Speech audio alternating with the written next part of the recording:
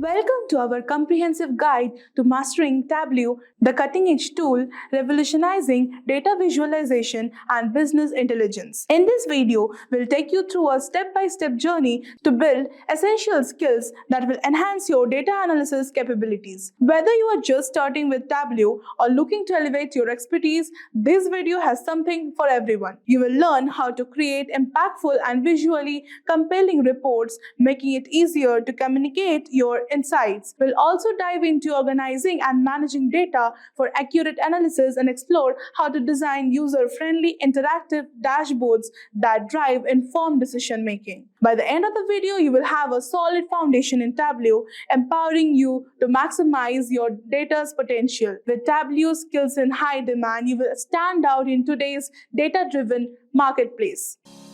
Craving a career upgrade? Subscribe, like, and comment below. Dive into the link in the description to fast-track your ambitions.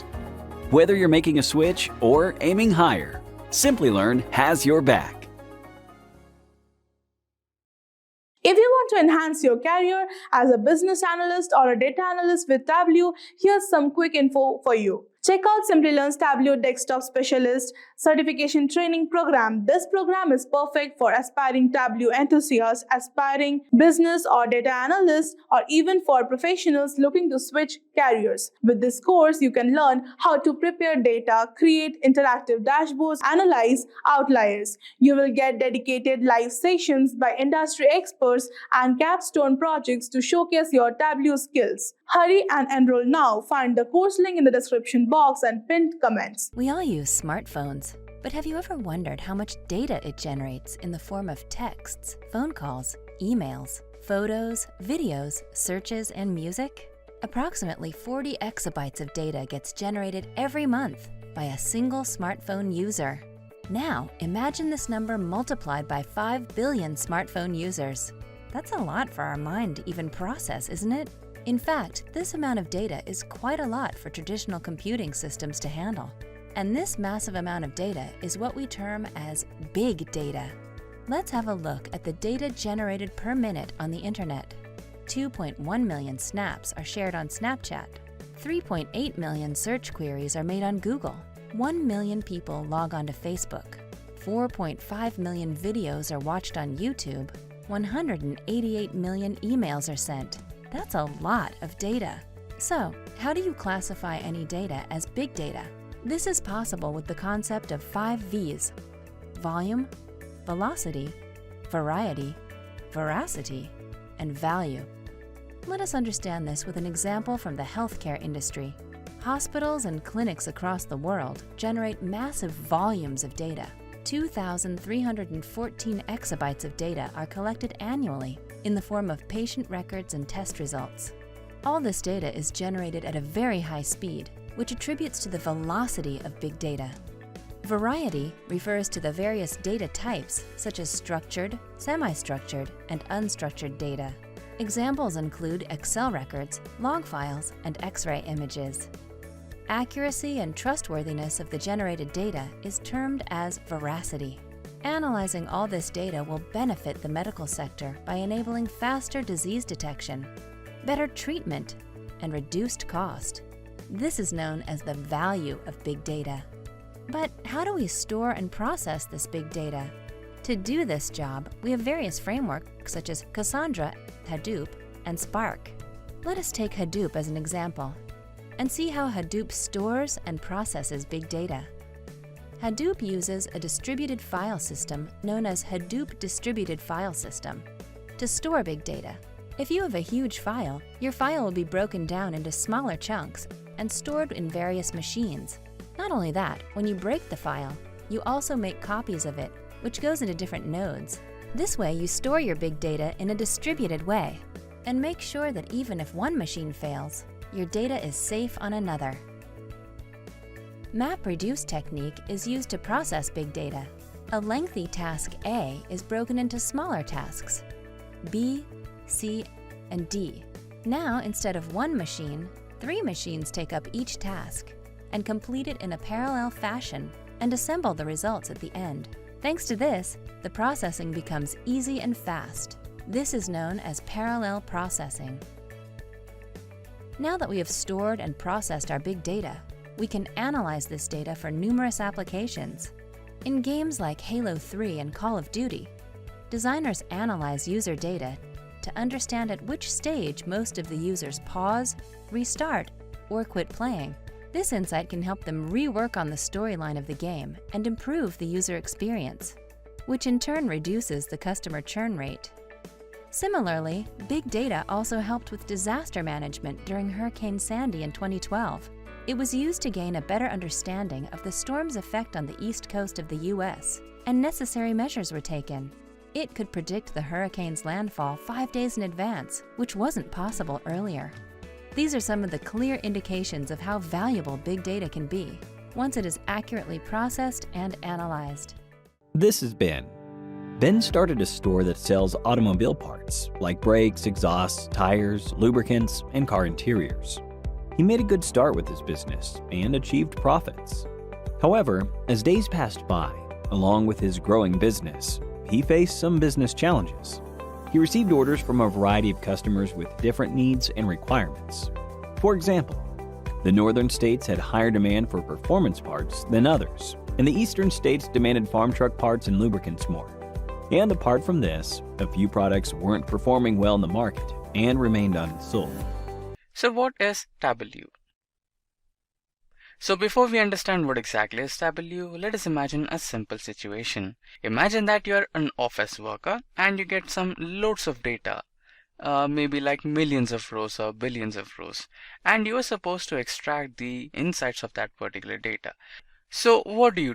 You basically load that data into a database and try to write the SQL commands and then try to extract the insights of that particular data.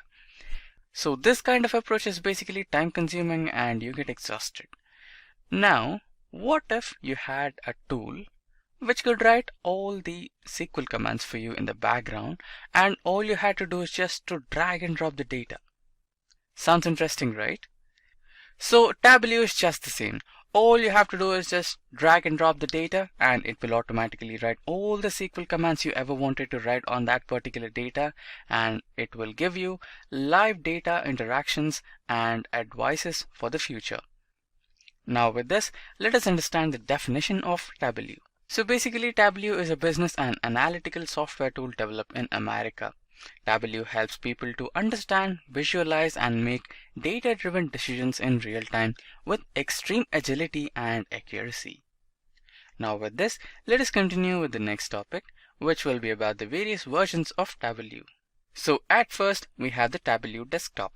So Tableau Desktop is a data visualization application to facilitate you to examine virtually any kind of structured data and generate highly interactive, beautiful graphs, dashboards, and reports within minutes. Once a quick installation, you can tie to virtually any data source from spreadsheets to data warehouses and display information in several graphic perspectives. Designed to be easy to utilize, you'll be working more rapidly than ever before.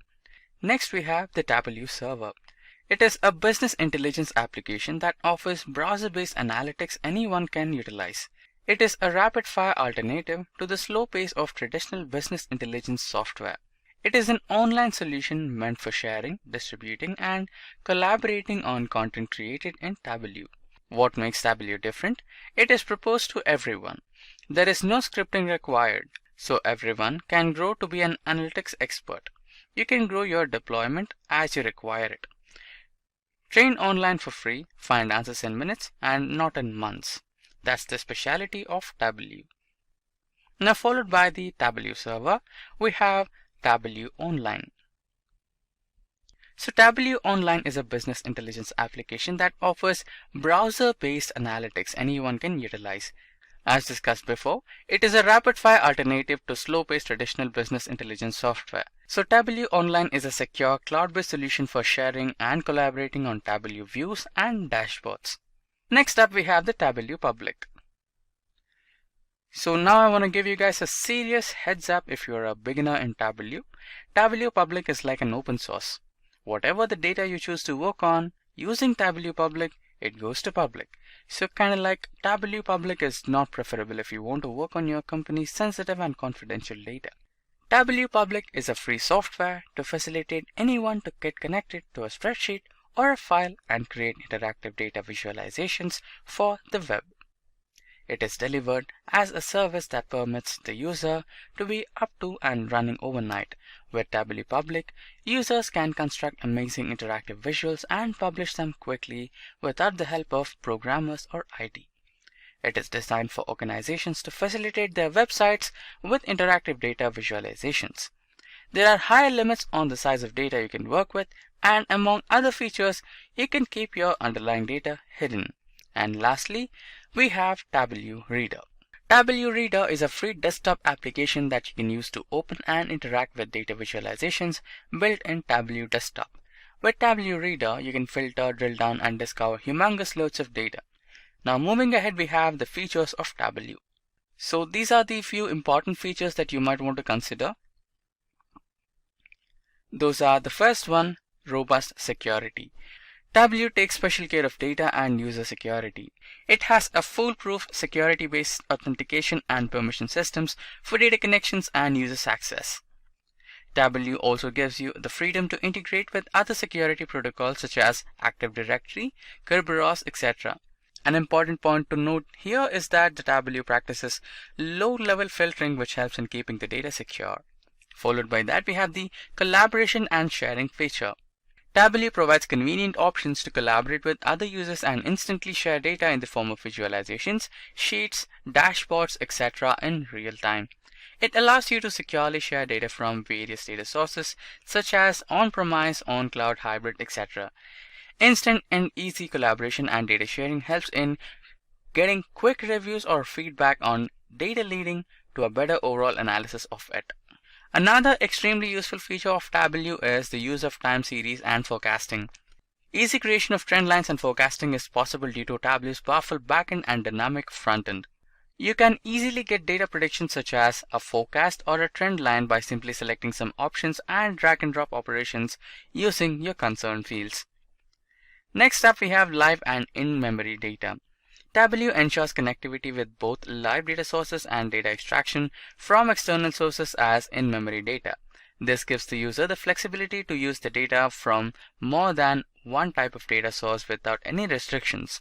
You can use data directly from data source by establishing live data connections, or keep that data in memory by extracting data from a data source as per their requirement. Tableau provides additional features to support data connectivity such as an automatic extract refreshes, notifying the user upon live connection fail, etc. Next, we have informative view and even the mobile view. One of the key features of Tableau, and the one that got its popularity, is its wide range of visualizations. In Tableau, you can make visualizations such as bar chart, pie chart, Gantt chart, bullet chart, motion chart, tree map, box plot, and many more. Like you name it, Tableau got it. You can select and create any kind of visualizations easily by selecting the visualization type from the Show Me tab. Apart from that, it is capable to represent data in mobile view as well. Tableau acknowledges the importance of mobile phones in today's world and provides the mobile versions of Tableau app. The next and the last feature is that being capable of accessing data from various kinds of data sources. Tableau offers a wide range of data source options where you can get connected and fetch data from data sources ranging from on-premise files, spreadsheets, relational databases, non-relational databases, online cloud data, data warehouses, and many more. So followed by the features, now we'll discuss about the advantages of Tableau. So following are the advantages of using Tableau. First one, it has remarkable visualization capabilities. Of course, the unparalleled capabilities of visualizing information is on top of the list of Tableau's software benefits. Followed by that, we have the ease of use. The tool's intuitive manner of creating graphics and a user-friendly interface allows non-developers to utilize the basic app's functionalities to the fullest. Users arrange raw data into catchy diagrams in a drag-and-drop way, which facilitates information analyzing and eliminates the need for the help of IT department and pattern building. Next, high performance.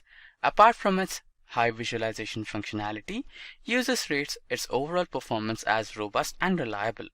The tool also operates fast on big data, which makes it powerful performance on an important point on the list of the advantages of Tableau. And next is the mobile friendliness.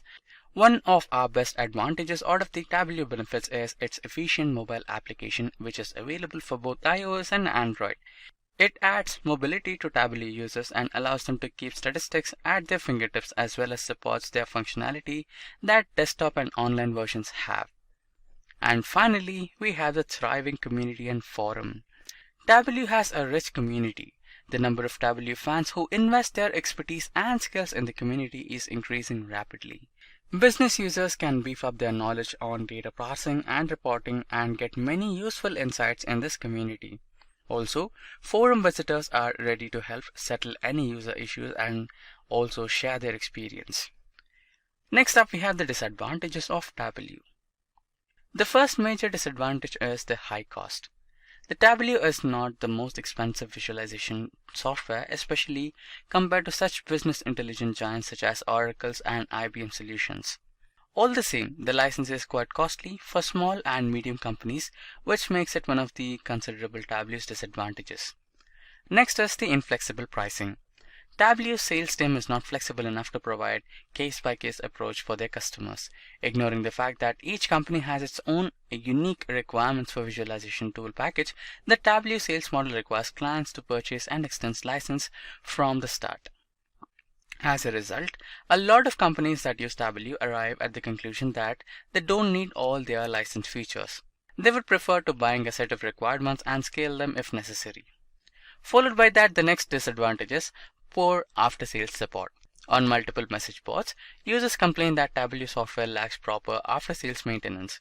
If customer has software performance problem, the support team does not settle the matter by investigating the problem's root and eliminating it. Next, we have the Power BI capability, or the Power Business Intelligence capability. As previously mentioned, the tool provides best-in-class information visual interpretation. However, it lacks the functionality required for a fully fledged business intelligence tool, such as large-scale reporting, the building of data tables, and statistic layouts. And lastly, the poor versioning. Only the recent Tableau versions support revision history, while for the older ones, software rolling back is impossible. Now, with the advantages and disadvantages discussed, let's move into the top companies hiring.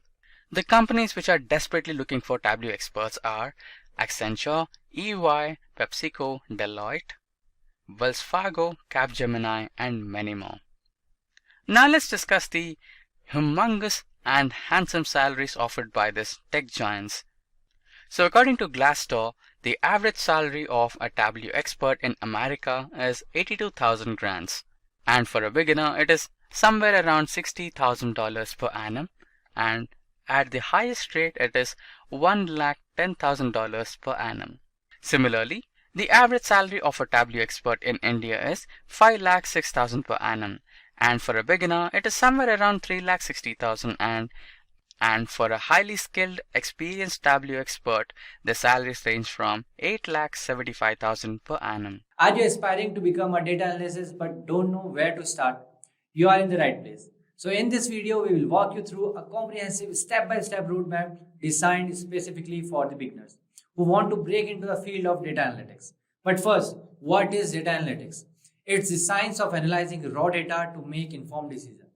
Data analysts play a crucial role in interpreting complex data sets and transforming them into actionable insights.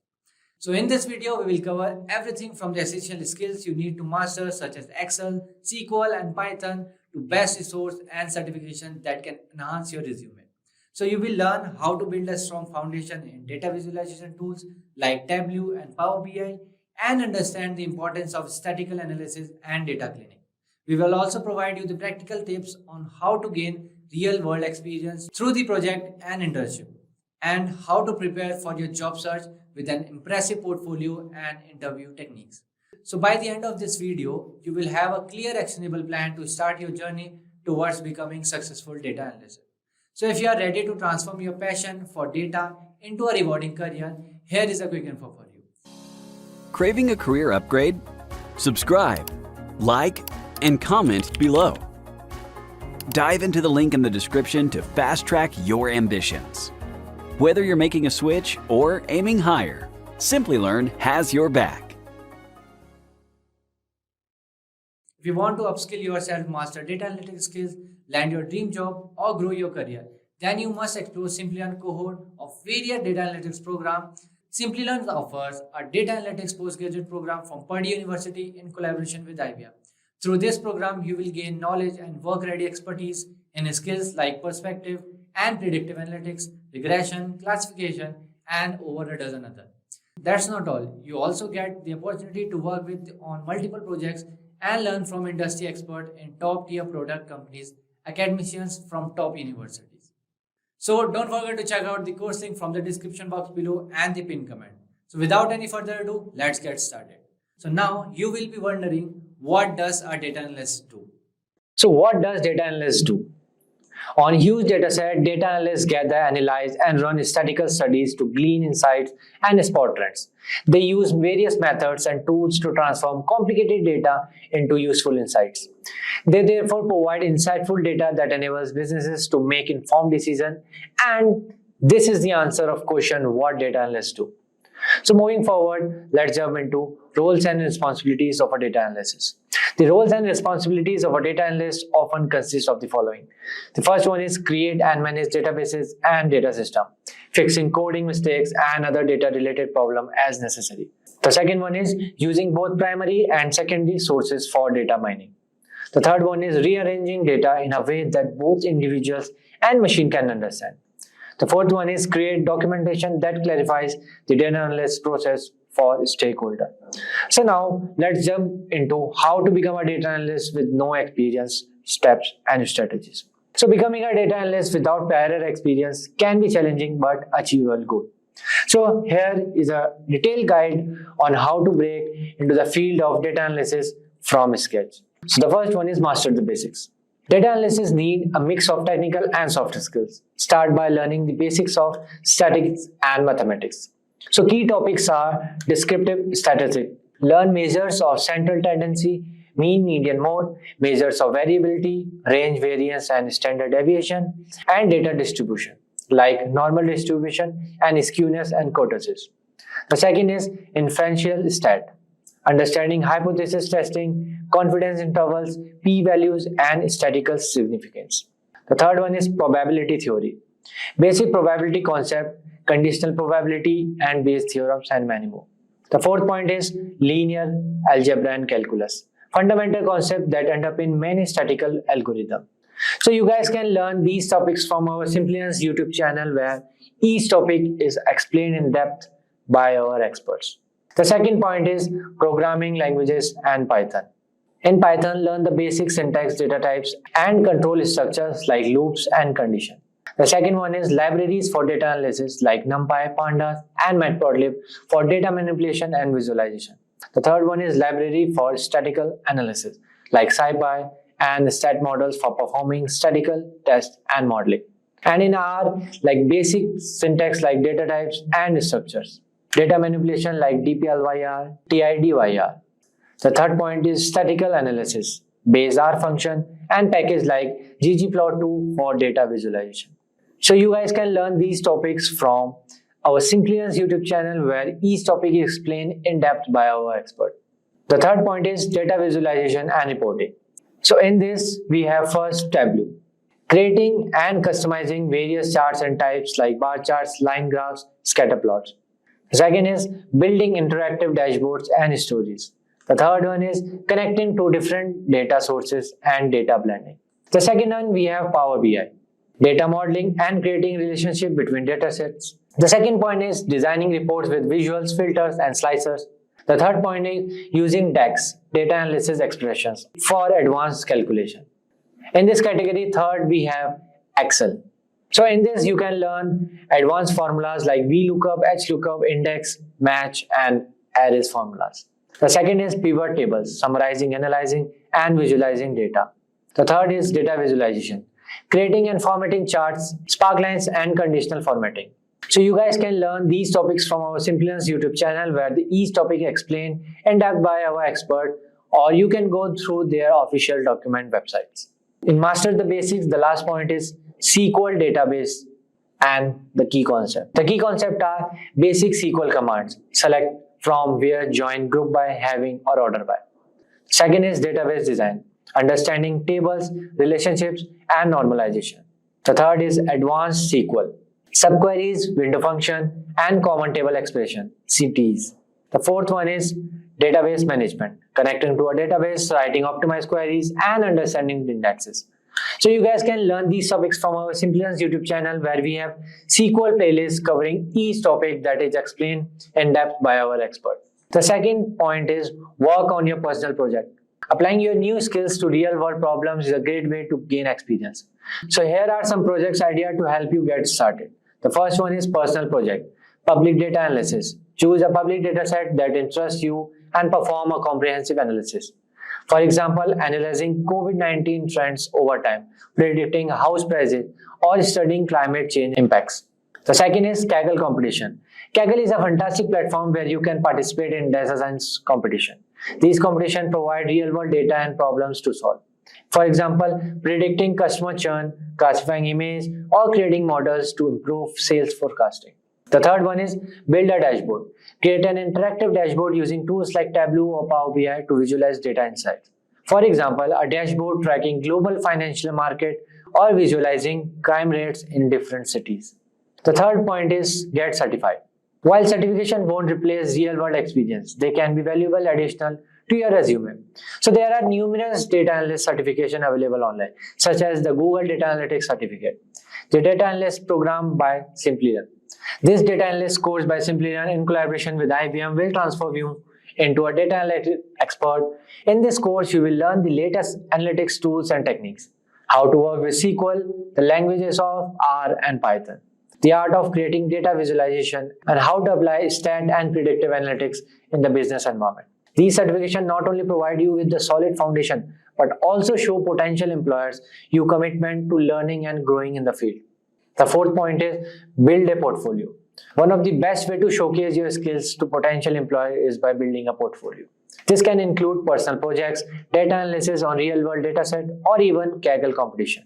The key here is to demonstrate your ability to apply what you have learned to real-world problems.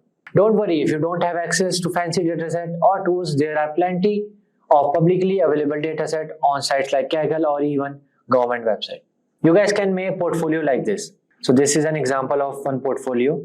So you can distribute your projects like this, or you can take help from this. Okay. The next point is networking and mentorship. Connect with professionals in the field through LinkedIn, local meetups, or professional association. Look for a mentor who can provide guidance, feedback on your projects, and potentially help you with the job referrals. Networking can be invaluable in learning about unadvertised job openings or internship. The next point is internship.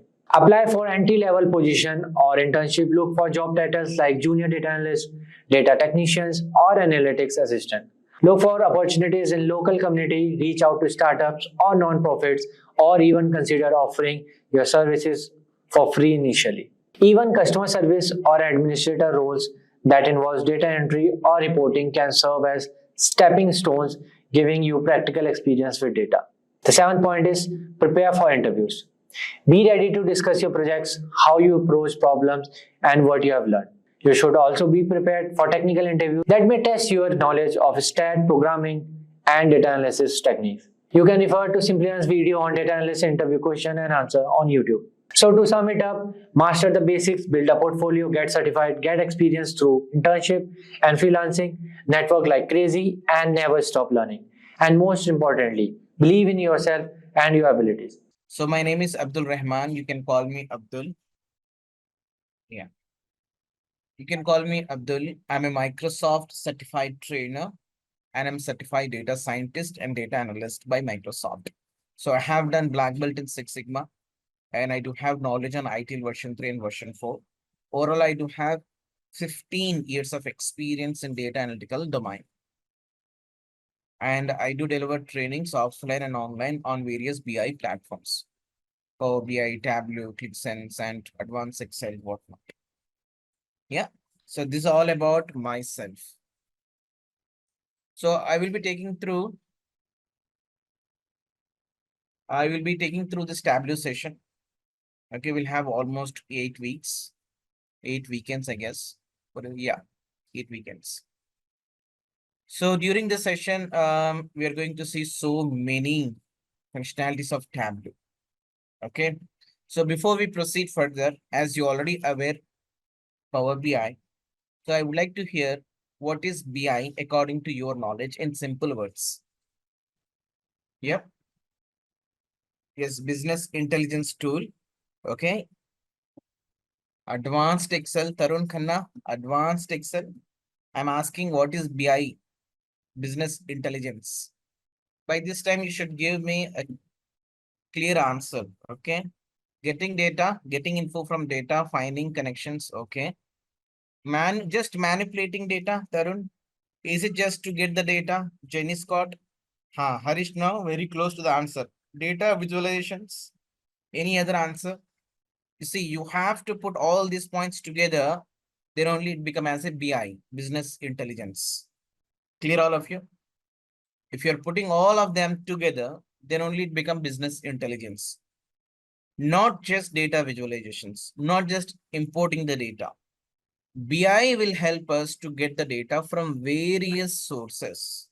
BI tool will help us to get the data from various sources. If you have data in Excel, you can import the data from Excel. If you have data in SQL or Oracle or any other database, your BI tool should be in a position to get the data. The data can be a live or the data can be batch-wise data or offline report. Okay, once data is in, what we have to do? Have you remember what are the 5 common stages we have to perform? Yes, what all are the 5 common stages we have to perform? I have very clearly mentioned, you take any BI tool. Yes, guys, you take any BI tool. Yes, guys, tell me, come on. If you take any BI tool, every BI tool follow how many? Exactly, 5 common stages. See, it is not mandatory to remember 5 common stages. Remember, it is not mandatory to remember 5 common stages, but it always good to know about them. Life cycle of BI tool, life cycle of report. Okay. So first one is we have to collect the data, collection of the data. Right. Once we have data, we'll go for what? Hello, my dear friends. We'll go for transformation. What is the third stage? Going for a data model and creating a join. Have you remembered this?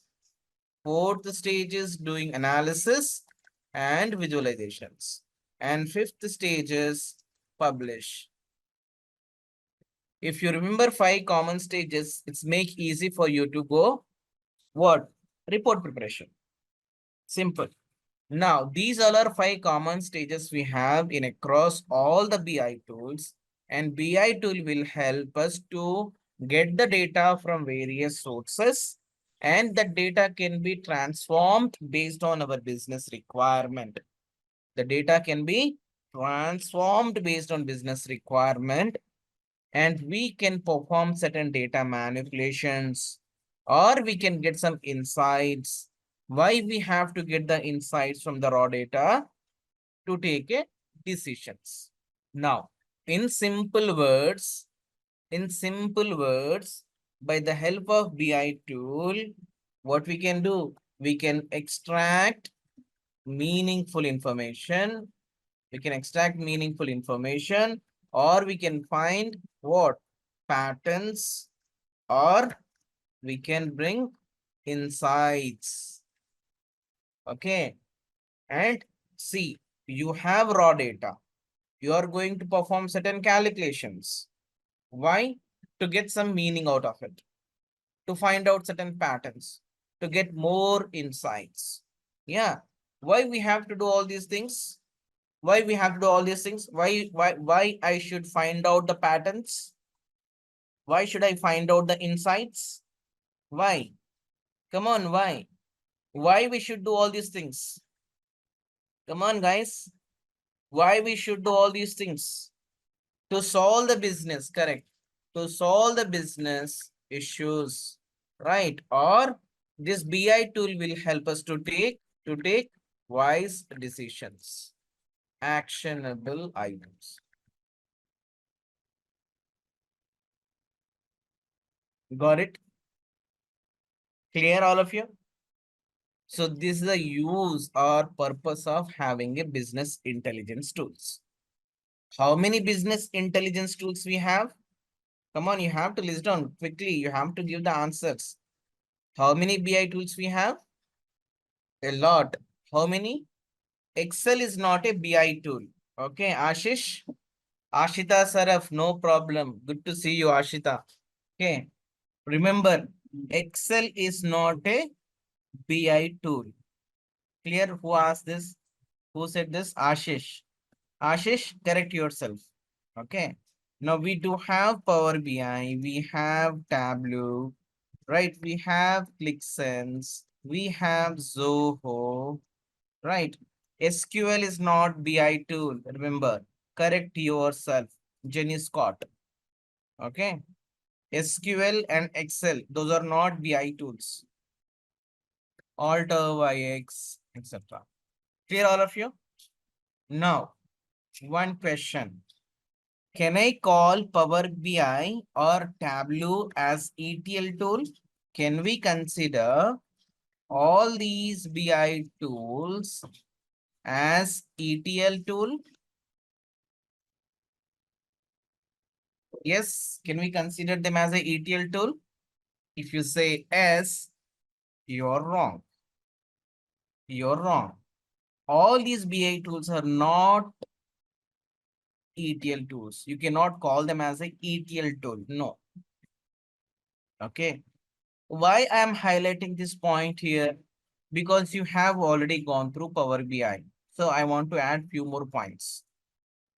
During interview, they may ask you, hey, Tableau is a ETL tool. You should say, no, it is not a ETL tool. But if you notice functionality of any BI tool, all of them are follows methodology of ETL tool. Got it? You take Power BI or Tableau or ClickSense or any other BI tool. It will follow methodology tool, but those all are not ETL tools. Clear, all of you? You will see the flavor. You will see the flavor, the methodology, but those all are not actually ETL tools. Those all are purely BI tools. Am I clear? Okay, but Mangesh, here we do. I have made so many mistakes. Is that okay? There are many typos. Okay, perfect. So Ashish asking, apart from Power BI and Tableau, which one is the most used BI tool? So most of the time you will see Tableau and Power BI. Nowadays Power BI is not leading the market. Second position is Tableau. Okay. If not, probably you can see ClickSense in a third position. But as I mentioned earlier also, if you're good at one BI tool, it's easy to learn other BI tools also. Clear? AlterWorks mostly will see to do data manipulation and all, but not that much used. Remember, if you're good at one BI tool, remaining all BI tools are very easy to learn. Okay. So now, today onwards, we are going to learn what? We are going to learn what? Tableau. Okay. What I will do, I will correlate with Power BI so that you can quickly recap what we have seen while we were in a Power BI session. Okay. I will correlate. Don't mind. If you didn't attend any Power BI session, don't worry. We are going to learn Tableau from scratch. Clear? One or two guys are there who didn't attend any Power BI sessions. But for you, don't worry. Clear, all of you? Okay, guys. Tableau is also one of the most famous and well-known BI tool. Okay. So in Tableau, we do have various products, different types of products we have in Tableau. What are those different products we have? Look at my screen. We do have something called Tableau Desktop. We have something called Tableau Desktop. What is the use of having Tableau Desktop? What is the use of having Tableau Desktop? In this Tableau Desktop, we are authorized to prepare a report. In simple words, to prepare a report, we'll use what? Tableau desktop. Clear all of you? To prepare a report, we'll use Tableau desktop. This is like what? Power BI desktop. This is like what? Power BI desktop. Now, second point. Is Tableau desktop free version? Answer is no. This is not a free version. Not a free version. You have to buy. Power BI desktop free version? Yes, it's a free version. Clear all of you? But Tableau desktop you'll get for 14 days as a trial version. 14 days as a trial version. Clear? Any questions here? You can make use of Tableau desktop for only 14 days.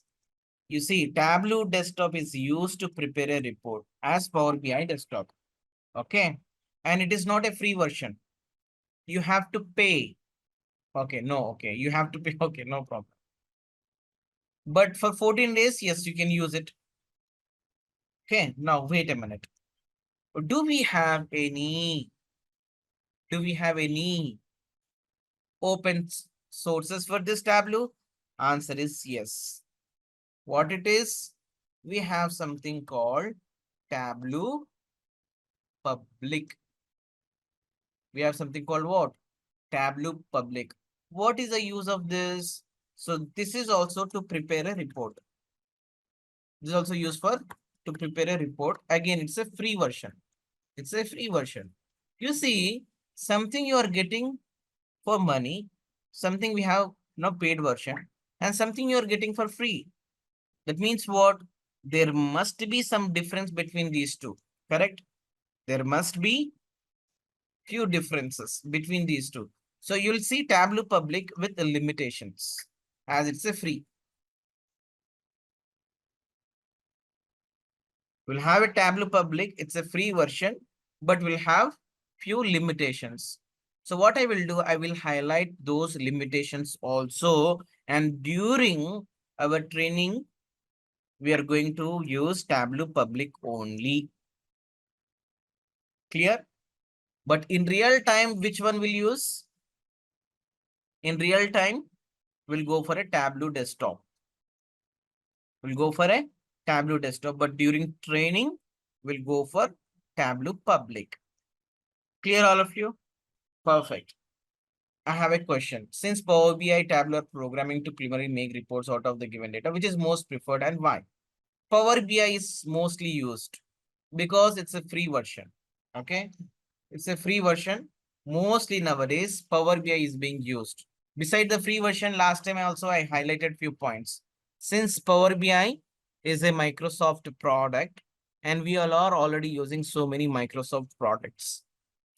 Let's say operating system, Windows, yeah, and database, SQL, and you can see the email for sending emails, we'll use Outlook, and to have a chit chat with our colleagues, we'll use Teams. And when it comes to cloud, we'll have Azure, and we have a SharePoint from Microsoft, whatnot. So these many products we have been using. So when I use Power BI also, that will make us, yeah, to integrate without any challenges. Got it? Not more features, I would say. You will not get any issues. You'll not see any compatibilities issues. And is easy to comparatively, it's very easy. If you compare Tableau and Power BI, Power BI is a bit easy because Power BI is an advanced version of Excel. But when it comes to Tableau also very nice. We have very nice interface. Plus, when it comes to huge amount of data, Tableau is the best one. Okay, performance-wise, Tableau is the best one. And when it comes to map visuals, you have more scope to customize map visuals. And you have more scope to, customize dynamic visuals in Tableau. Got it? And Tableau is an older one. I would say the age of Tableau is around 15 years, almost 15 years, and Power BI is almost 7 years, 7 to 8 years. Got it? And which is a, oh, okay, Uma asking very good question. Using Power BI or Tableau, is this a personal choice or no, it's a organization choice, Uma. It's not our personal choice. But mostly both are almost same. Concept-wise, same to same. You'll see different set terminologies, that's it. Interface is a bit different, but concept-wise, all BI tools work in a similar way. Clear all of you? Any questions? And Tableau is very expensive. So we do have two different products here, Tableau Desktop and Tableau Public, correct? Now, we have something called what? Tableau Data Prep. So what is the use of having this Tableau Data Prep? Tableau Data Prep we have, right? This is used to perform what? Data cleaning activities. To perform data wrangling job. Got it, all of you? So anyone can correlate this with what in Power BI? Any correlation with Power BI? What do we have in Power BI to perform data cleaning jobs, data cleaning activity? Exactly. We have something called what? Power Query Editor, my dear friends. Okay, I'm just correlating. That's it. Okay, if you're not sure what is in Power BI, you don't need to worry. I'm just correlating. So we have something called Tableau Data Prep. Now, is it free version? No, this is also not a free version. It's a paid version. You'll get this for 14 days as a trial. Clear all of you? Do we have any free version here? As we have a Tableau public, answer is no. You don't have anything for free when it comes to data prep. You'll have this for 14 days as a trial version. That's it. Clear all of you? Any questions? No, right? Now let's move on now. Third one is we have something called Tableau Server. Tableau Server. Okay, Ash is asking if Power BI is free, then why companies go for Tableau? Is there any major difference so that companies are investing in Tableau? That's the reason, Ashish, most of the companies nowadays switching from Tableau to Power BI. And if you correlate, the age of Tableau is nearly 12 to 15 years. But Power BI is 7 years. That means what? Earlier people used to, earlier many organization before Power BI launched, they used to work on Tableau. You see, there is a gap between 6 years between these two. You see, 6, yeah. So now, since there was nothing except Tableau, so they used to have Tableau. But again, as I mentioned, in terms of performance wise or visual wise or interface wise, Tableau is a really good one. Okay. Now, Tableau server. What is the Tableau server? To share our reports, to end user, we'll go for a Tableau server. And this Tableau server is nothing but what? On-premises server. What do we have in Power BI? In Power BI, we have something called what? Power BI report server. Understood? This is also on-premises server. On-premises server. Got it, all of you? No questions? All good? Why we have to go for a Tableau server? Once your report is ready, we have to share our report to end user. So how we can share this? We are going to deploy in Tableau server. This is on-premises server. What do we have another server? Come on. What do we have another server? We have two servers. Another one what? Tableau Online. So here what do we have? Power BI services. Oh my goodness. It's a cloud server. It is a cloud server. Got the point? What is the use of having cloud server? Same, to share. So now you have two options. Either you can upload your file in Tableau server, which is on premises, or if your company is using Tableau online, which is cloud server, there also you can upload your files. Am I clear? You have two different servers. One is Tableau server and another one is Tableau online. Tableau server means on premises. Tableau online means cloud server. And these all are paid versions. By the way, you're not getting anything free here. Tableau online also you'll get free only for 14 days as a trial version. After 14 days, you cannot use that cloud server. Remember. Perfect. Now, we have something called what? Tableau public server also we have. What do we have? We have a Tableau public server. Tableau public server. That means you can publish your files. Publish to publish reports publicly. We'll use public server also. But in fact, in real time, we are not going to use this Tableau public server. Okay. Because it is available for all the users. Now, what else we have? We do have something called Tableau mobile. We have something called Tableau mobile. Okay, here also we have a Power BI mobile. Yes or no? Power BI mobile. If you want to see your report in mobile phone also, you can install this mobile application. Right now, we have something called Tableau reader. This is just to read your report. Read reports. We cannot edit this. We can't edit report, but we can read it. But we can read report. Clear all of you? It is an interview question. They will ask you how many different products we have in Tableau. You see, we have Tableau desktop. We have Tableau desktop where we are going to prepare a report. Got it? It's a paid version. And we have something called Tableau public, which is free version, and it is used to prepare a report. But in general, in real time, we are not going to use this Tableau public. Okay.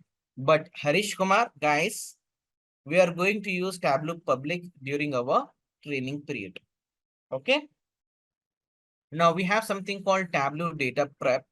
We'll use this Tableau data prep to perform the data cleaning activity we can perform. And few data cleaning activity can be performed in Tableau desktop also. This Tableau data prep, it is launched just 5 years before. This Tableau data prep launched almost 5 years before. Got it?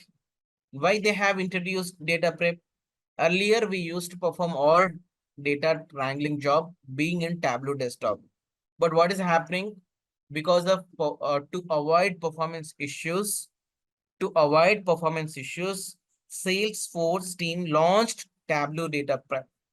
And what they are saying? Hey, dude, if you want to make any data transformation, make use of Tableau data prep.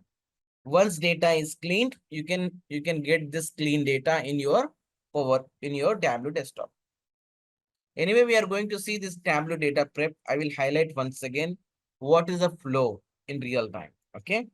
For time being, what you can understand, these many products we have.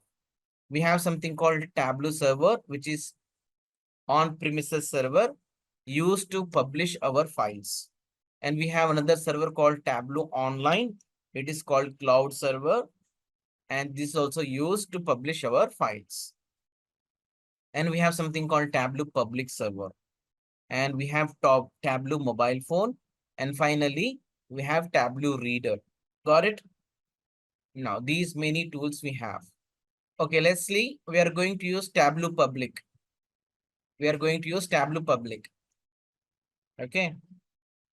Okay, now. Shall I go to next level? You see my screen. Tableau desktop is not a free version, but we are going to get 14 days trial version, right? So here, almost every quarter, Salesforce team will release new updates. They will release new versions. Okay, just look at my screen. We do have so many versions in Tableau. Yes, I have just given 3 Excel files in chat box.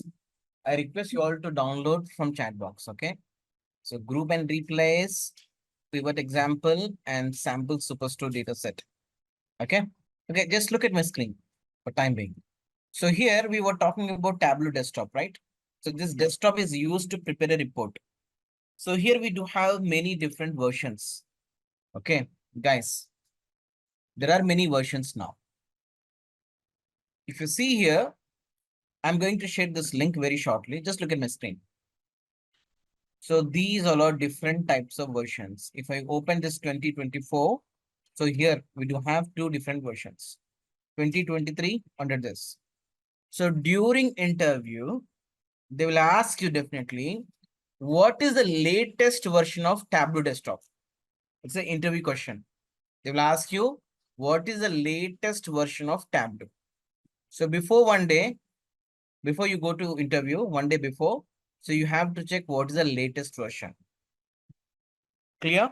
And they will ask you on what how they will put this question.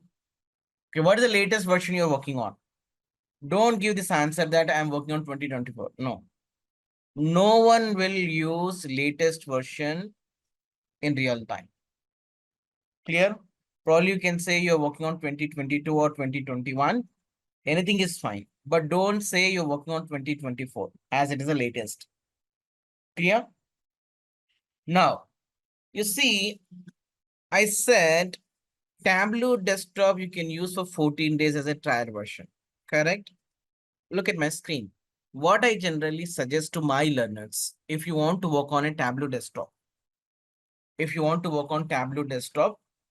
what I suggest, instead of going for a latest version, my dear friends, instead of downloading this latest version, what you can do, you can download lower versions. What you can do? You can download lower version. Listen to me very carefully. Let's assume that we have downloaded 2022 and we worked on 14 days on this. After 14 days, what will happen? You cannot open this application after 14 days. After completion of 14 days, you have to go to next version. You have to upgrade 2022.2 to 2022.3. Again, you can use this for 14 days. After 14 days, what you can do? Again, you can go for a next version. You have to upgrade your product to next versions. Am I clear? If you really wanted to work on a Tableau desktop, this is a workaround solution. Am I clear, all of you? This is just a workaround solution if you really wanted to work on Tableau desktop. Okay. Now, you can say, you can ask me, hey, who is going to install after every 14 days? Is there any workaround? Answer is yes. One workaround is every 14 days you have to go for a next version. If you don't want to do this, there is another workaround. What it is? We have something called Tableau Student. We have something called what? Tableau Student. So Tableau team is giving 1 year license. They are going to give you one product key. We would say license. Say license. You see, Tableau for students. In order to get license, you have to submit your student ID card. Okay, you say get Tableau for free. So here, we offer free 1 year Tableau license to students. What you need, you should have at least student ID card. And remember, student age must be greater than 16 years, 16 plus. Yeah. If you have your school email ID, college email ID, that is also fine. Within 4 hours, you are going to get a license. That license can be applied in Tableau desktop. You can use it for 1 year. Clear? Am I clear? You don't need to uninstall for every 14 days. Is it clear? Or you want me to repeat once again? This is another workaround solution. That license can be applied in 3 different laptops. Wow. I repeat, let's say you have applied for student license. You got one key. This key can be applied in 3 different laptops. Interesting? Yes. Now, plus, you can use this license not only on Tableau desktop, but also Tableau data prep. We have something called Tableau data prep, right? Same key can be used. Same key can be used in Tableau data prep also. Clear? Are you talking about email address? Email address also you don't have, right? You don't have such domain. tarun@simplilearn.com. No, you don't have it. It won't work. If you have something like this, let's say Leslie at oxforduniversity.com, oxford.com. Yes, for this, you will get it. Okay. Otherwise, let's say you have an ID card. Let's say this is your ID card. That ID card should have a validity. It should not be an expired state. That should be valid ID card. Okay. If you have siblings, you can take that ID card and you can upload it. No problem. You will receive license. Clear, Leslie? Is it clear, all of you? Any queries? No queries, right? So these all are work around solution to use Tableau desktop. If not, you can go for a Tableau public. That's it. Tableau public is sufficient. Yes. Tableau public is also a sufficient tool to do a practice. I will highlight few areas where you need Tableau desktop. Okay. Now, what we are trying to do now, we are about to download Tableau data prep. We'll install today Tableau data prep. We'll do certain data transformation. We'll get some hands on it. Later on, we'll install Tableau public. Okay. Now, how to install Tableau data prep? Okay. In order to download Tableau data prep, you see now, all of you download this Tableau data prep. It may ask you to enter it may ask you to sign in. So you have to sign in. Let's see first. All of you click on this. Perfect. Scroll it down. Scroll down. Don't go here and there. Just go to that URL. Yes. Guys, here we do have various versions. Okay. Just scroll up left hand side. You see, guys, product release. First one is a desktop. Second one is a prep. So I have already given prep link. Okay. Right hand side, these all are different versions what we have in this. So what we can do now, we are going to install Tableau data prep 2023.1 version. 2023.1. Yes, first one. Hold on, Mangesh, hold on. Slow, a bit slow.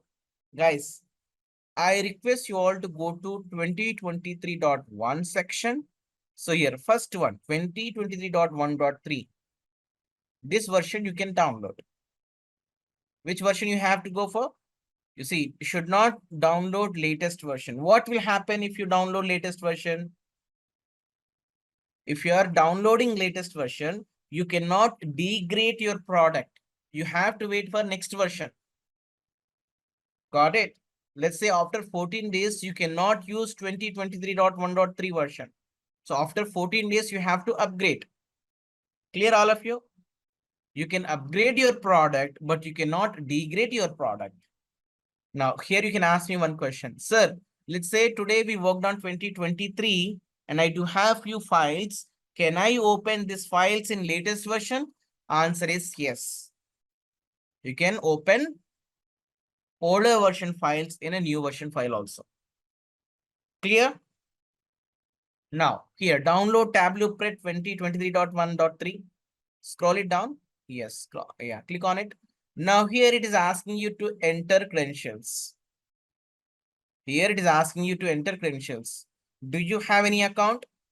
No, we don't have any account as of now, right? So I request you all to create an account now. Anyway, we need this account to publish our files in Tableau Online. I repeat, all of you. Now it is asking you to create the account, right? I request you all to create one account now. Create my account. You have to enter all these details. Right hand side, go here. Yeah. Business email, Gmail account.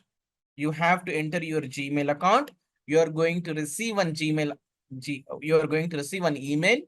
You have to activate it. Organization, you can use personal also. Anything is fine. Company size, anything is fine. Department, anything is fine. Mobile number must be 10 digits. Just give a number. Okay, wait. Just give me a minute. Just wait. Just scroll up. Guys, all of you create one account quickly. If anyone is lagging, please let me know. Ashish created, great. And guys, you have to remember this email address and password. Just click on create an account now. Create my account. You see, you will be receiving an email containing a link to confirm this registration. Okay, you can stop sharing. You can go back to your Gmail account. Just activate it.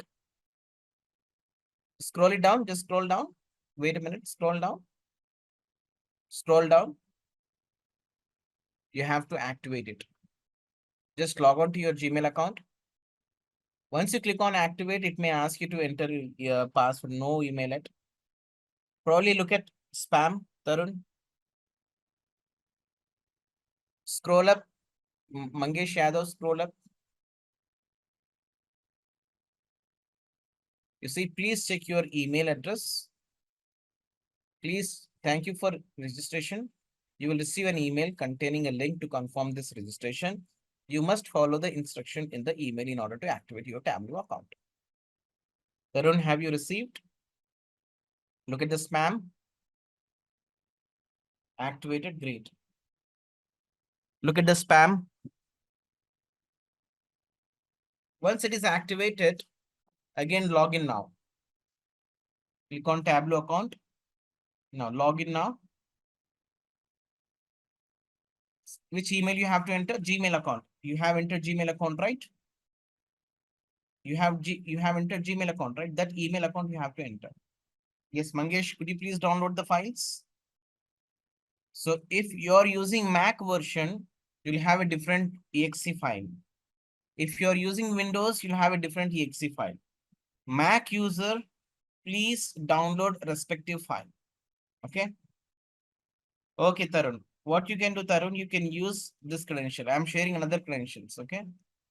Guys, whosoever haven't received as of now, you can use this account. It's an email address. The second one is a password.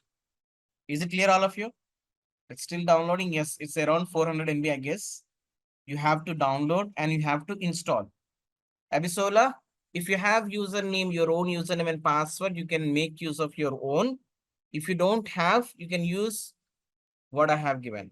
Okay. Oh, it is 800. Oh my God, 800 MB. Okay. Guys, based on your internet speed, it will take some time to download. Once download is completed, you just double click on it and install. Clear? All of you install the files. Once installation completed, just open that Tableau data prep. While opening, it may ask you to enter some basic details about yourself. Okay, you have to enter your details.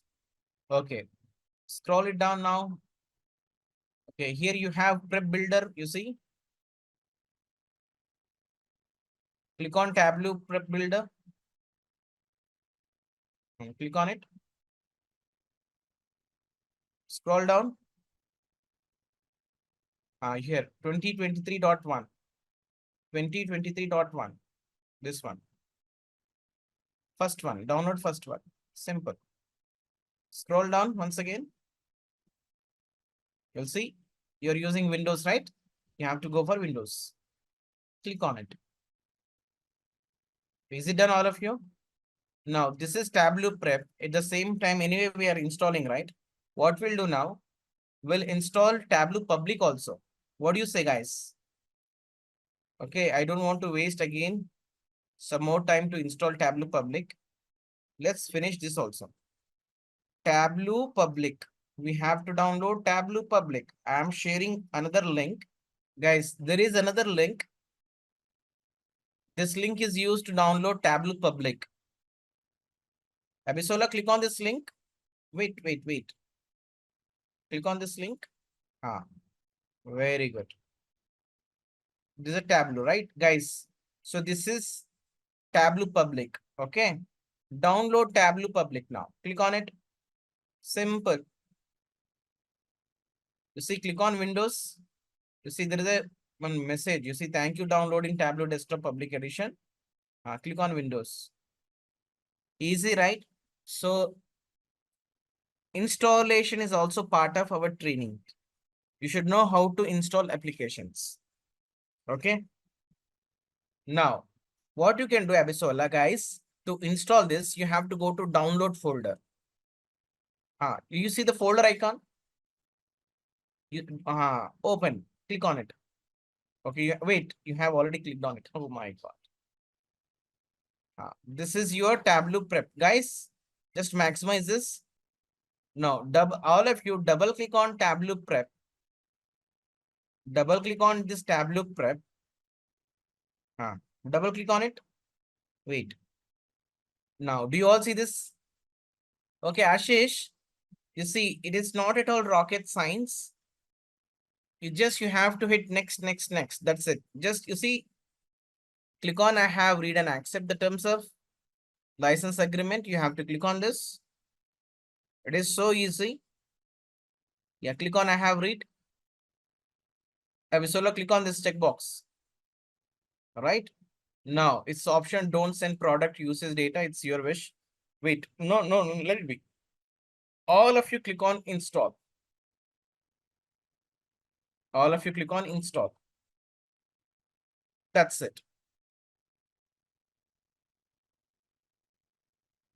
Abisola, if you hit all tab, there is another window which is trying to download Tableau public desktop. Just close it. Okay, wait, let's finish this.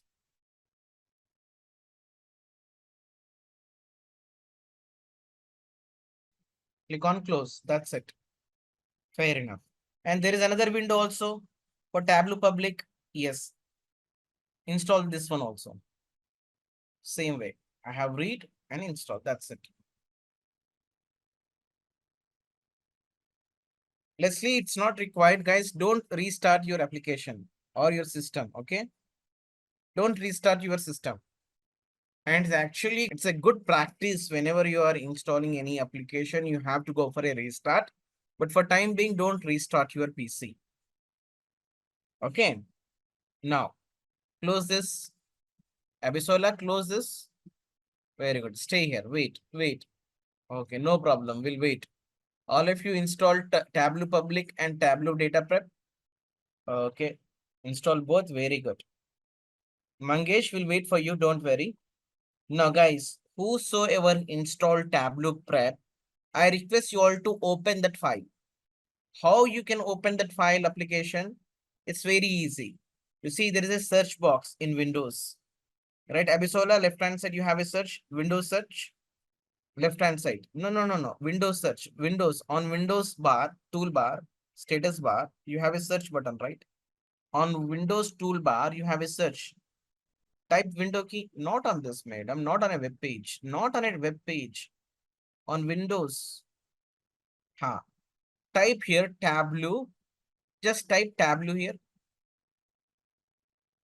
Wait. You see, guys, if you search for Tableau through Windows search, you will see something like this. Which one we have to open? We have to open Tableau Prep Builder. Which one we have to open? Tableau Prep Builder. Got it? Now, Abisola, just open Tableau Prep Builder. Generally, we'll call it as a Tableau Prep. Okay. Click on it. Click on it. No. You see the arrow marks? Click on the arrow marks. Now, when you open this first time, it may ask you to enter user details. Okay, your details basically. Close this. You have open Task Manager. You see now? Wait. First time, whenever you open this, it may ask you to enter your details. Basic details you have to enter. But I think anyway, we have downloaded by by our own credentials, right? It may not ask you, but if it is asking you to enter, please enter your basic details. Yes, Mangesh, you have to download Tableau Public separately. If you need a link, you see this is a link. All of you, look at screen now. Do we have any product key? We don't have any product key, right? You see, first one, start a trial version. Use Tableau Prep Builder for 14 days without any restrictions. So I request you all to go for a start a trial version. Same screen you're going to see when you open a Tableau desktop. Okay, if you're opening Tableau desktop also, you'll see the same screen. Yeah, click on start a trial version. You see now, again, you have to enter your details. So this is only one-time activity. First time you have opened, right? Then you have to enter all these details, basic details, your first name, business email address, Gmail account. Yeah, you can stop sharing and you can start filling your details. Is it done, all of you? So this is a Tableau Public. You have opened Tableau Public. You have to open Tableau Data Prep. Okay. You have to open Tableau Prep. Just close this. No, close this. Otherwise, what will happen? It will eat lot of RAM. It's a Tableau desktop. Prep Builder you have to open. You have already installed, right? Mangesh. Okay. Wait. Scroll down. Wait. You see Tableau Prep. Yes. Click on Get Started. You see now. Click on Start a Free Trial.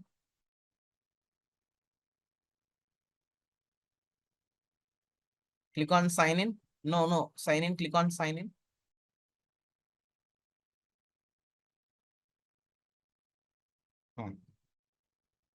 Download free trial. That's it. Wait, thanks for choosing a trial prep builder to the download should begin automatically. If it doesn't, click here. It's downloading. Right. Open the download folder. Tarun, don't click on it. You have to open the download folder to check whether it is fully downloaded or not. Go to download folder, my dear. Maximize this. Tableau Prep 2024. You see the last one, third one you have to download. Double click on it. Double click on it. Okay, that's it. Select I accept and all and click on install. Ashish, you have to enter basic details of yourself. Okay. Your first name and last name, whatnot. That's it. Wait for a few minutes. Wait, what has happening here? Tableau Prep Builder modify setup. You have installed twice. Cancel this. Close this. Wait. Cancel. I think you have already installed Tableau Prep. Wait. In Windows search, type Tableau Prep. Windows search, type Tableau Prep. Let's see, have you installed it already? Tableau Prep. Wait. Just type Tableau otherwise. Type Tableau, T-A-B-L. Again, go to Windows search. T-A-B, that's it. Wait. Go to this one, Tableau 2023.exe version. Click on it. Click on repair.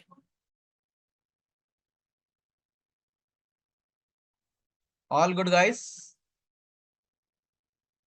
So you have downloaded Tableau Public and you have downloaded Tableau Data Prep also, Prep Builder also. So you can do the Tableau Desktop also. You can download Tableau Desktop in the same way. Okay. Yes, close this. It is not fully downloaded. Cancel. Yes.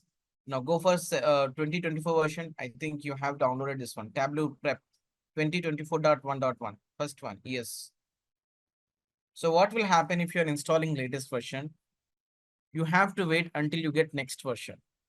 Okay. That's the reason I requested everyone to go for a 2023, but somehow you have tried to install 2024. Okay, Tarun? Guys, you have to follow my instructions very carefully. Okay. Tarun, is it installed?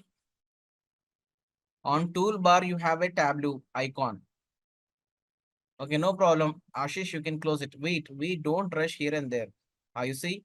Setup. Successful. Close this. That's it. Now open Tableau data prep. Now go to search.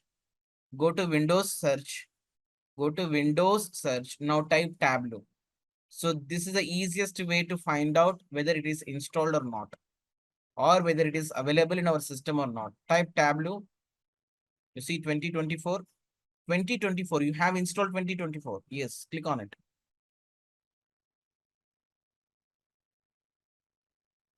Is it done, all of you? You see now, on taskbar, you have to look at your taskbar to check which application is already opened. Okay, hit Alt tab, you see there on Windows search. On Windows toolbar, you have a Tableau application. That icon is there. Click on it. See, it's now getting downloaded. Start a trial version. What you have to do? Okay, now all of you stop doing and look at my screen now. Today we'll work on Tableau data prep.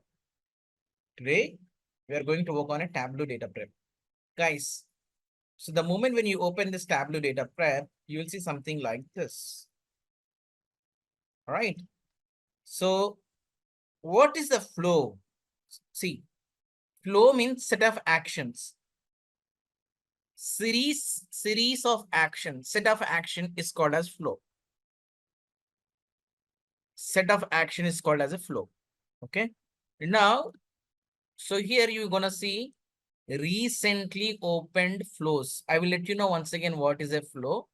So at the screen here, you're going to see recently opened flows, and right hand side, you're gonna see some training material. Okay. Now any BI tool, if you take any BI tool, first step is what? We have to have the data. Correct? We have to have the data. And Tableau prep is used to perform data wrangling job or data transformation job. Correct? Now we are going to perform few basic data transformation using Tableau prep so that you can understand beauty of prep builder. Okay. Before we proceed further, let me highlight one problem statement. Let me highlight problem statement so that you can understand how we can utilize Tableau data prep. Okay, just give me a minute. I'm going to open one Excel file. Why my PC is now slow? So we have one Excel file called group and replace. Do you have that Excel file? All of you? Right, we are going to import that file called group and replace. How to get the data? Here. You see, connect to data. You see this connect to data?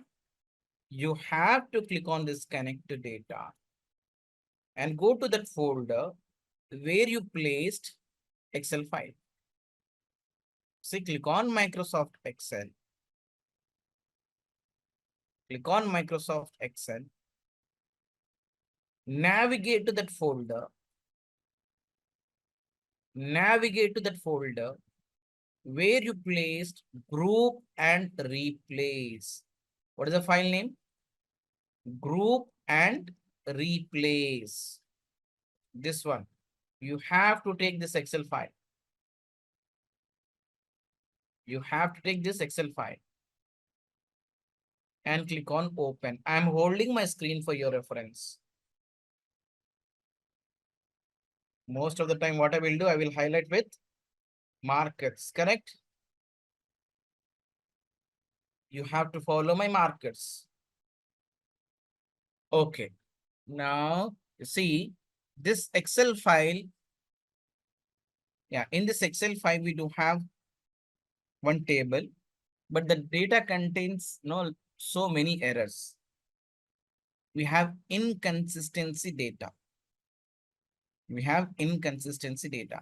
So we are trying to, we are trying to get rid of all those errors by using Tableau Prep Builder.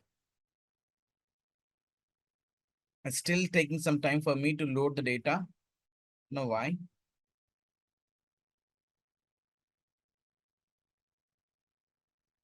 Okay. Meanwhile, try to understand this flow. Look at my screen. This is database. This is Tableau desktop. This is Tableau data prep. Tableau prep builder. And here we have a server. This can be a cloud server or anything. What is the first step we have to do? We have to import the data. All right. You see, we are importing data from database to prep. In this Tableau data prep, what we are doing, we are going to perform all data transformation, right? And this data transformation in the form of a flow. In the form of a flow, will perform all those data transformations over here. Once the data transformation is done, what we will do, we will publish this flow in the server. What we will do, we'll publish this flow in the server in real time. That means here we have a clean data. Now I would like to prepare a report. Now I do have two options to get the data. One is I can get the data from DB to Tableau desktop. But if I try to get the data from database to Tableau desktop, what I have to do here? I have to clean the data over here. This is one way. Instead of taking data from database, what I will do now, I will take this flow into my Tableau desktop. Because this is already cleaned.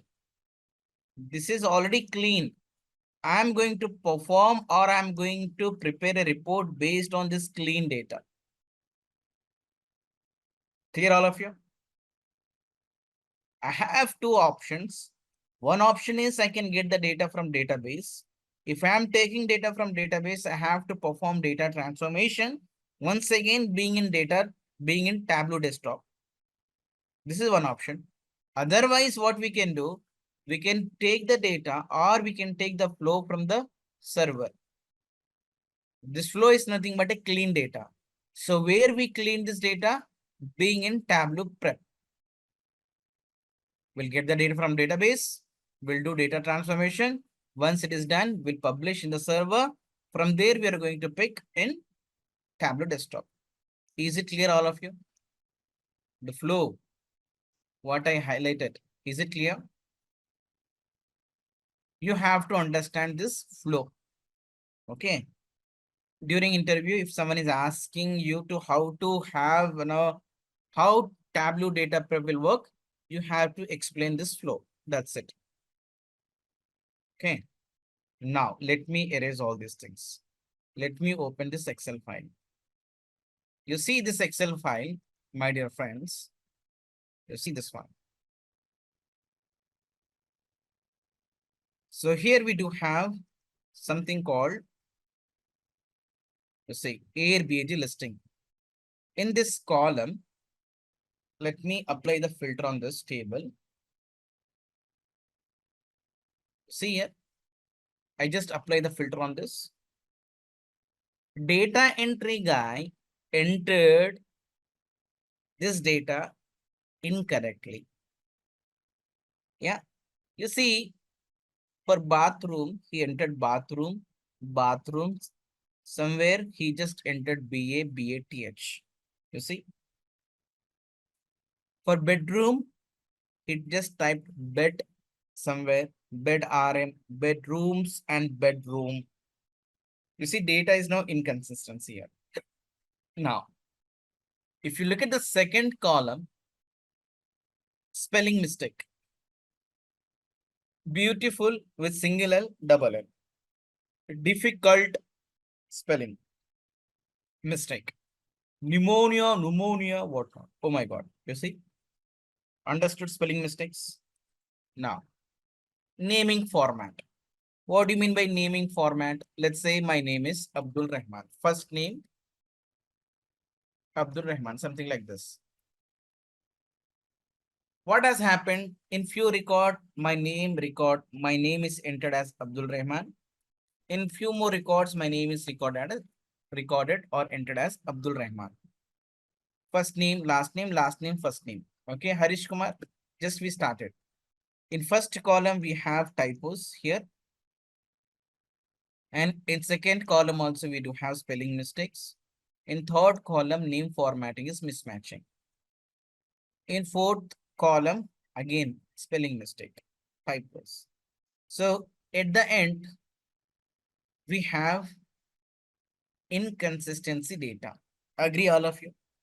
How to fine tune this data? If I want to do this in Excel, I have to do n number of find and replace. Agree?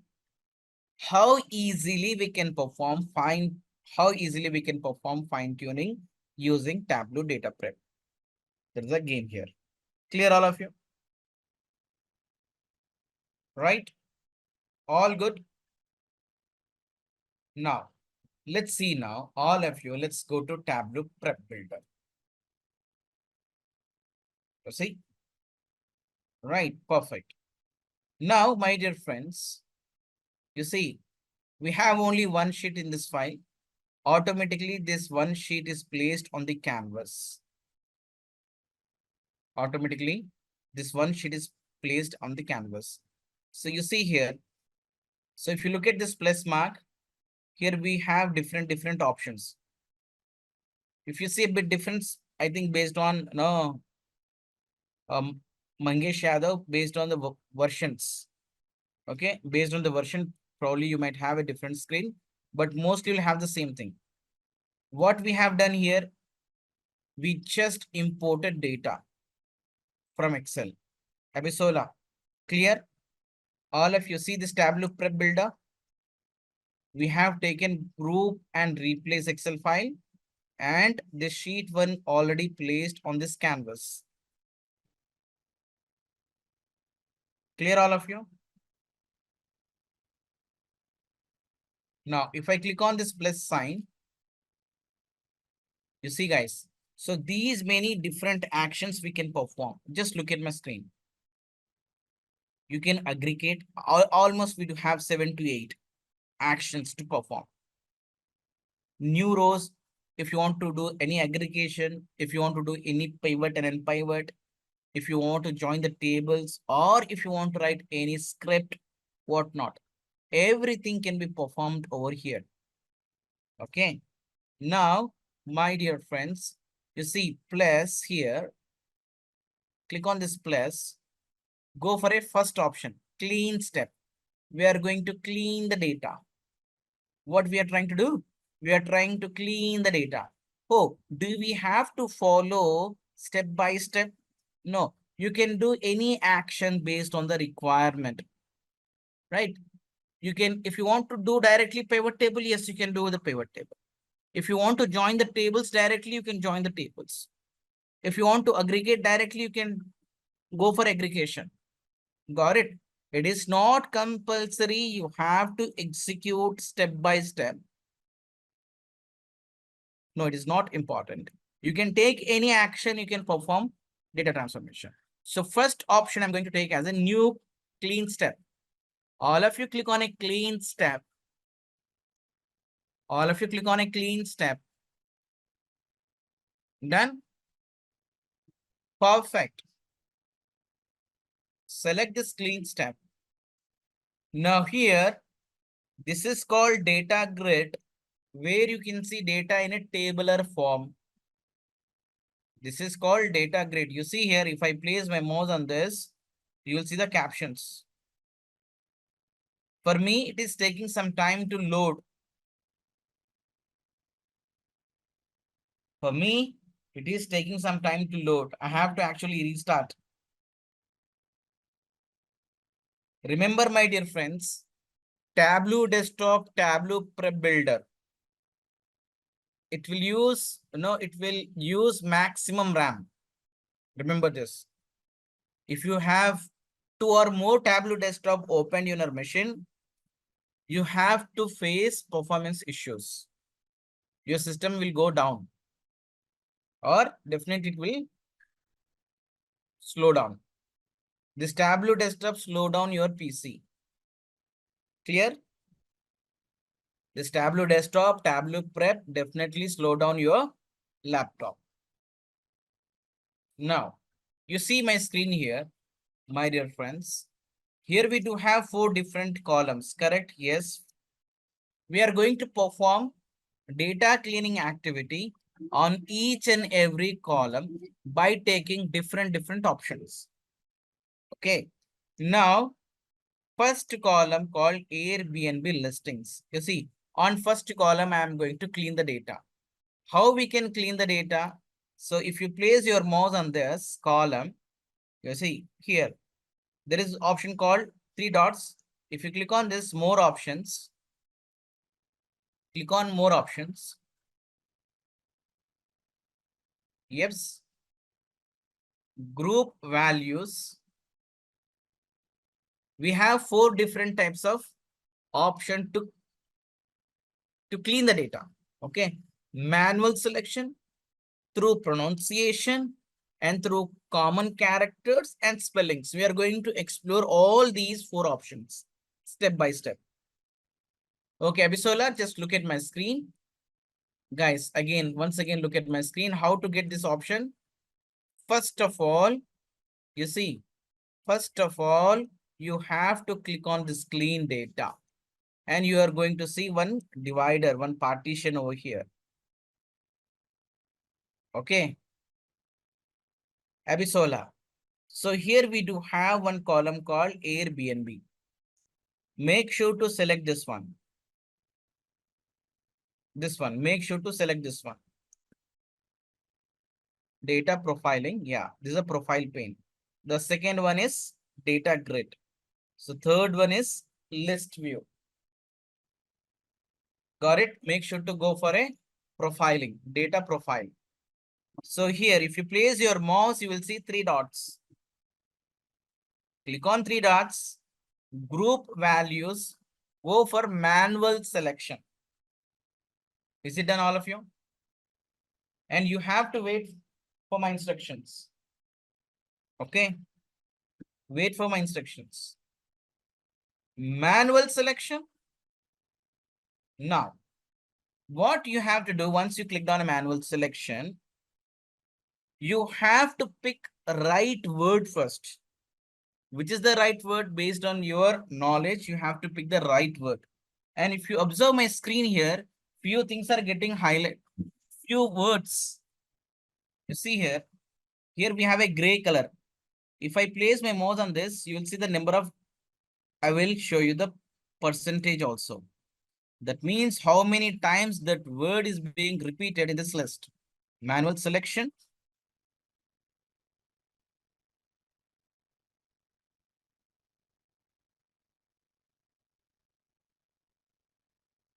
Just give me a second, guys.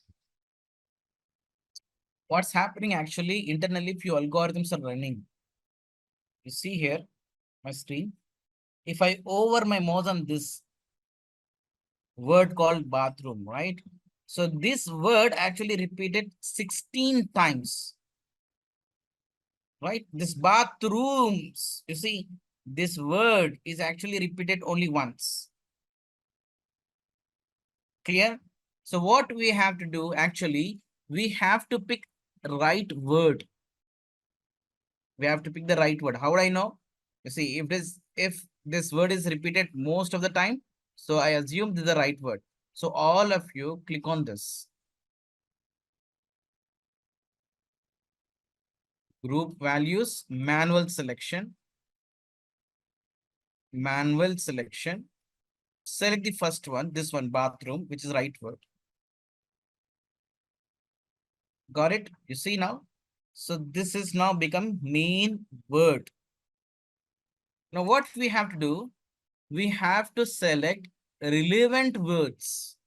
You see, BA. Look at my screen. I'm selecting this. So this BA will become as a bathroom. BATH. Select this one. Got it? Bathrooms. Select this one. Wait for a couple of seconds. Okay. TA. Is it clear, all of you? First, you have to select main word. Later on, you have to select relevant words. Actually, you're adding all these words. Okay, you're not getting this? You see here, 3 dots, Ashish and Abisola. Here, why? Okay. Share your screen, Abisola. Where you placed your mouse? Guys, all of you look at the screen now. It's taking some time to load. Wait. You see 3 dots there? Click on it. Group values. Don't you see group values? Don't you see manual selection? Actually, it is not yet fully loaded, due to which you got that error. Got it? It is not fully loaded, due to which you are getting that error. In fact, I am also having the same issue, right? You have to wait for some time. That's it. Okay. Now close this. You see clean one. Select the clean one and delete it. No problem, guys. It takes some time because in backend algorithms are running. Yes. You have to pick only relevant words.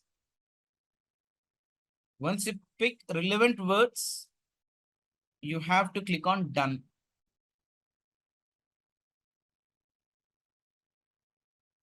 Once you pick relevant words, what you have to do? You have to click on done. That's it. I am holding my screen. Values, manual selection. Yes, we have to select all relevant words. You don't need to restart. My dear friend, don't restart anything. Okay.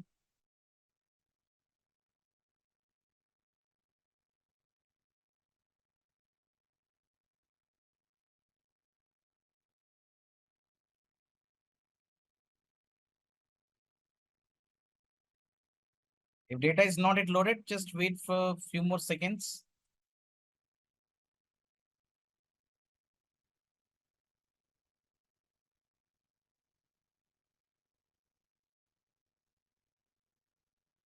Actually, it should not take this much time.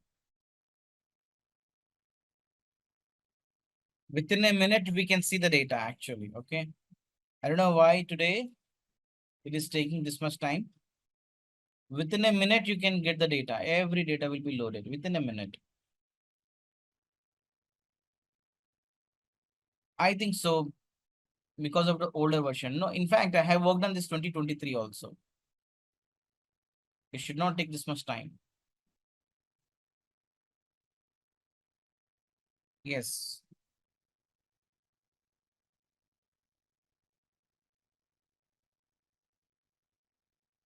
Clean data.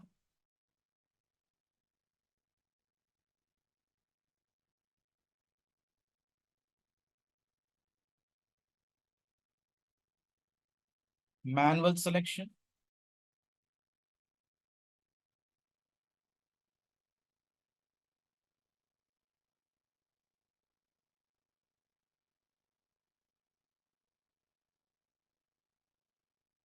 What about others? Okay. Oh, actually, it won't take such a long time. Shall we just close this application otherwise? Guys, quickly close this and just reopen the file. Don't save. Okay. I am also closing this file. All of you quickly reopen. Is it working, Harish? If you are installing any application, it is always good to restart. Yeah, the whole PC laptop should be restarted actually, but we didn't restart.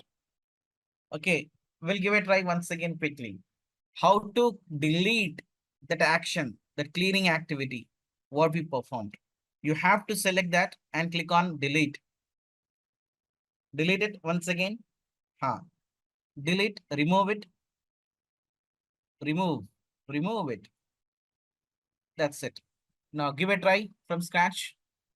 Plus mark. Click on plus, click on clean step. Right now, first column, this is called data profiling. 3 dots we have, group values, manual selection. What we are trying to do now, we are trying to tune the data manually. So what we have to do over here, we have to pick the right word first. Click on right word. Click on it now. Wait. You see now right hand side, that bathroom is a main item. Under this, we are going to add relevant words. So first one, BA. I want to have BA as a bathroom, right? BATH. Click on it slowly. BATH. You have to wait for some time, okay? BA once again. Okay, very good. So on. Yes, select third one, next one. What is the next one? Bathrooms. Yep, select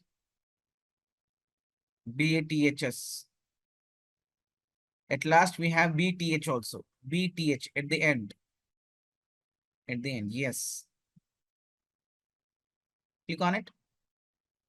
Now, click on done. Click on done. Next, which word we have to tweak? We have to fine tune bedroom. No, bedroom. Again, in same column. Yes, that bedroom is a main item because 31 times it is being repeated. Right, click on it. Once again, go for manual selection. 3 dots, more action. Manual selection. Click on it. 3 dots, group values. Manual selection.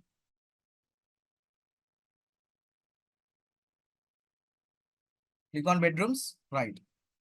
Now, again, you have to add all these. You have to add all this text. Click on checkbox. Click on it. Bet, BD, BDRM, bedrooms, bedroom, BED, that's it. BEDRM. That's it. Wait. Done all of you? Click on done. You see, now finally we have only 2, bathroom and bedroom. Fair enough. Now let's go to second column called misspelling. This time we are not going to do anything manually. Click on more options. Group values. Pronunciation. The second one. Wait, hold on. On second column, guys, we have to go for pronunciation. In backend, algorithms are running based on pronunciation. It will tweak the data. Simple. Now give it a try. Automatically data gets updated. You see, wow, done. You see, oh my God, wow, it's a magic. Yes or no? Click on done. Perfect. Name formatting on third column. You see what I said? First name, last name. In few records, we have last name and first name. So how system will understand which is the right word? In few records, my name is placed as Abdul Rahman. In few more records, my name is placed as Rahman Abdul. So how system will understand? So system will understand based on number of occurrence. You see Dorian Gray. You see there is a Dorian Gray. So 31 times it is repeated. And there is another one called Gray Dorian. See next to next. Yes. 2 times just repeated as a Gray Dorian. So which is the right word or name? Dorian Gray is the right word. So system will take only those name or those word which is repeatedly most of the time. Okay, now go to more options once again. Group values, common characters. Common characters. Third option. Done. Click on done. Perfect. Now typo, give a try. Tableau and Tableau spelling is incorrect, right? Tableau. Click on more options. Group values. The last one is called spelling. That's it. Done all of you? No queries? You see now, whatever we are making changes, if you want to undo any action, you see left hand side, there is one option called changes. You see Harish, left hand side. No, not there. Right before that column, Airbnb listing column, you have one separate section. Not there, my dear. Under data profiling. No, my dear. Where you applied all those things? Where is the data profiling? Profile pane. Just now we have applied, right? More options. Where is the more option? 3 dots. Right before this, left hand side. Yeah, you see changes. Open it. Open that particular section. Guys, you see every action will be recorded over here. Right, in Power Query Editor, we have a what? Query settings. Under query settings, we'll have all actions, right? So from here, you can undo any last action. How you can undo? If you place your mouse on anywhere, on any action, you will see X mark. You see, you can edit and you can undo. Clear? But don't do anything. Now, my dear friends, now we have fine-tuned the data. Once data is cleaned, what we have to do?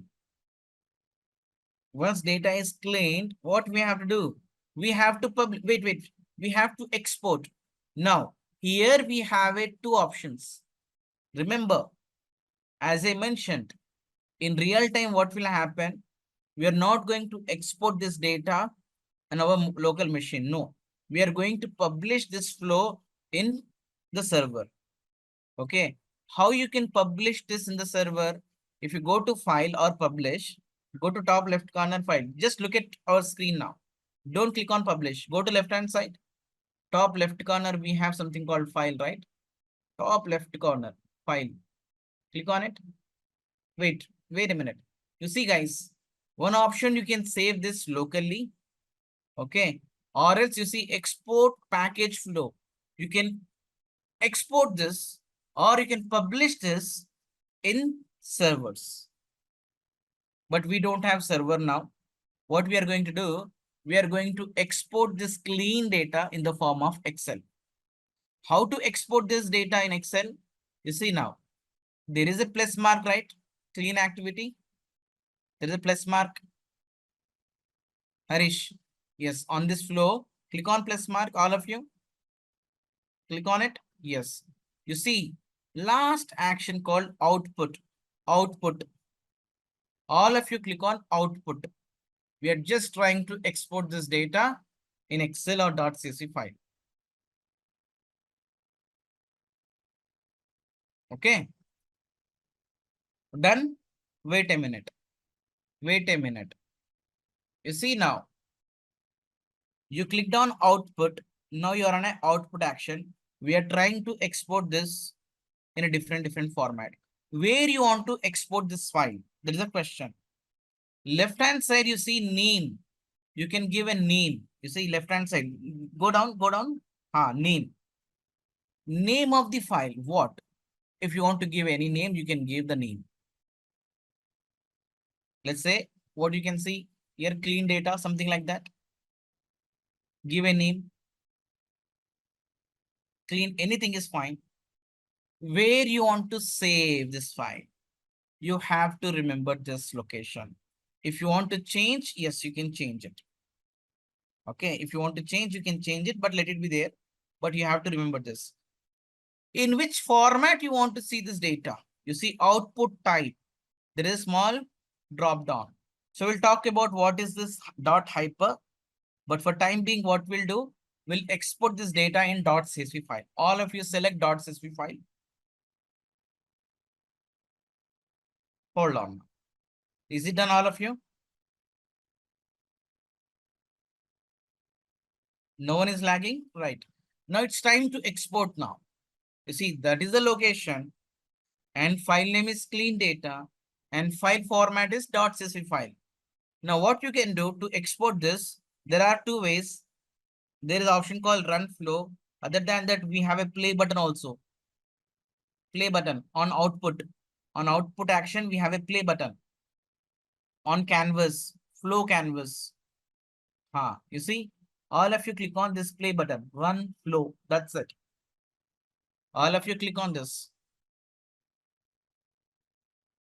Done. So this fine-tuned data now exported in .csv file format. You see this series of action, this set of action is called what? Flow. Set of action is called what? It's a flow now. Now, if you don't mind, Harish, could you just open that file? Where it is saved? Under documents, my Tableau data prep. Under documents, my Tableau prep repository. There is a by default, I think prep, I guess. Over here, I don't think so. Go back. Go back. Yeah, Tableau prep repository. Okay. Here. So go back to that Tableau data prep. We'll see the location, exact location. Data sources. Under data sources, you have that file. Tableau prep repository. Under data sources, you have one folder called data sources. Tableau prep repository. No, my dear, under Tableau prep, yes. Under prep repository, here you have a data sources. You see now, clean data. Just open this. Just double click on this. Is it open? Yes, guys. You see, it's very easy, right? Just double click. Harish, you didn't double click, I guess.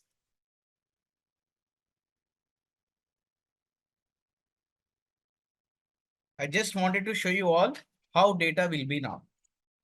Okay. You see how data is cleaned.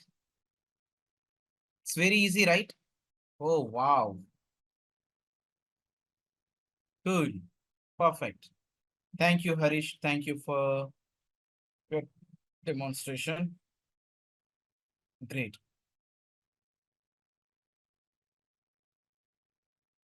Now, again, what we will do now, we'll check how to pivot the data. Okay. Just give me a second. Just look at my screen, my dear friends. Do you all see the screen? Yeah. Now, what I would like to do, let's say we have data something like this. I would like to summarize this data. In which format? I would like to summarize the data. In which format? Let's say I want to have something like this. Let me make over here. Where shall I do this? Let's say here country, East, West, South, and North. Here I need India, US, UK, Canada. What is the total value of India in East region? Let's see. If I select all the cells, total is 11756. Once again, what is the total value of India in West region? Let's see. Let me select all this. 12495. 1249495. I would like to have this kind of a summary based on this table. Can we do this? Yes, guys, can we do this? In Excel, what we have to do in order to do this? Let's say in Excel, pivot table. Oh, is it? Guys, do we have to go for a pivot table in Excel to have this kind of a summary table? Is it? Oh, let me give it a try. I am selecting this entire table, going back to insert, pivot table. Let's say, let me insert this pivot on same sheet. Right now, I'm going to drag and drop country over here and region on column shelf. Now, you tell me what shall I do now? Want me to take this Jan on evaluation? Oops, no. Feb. You see, things are not getting added. You see, we would like to have a summary. We would like to aggregate all those values from Jan to December. Got the point, all of you?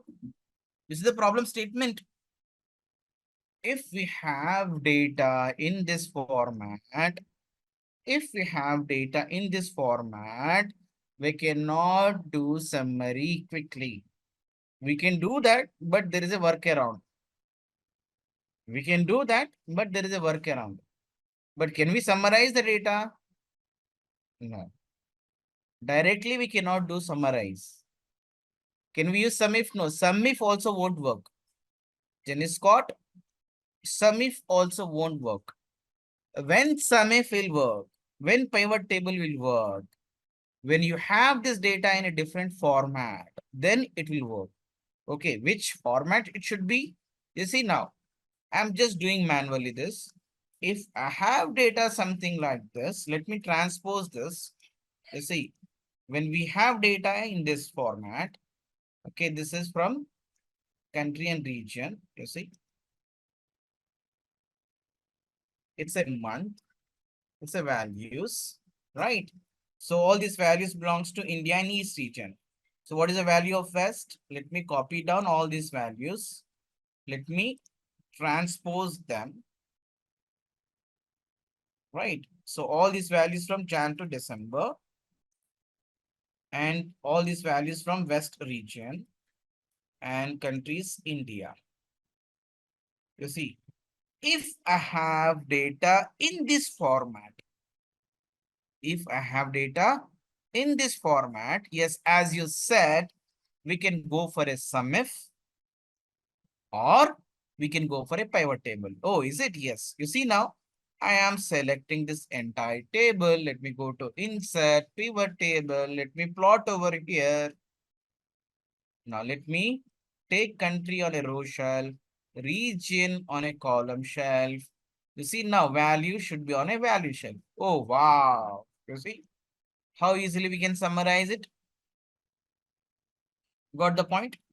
So that means if we have data in this format, we cannot go for a summary. We cannot create a summary table, but if we have data something like this, we can summarize the data. Now you can ask me one question. How should I know when to go for a data transformation? Or when should I go for this kind of a transpose? Or when should I go for pivot and unpivot? Answer is based on some experience or based on some, practice. You'll get to know how to or when to or where to go for pivot and unpivot the columns. Clear all of you? Is it clear all of you? Yeah, but if it is Excel, it really takes a lot of time to transpose all these things. Right? If it is Excel, it takes a lot of time to convert them from column to rows.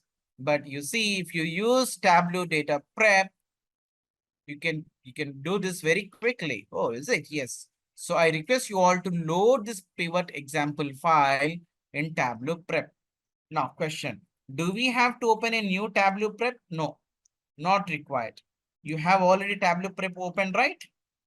You have already opened Tableau Prep, right? Again, go back to connect to data. See, go to connect to data. Pick Excel. Take the Excel. Go for pivot example and click on open.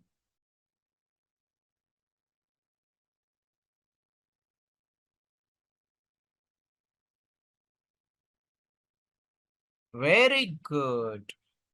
Now, what we have to do now? Again, here we have a plus mark. Click on this. Yeah. Go for a pivot.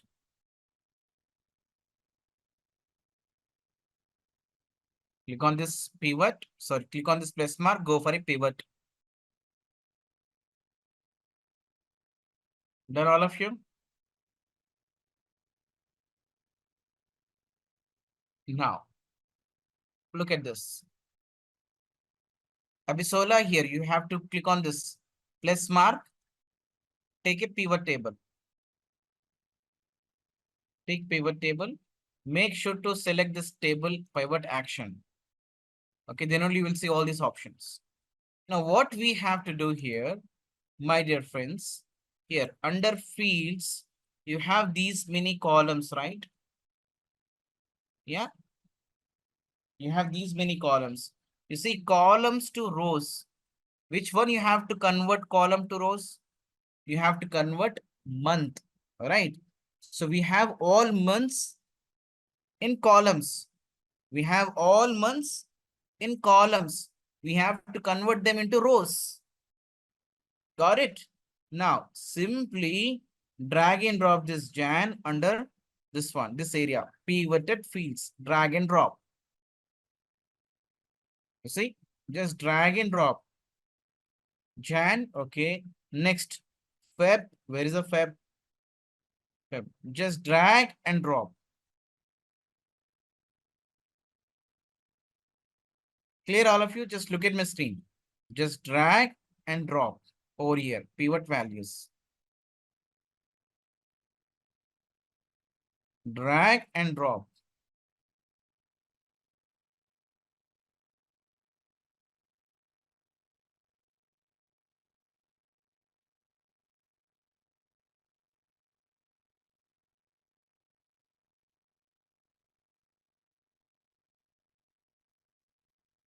Is it done, all of you? Very easy, right? You see now, here you can rename this.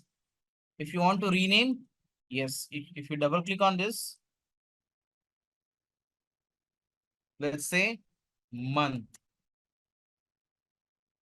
Just rename this as a month. Double click, that will allow you to edit. That will allow you to edit. Clear? Very easy. Now, once you have done this, once you are done with this,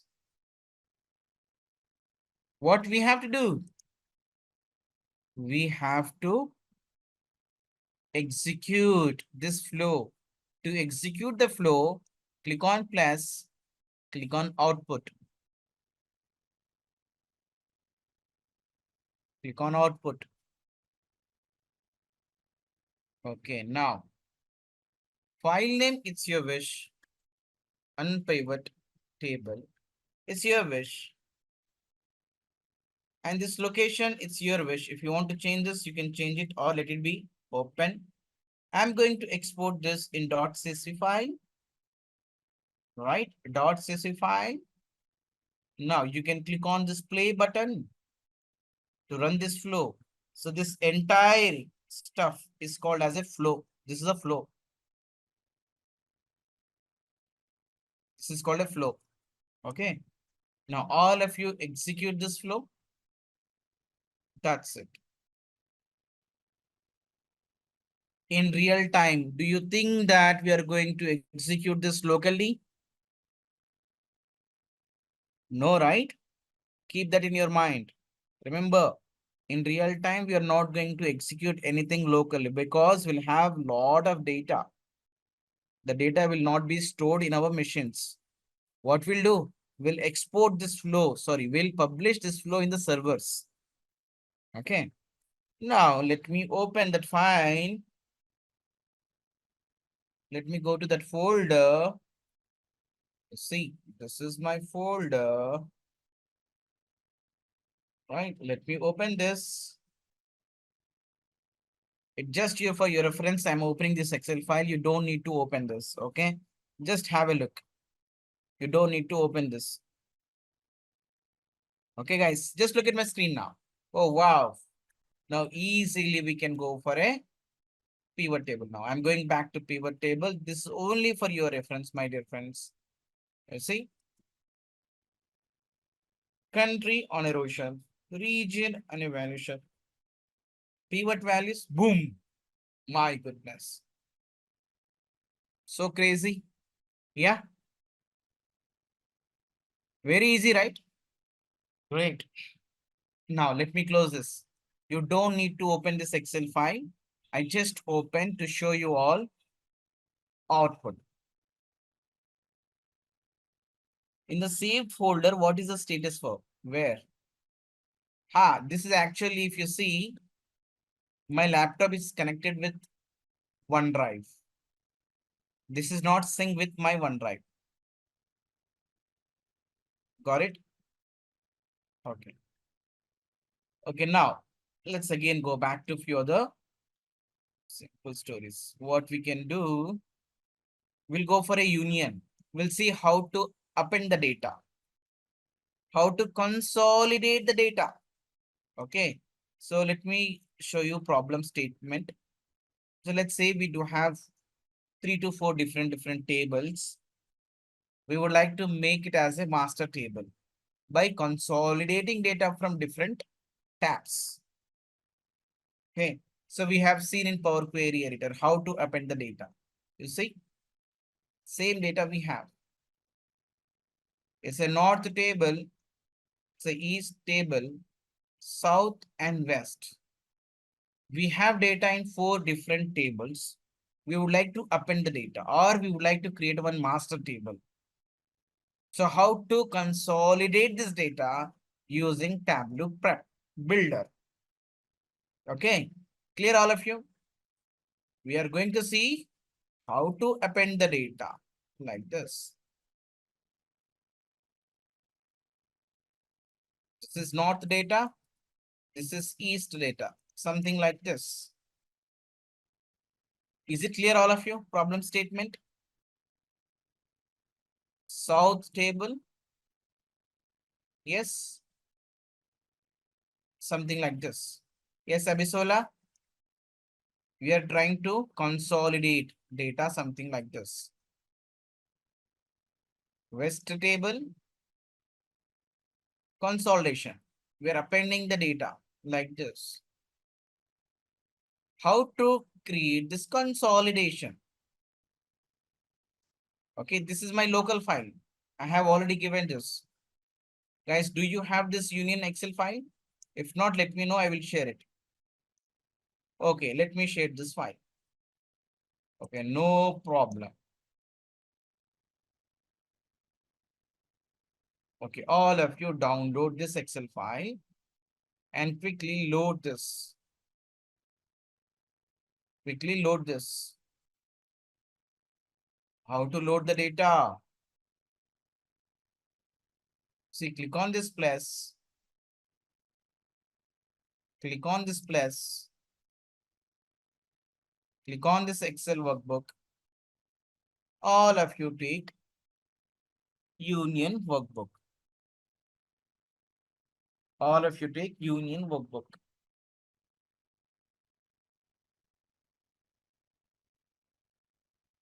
Click on Excel workbook. All of you take Union. Now this Excel workbook is contained, this Excel file contains 4 different tabs, 4 different sheets. So automatically you'll not see anything on the canvas. Earlier, when you imported pivot example or group and replace Excel file, automatically you might have seen or observed that particular sheet is already placed on flow canvas, right? But this time, none of them are imported. You see, because we do have 4 different worksheet in this. This union file contains 4 different tabs, sheets.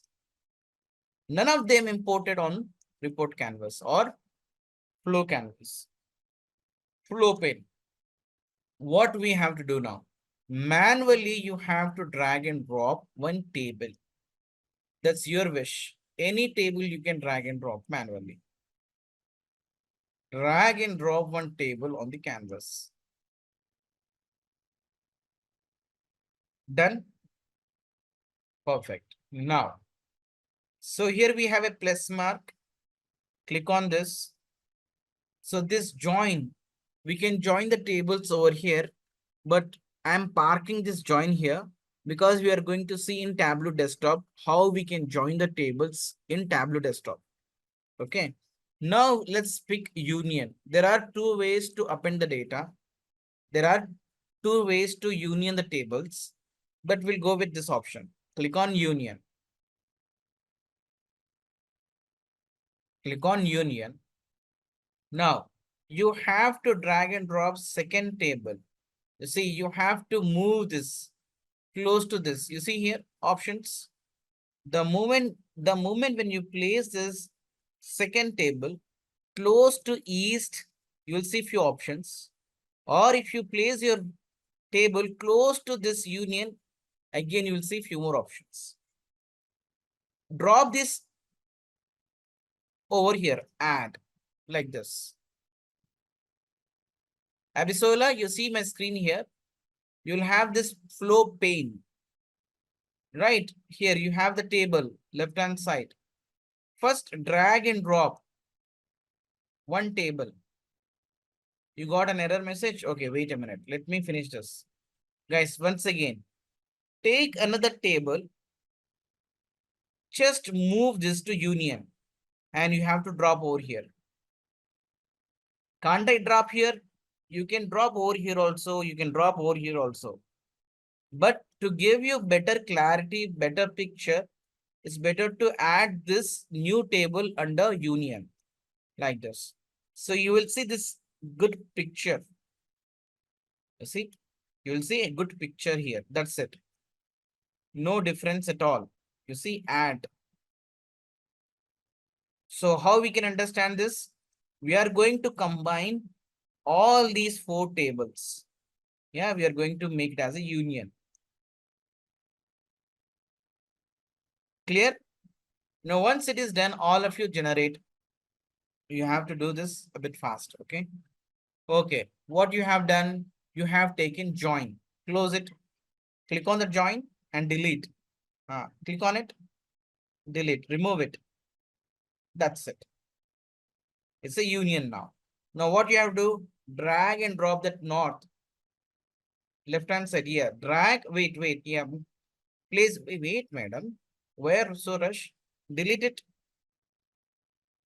Delete. Delete means you have to hit on remove. Delete. Yeah. On keyboard, you have a delete button, right?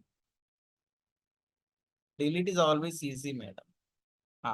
Now drag and drop north. You have to place this north table close to union. And you'll see few options. You see, wait, why you're rushing? Why doing so fast? Slow. Just slow, politely, smoothly.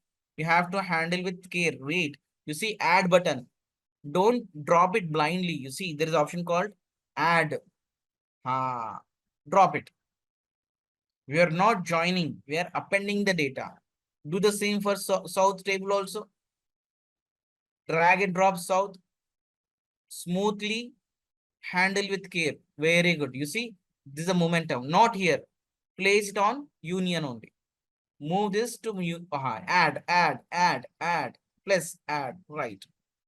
Very good. Once again, Drag and drop west also. West table. Do the same thing. Smoothly you have to handle. Very good. Good momentum. Yes. Go near to union. Go to near to union. Yes. Add. Add. Yes. You see, you have taken 4 tables to do union. Okay. Join is different. Union is a different. Abisola, we have discussed. Join means adding column. Simple word. Join means adding column. Union means adding row. What we are doing here? We are adding rows. We are appending the data. Clear? Guys, you have to remember in simple words. Okay. You have to remember only in simple words. Now, to see this output, what we have to do again? Click on this plus, click on output.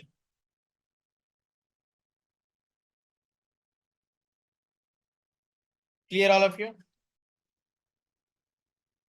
And you don't need to see output, my dear friends. Click on output. So this is, let's say, consolidation. Consolidation file. Select .cc file.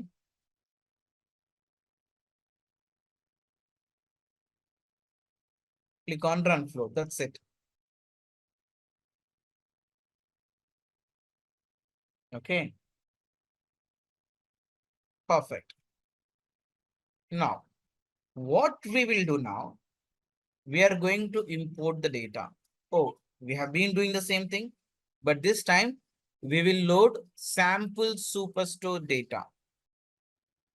What we'll do now? We are going to load sample superstore data set. How to get it? Once again, click on this plus. Click on this plus. Click on Excel workbook. Sample superstore data set. I request you all to take this one. Sample superstore.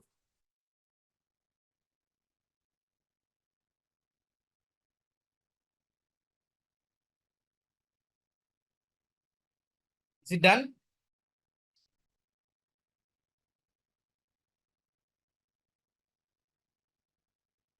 Click on open.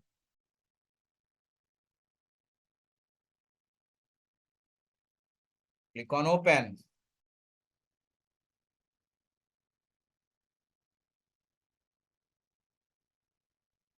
Oh, wow. This Excel workbook contains only single sheet called orders. You see now?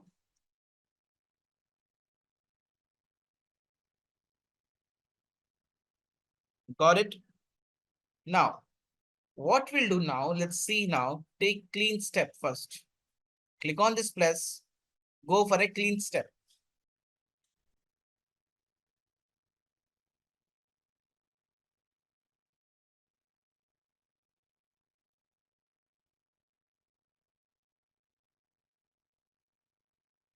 Now, all of you click on this data. This one, data grid, where you can see data in a tabular form. Right? Clear? Now, stop doing, just look at my screen. Don't do anything, just look at my screen. Now here, you will see how your data is framed in this table. Here we do, it says you do have 22 fields, nothing but columns and 20,000 records. It's a table structure. Got it? Now each and every column is now representing with data type also. You see, it's a data type. It's a number. It's a text. It is a date. And it is also string or data type. And this is a date. Clear all of you? What is the data type? What is data type? So these are all data types. What is data type? Simple. Yes, guys, what is data type? It's basic and very, very important. You should understand you're dealing with what type of data. You're dealing with what type of data? Data type is nothing but format of data. In which format data is being stored? What is the format of the data? Is it string? Is it text? Is it number? Is it date? Is it Boolean? What type of data it is? Clear, all of you? Right? Is it really important to understand data type? Last time we have discussed, right? Last time we have discussed. Have you remember? Let's say here we do have A10, B20. Yeah, can I sum up these two values? Can I do summation on these two values? No. Right? Now, for example, if I want to do sum on 10 plus 20, what I have to do? I have to extract values, right?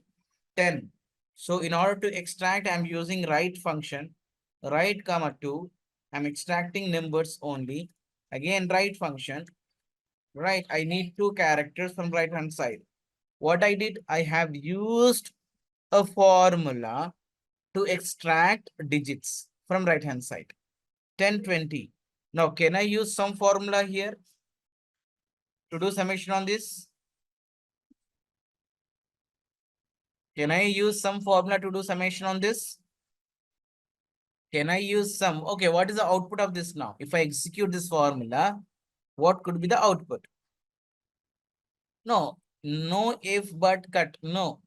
Tell me the answer. If I execute this formula, what could be the answer? Yes, guys. You should give the answer now, my dear friends. If I execute this formula, you see, why you're saying if they are numeric? You see, if I execute this, we got 0. Why we are getting 0? My dear friends, remember, these all are very basic things. At the same time, it's really, really important to understand. Okay, these all are really basics, but really, really important. Okay, in real time, we are going to face this kind of a challenges very frequently. Clear? Okay, actually here we have used write function. This write function has given output correctly, but format of this cell is text. It is not in a number format. You see, hey, are you text? I'm saying yes, it's true. I'm saying, hey, are you number? Say no, I'm not a number. Say false, I'm not a number. I'm a text. So we have used some formula over here to do the addition. But since it's in a text format, it is giving 0 as the answer. And do remember, as I mentioned earlier, you'll have problem, especially when you have date. You're importing data from database. You have a date column. It sounds like a date, but it won't be in a date format. It would be in a text format. Due to which, if you're performing any analysis, you will end up with wrong numbers. Clear, all of you? Don't forget this. It is really, really important. Understanding data types. Okay, let's go back here. So now here, it is displaying data type of each column. Here we do have something called extra geographical data. You see here, recommendations. Okay, here, recommendation. Look at my screen. Region-wise column, it's a string. Of course, it's a string. There is no doubt. ABC is nothing but a string or text. If I click on this, you see here, region-wise column is saying change data role to state. Country, let me go back to, oops. Let me go to country column. So that country column itself is string. But if you look at the recommendations, it's saying, hey, this country is a geographical data type. You see, let me place over here. You see, ABC, it's a string. There is no doubt. But these are all geographical data. You see, now if I click on this recommendations, you see, country, change data role to country. It means we are trying to change data type. This bulb also recommendation. What it is recommending, it's saying, hey, dude, don't consider this column as just a string. Consider this column as a state or a country. That means geographical data type. What it is? Geographical data type. What is the benefit if I change this to geographical? What is the benefit in return? What will have in return? You see, Tableau is super smart. Whenever you drag this column called country, anyway, we are going to see this, but let me explain you why we have to change this from string to geographic. You see, if you drag and drop this country column under report canvas, by default, Tableau will generate map visual. Is it clear? I repeat, if you drag and drop this country field on report canvas, Tableau automatically pick map visual. Got it, all of you? That is the reason we have to convert this country column, state column, city column into geographic. It's just giving recommendations. Hey, dude, you have to change them as a geographic. Clear, all of you?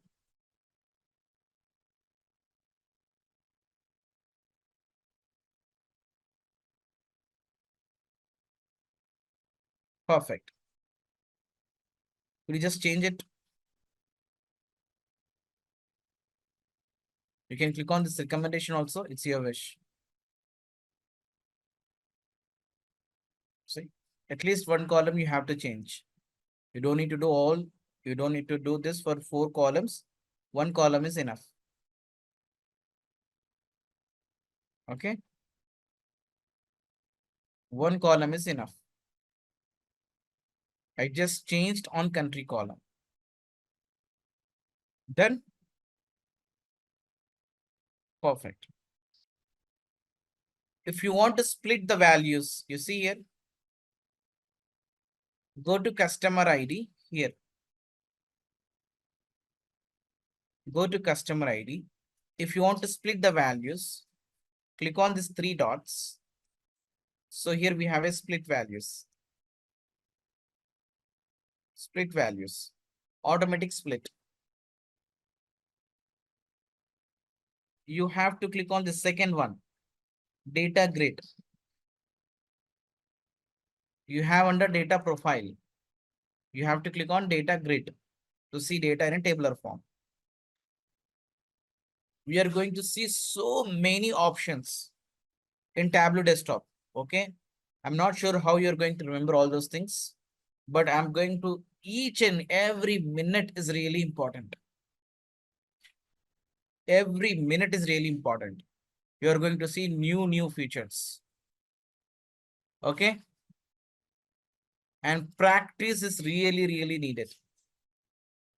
Now, split values, custom split. If you want to go for a custom split, you can go for custom split.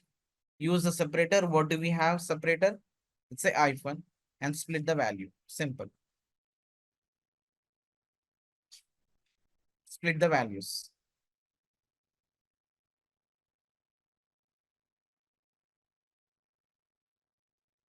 Done.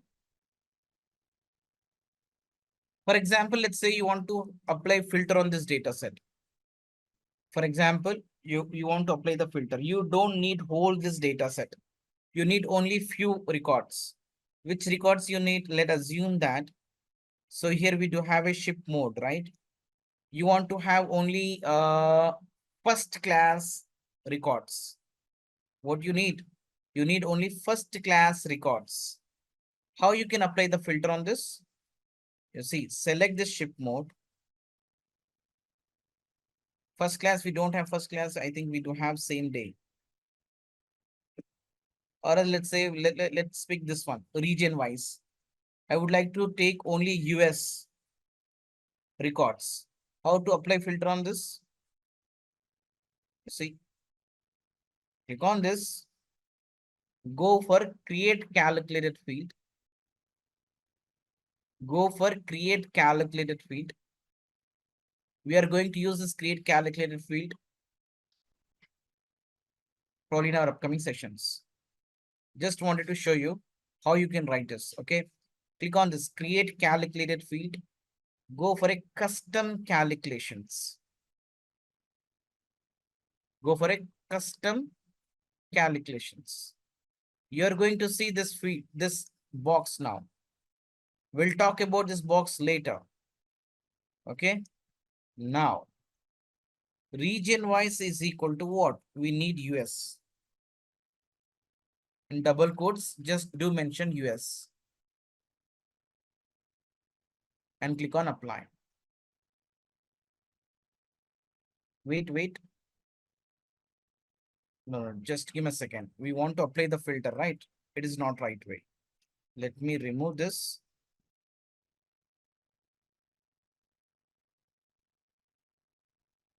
We'll go for this. Click on this filter value.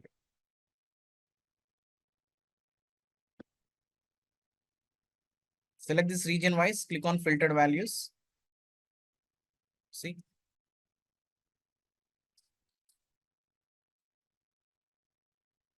Region wise is equal to what? US.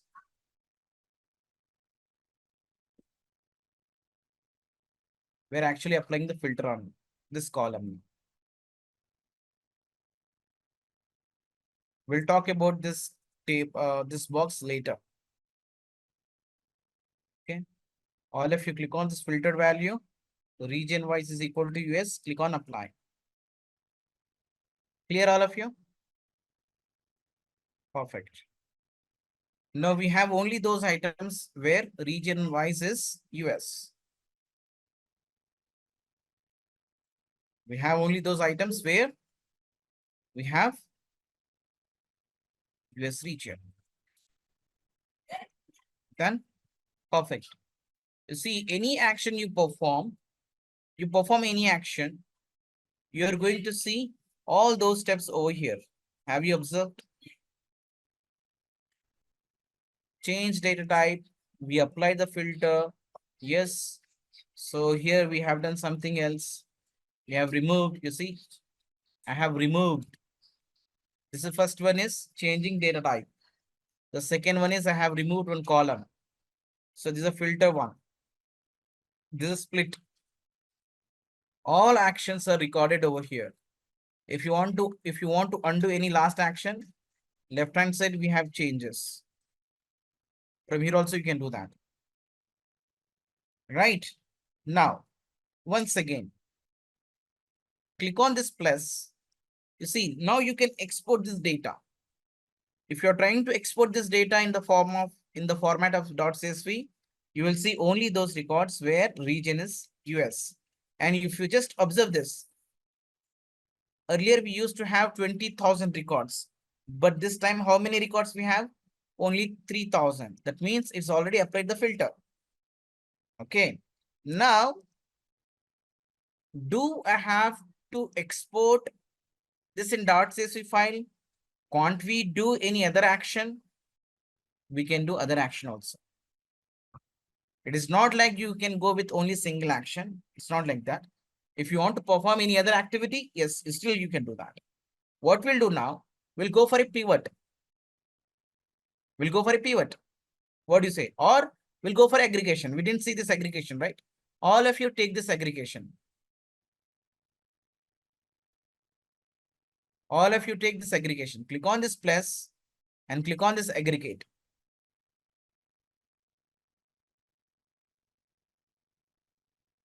Now drag and drop this category under group field. And let's say we do have what?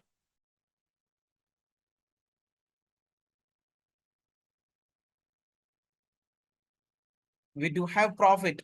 See, drag and drop this profit over here, aggregated field.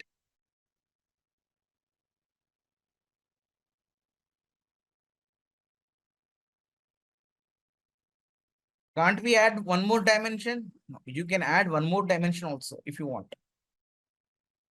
If you want to add one more dimension, yes, still you can do that.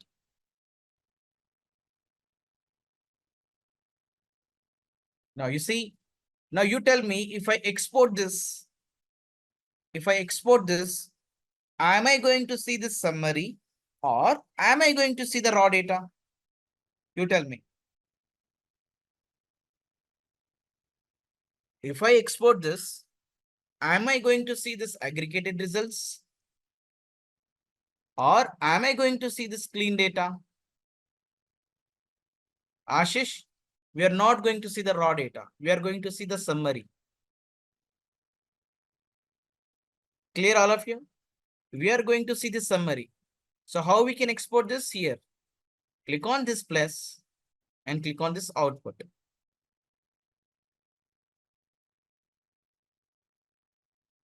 Click on this output. You see, you're going to see output something like this. Got it? And again, you can take this output file in .csv file, in .csv, and you can run this. You can execute this. Click on this play button. That's it.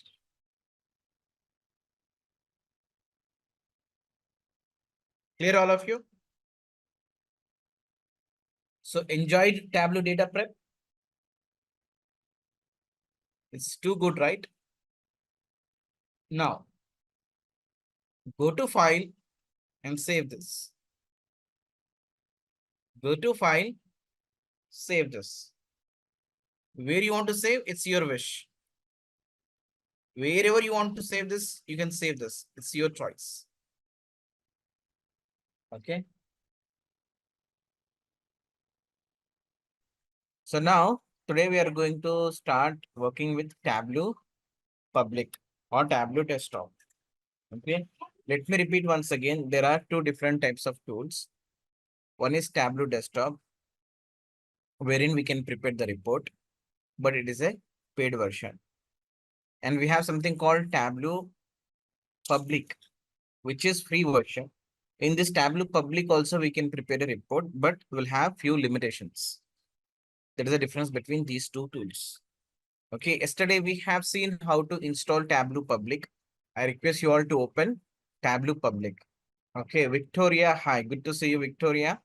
So you have to download Tableau Public. Let me share the link to download it. Tableau Public, you need Tableau Public, right? Take this one. Without this, we cannot proceed further. Take this link, download quickly Tableau Public product. If it is asking you to sign in, you must have credentials. But for time being, what I will do, I will give you one dummy account details. Use this username and password to sign in. Use this username and password to sign in. Meanwhile, we'll discuss something. Guys, just look at my screen. So this is Tableau Desktop. I will work on Tableau Desktop and you can work on Tableau Public. Okay. And you will not see much difference between these two, but in few cases, definitely. So whenever we open Tableau Public or Tableau Desktop, we'll see three different sections. Yeah. First section, second section, and third section. Under first section, you have an option to connect to different sources.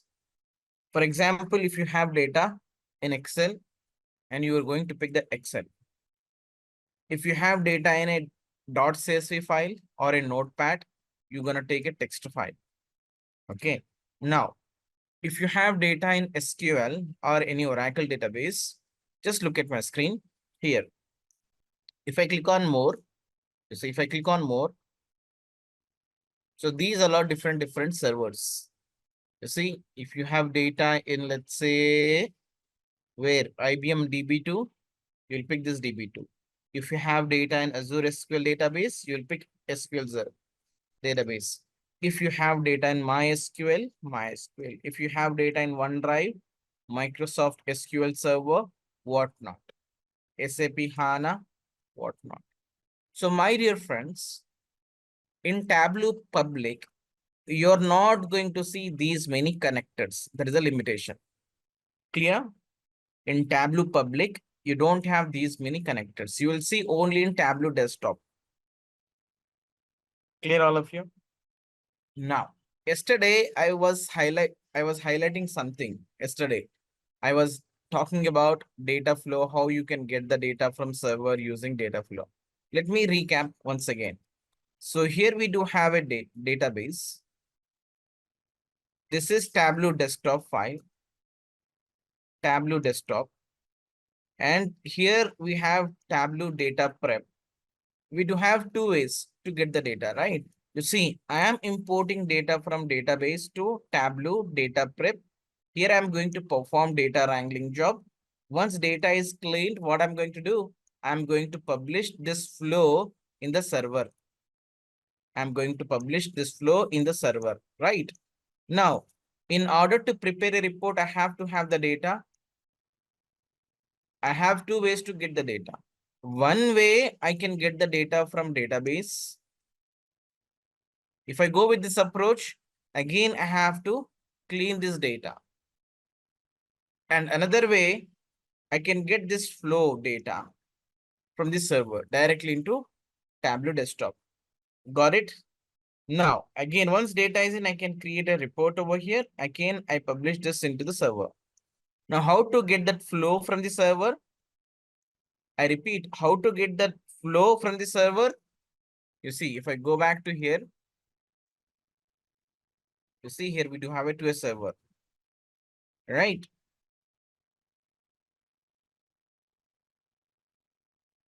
You can get the data from server also. You have to connect here. If I click on sign in, once I sign in, I can get the data from server as well. Got it? All of you, I say Tableau server. Clear? Clear the flow? Perfect. Now, what is the first step? We have to have the data, right? So all of you click on this Excel, connect to data, click on this Excel. Which file we have to import? We are going to import sample superstore data set. All of you import sample superstore data set quickly. Okay, Harish, you have to open Tableau Public and you have to load sample superstore data set. Okay, guys, you see my screen here.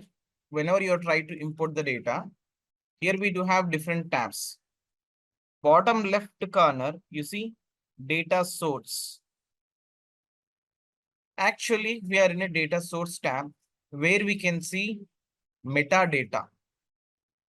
And this is a place where you are going to create relationships or you are going to create join between the tables. It is like a model view in Power BI. In Power BI also we have a model view where we can create the relations, right? So here you can create a relationship between the tables or you can create joins between the table. Yeah. So here you are going to see data in a tabular form. Clear, all of you? Now, by default, you will see one sheet. Whenever you open Tableau desktop or Tableau product, by default, you will see one sheet. Like whenever you open Excel file, by default, you will see sheet 1. Whenever you open Power BI desktop, you'll see page 1. Here also, whenever you open a Tableau desktop, you'll see page 1. Just look at my screen. So here, this is the server name or Excel file name. In this Excel workbook, we do have a table called orders. In this table, we do have these many columns. All columns are placed left hand side. In Power BI, it is placed where? Right hand side.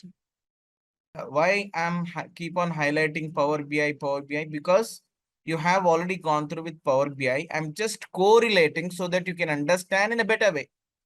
Why I am always correlating?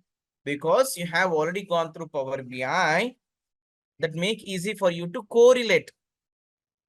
All BI tools works in the same way. In Power BI, it is placed right hand side. In Tableau, it is placed left hand side. Plus here also you'll see all these columns placed in alphabetical order. In addition to this, you will see here one divider. You see one partition here created.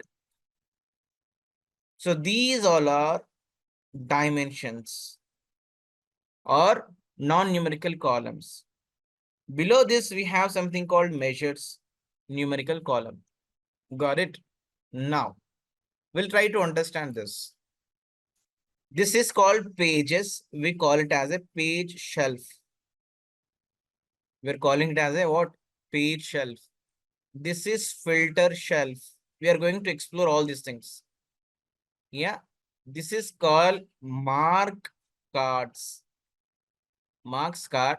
Here we have a small drop down. By using this small drop down, we can customize the visuals. You see, we do have different options. And this is called color shelf, size shelf, text shelf, whatnot. Again, these all are called as a shelves. Here, this is called column shelf. This is called rows shelf. It is looks like a pivot table structure. Yeah, this is called a page or a sheet. And right hand side, you have something called show me. It's called show me panel. This is called show me panel. In this panel, we'll have 24 visuals. 1, 2, 3, 4, 5, 6, 7, 8. 8 3s are 24. 24 visuals we have. Got it? And this is called report canvas.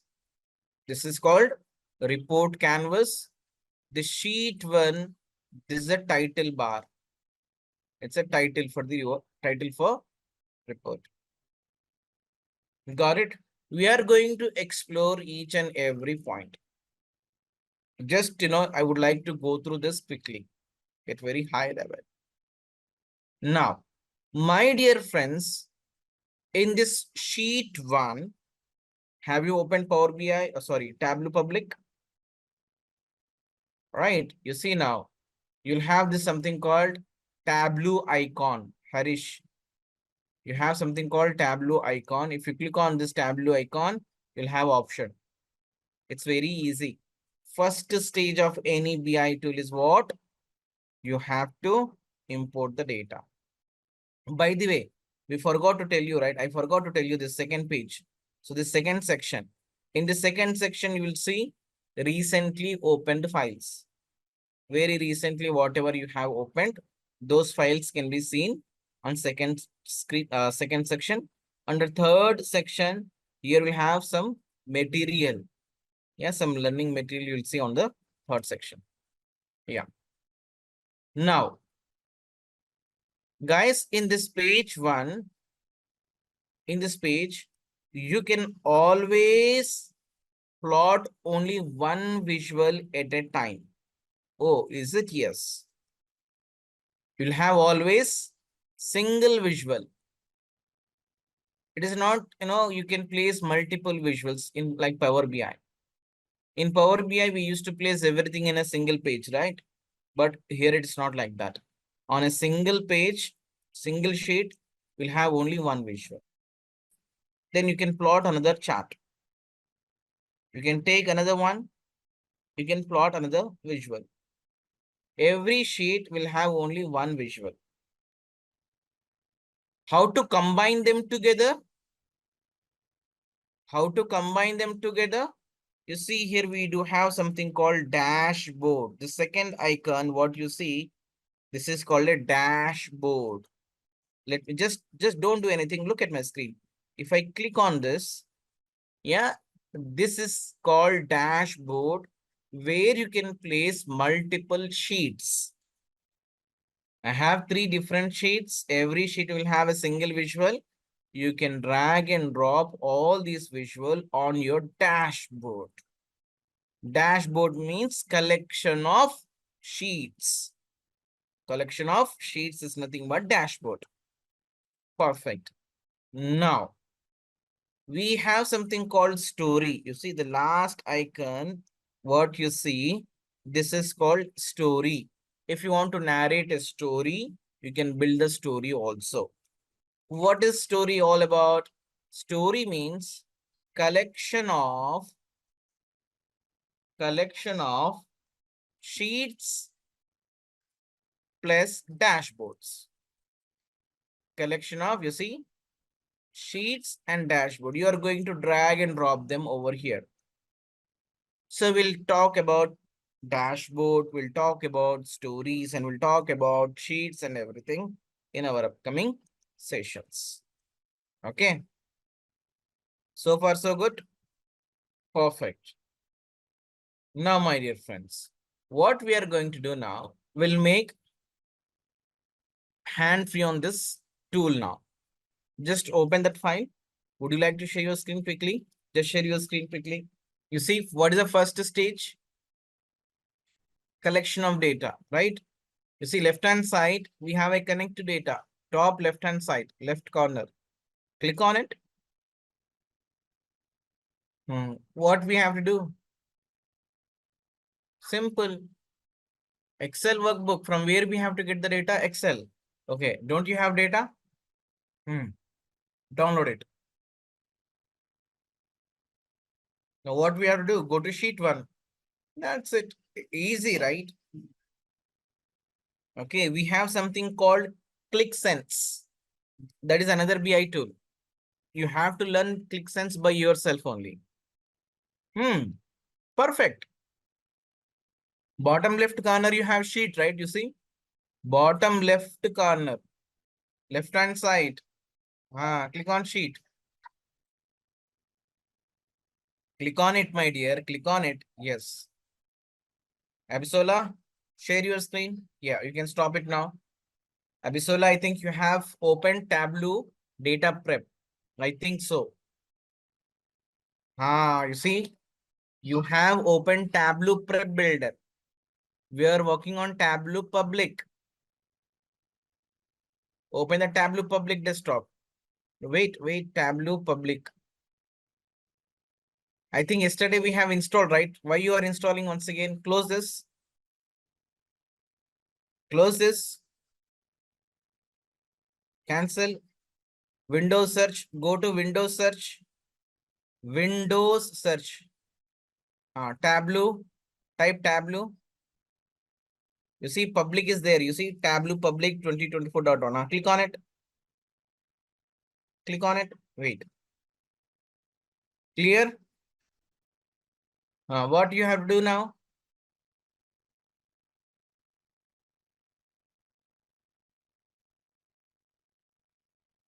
Very good. Wait. Guys, I need your attention.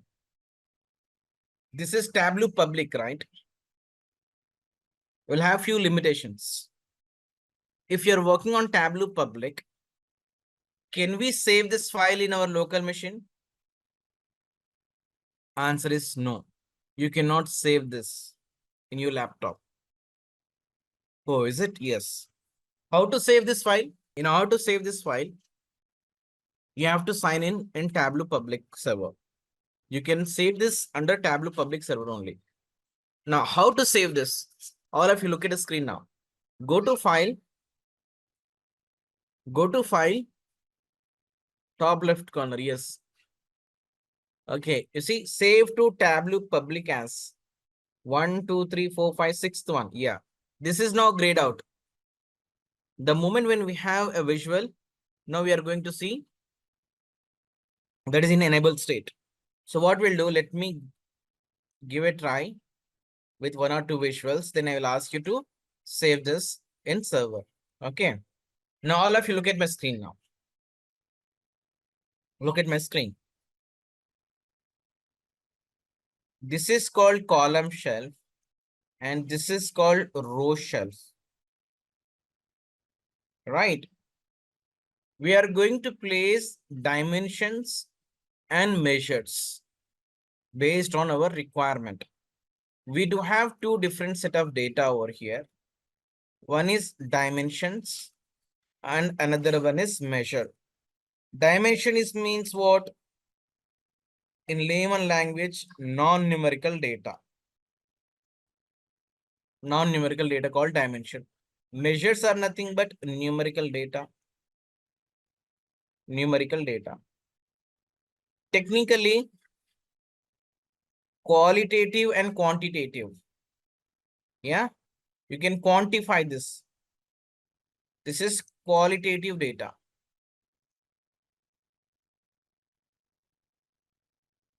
Got it? You can quantify the data. That means on the numbers, you can perform mathematical operations. For example, here we do have a product. Sorry, profit. You would like to see how much profit we have received. What is the total profit? What is total discount? What is total quantity or average quantity? You can perform mathematical operations on numbers. You can quantify the data. Got it? Qualitative data is nothing but a dimension. You would like to see based on certain dimensions. That means from which category we are getting more profit. In which market we are getting more sales. From which region we are getting more number of orders. Got it? So that is nothing but a dimensions. How you want to view the data. Actually, dimensions describes numbers or measures.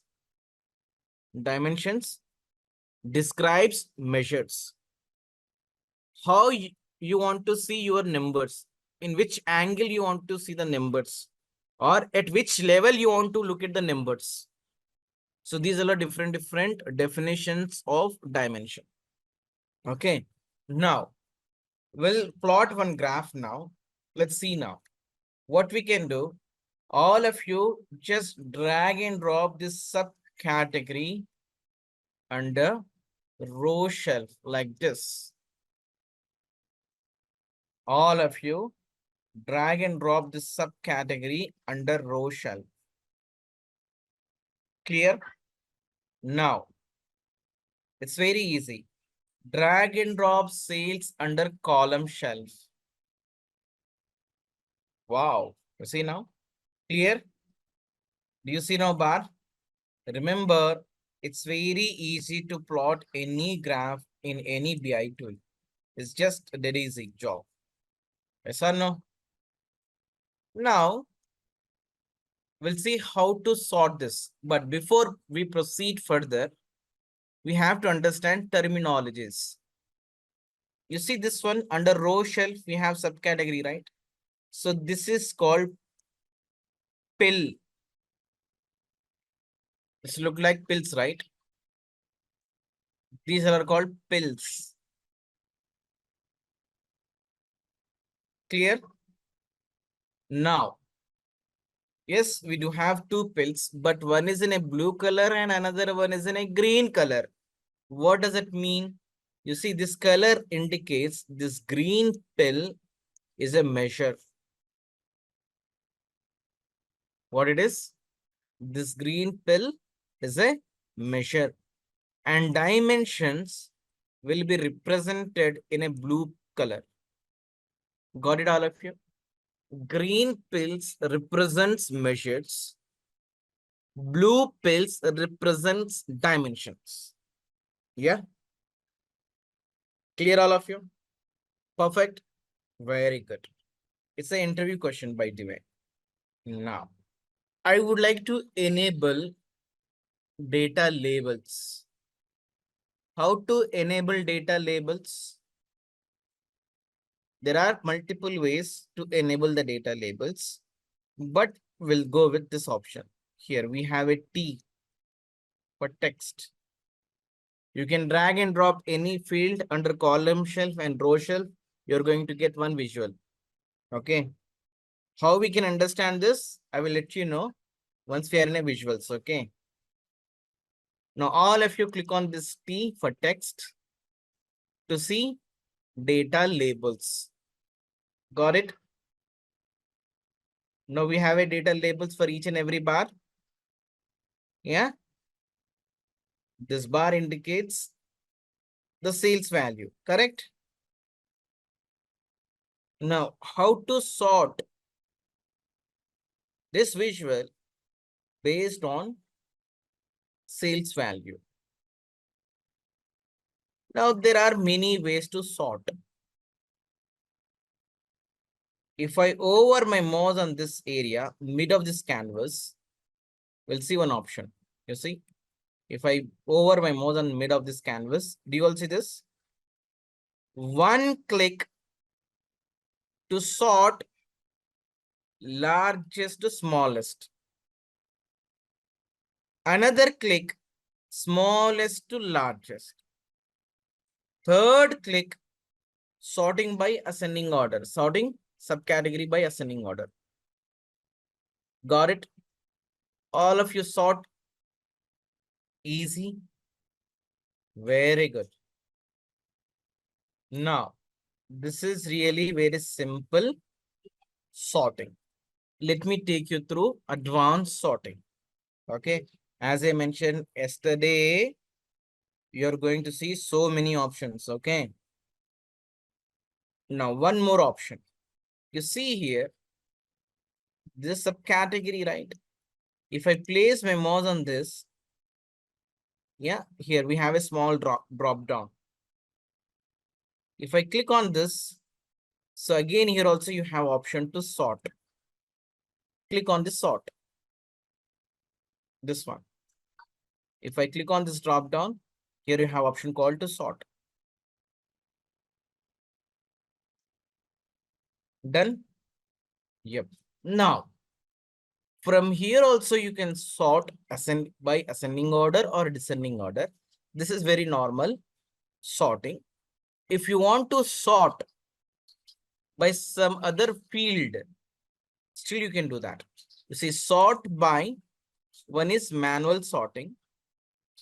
If you have something to sort manually like this, you can drag and drop. This is something called manual sorting. This manual sort you can do through visual also. Just look at my screen. You see, for example, I want to have this label at the top, you see, like this. This is called manual sorting. Very rarely we'll go for a manual sort. Okay, we do have something called, I would like to show this one. By field, you see. By field, by which field? Can I pick some other field? Yes, why not? You see, field name, just take the profit. Descending order, like this. Select field, field is nothing but a column. Sort order is descending. From this drop down, just pick the profit. Things will change automatically in backend.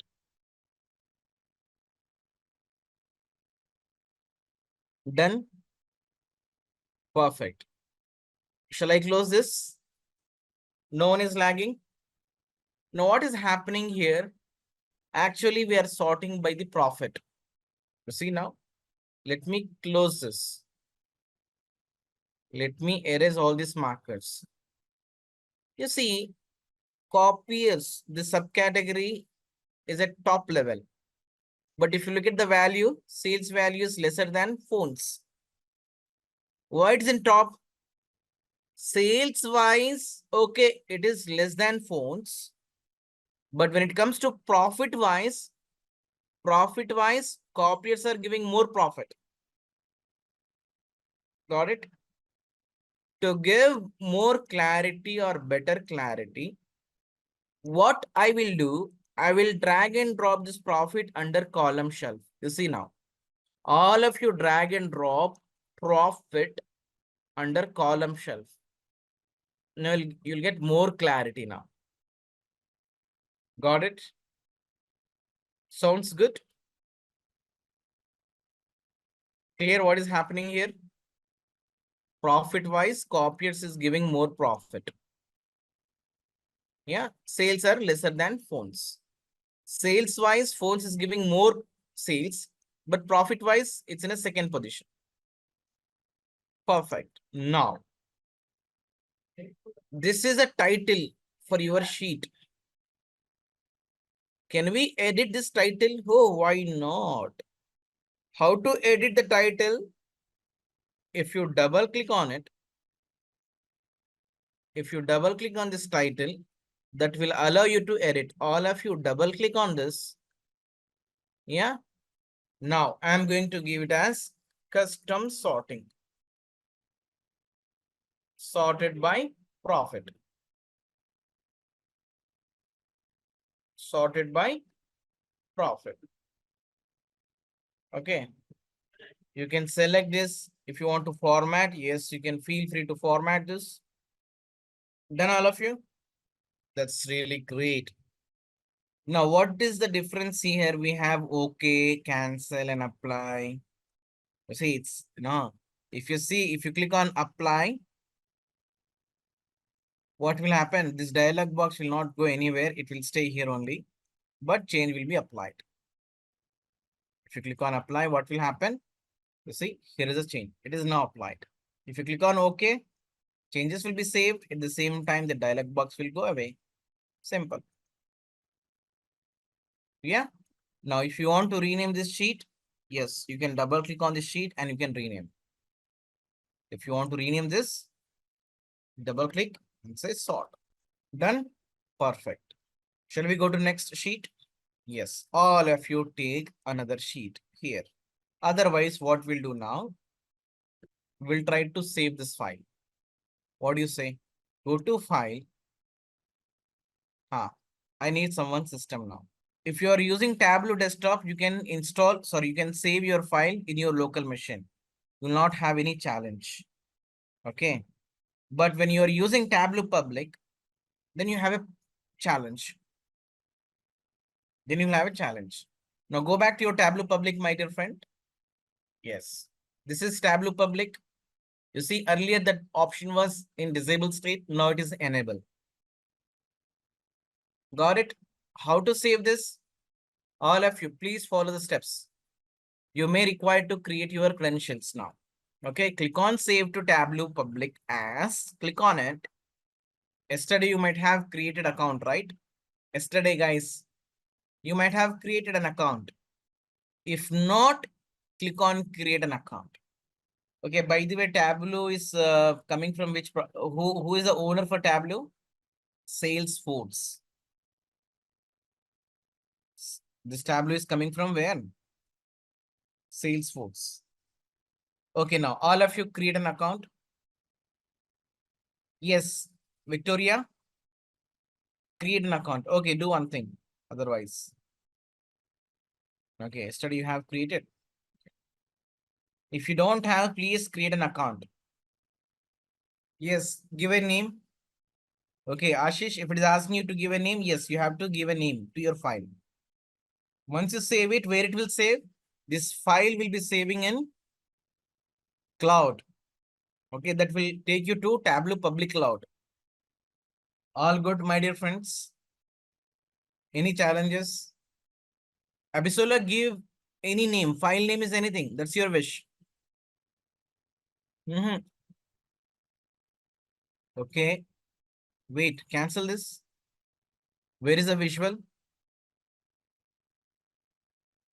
Where is the visuals?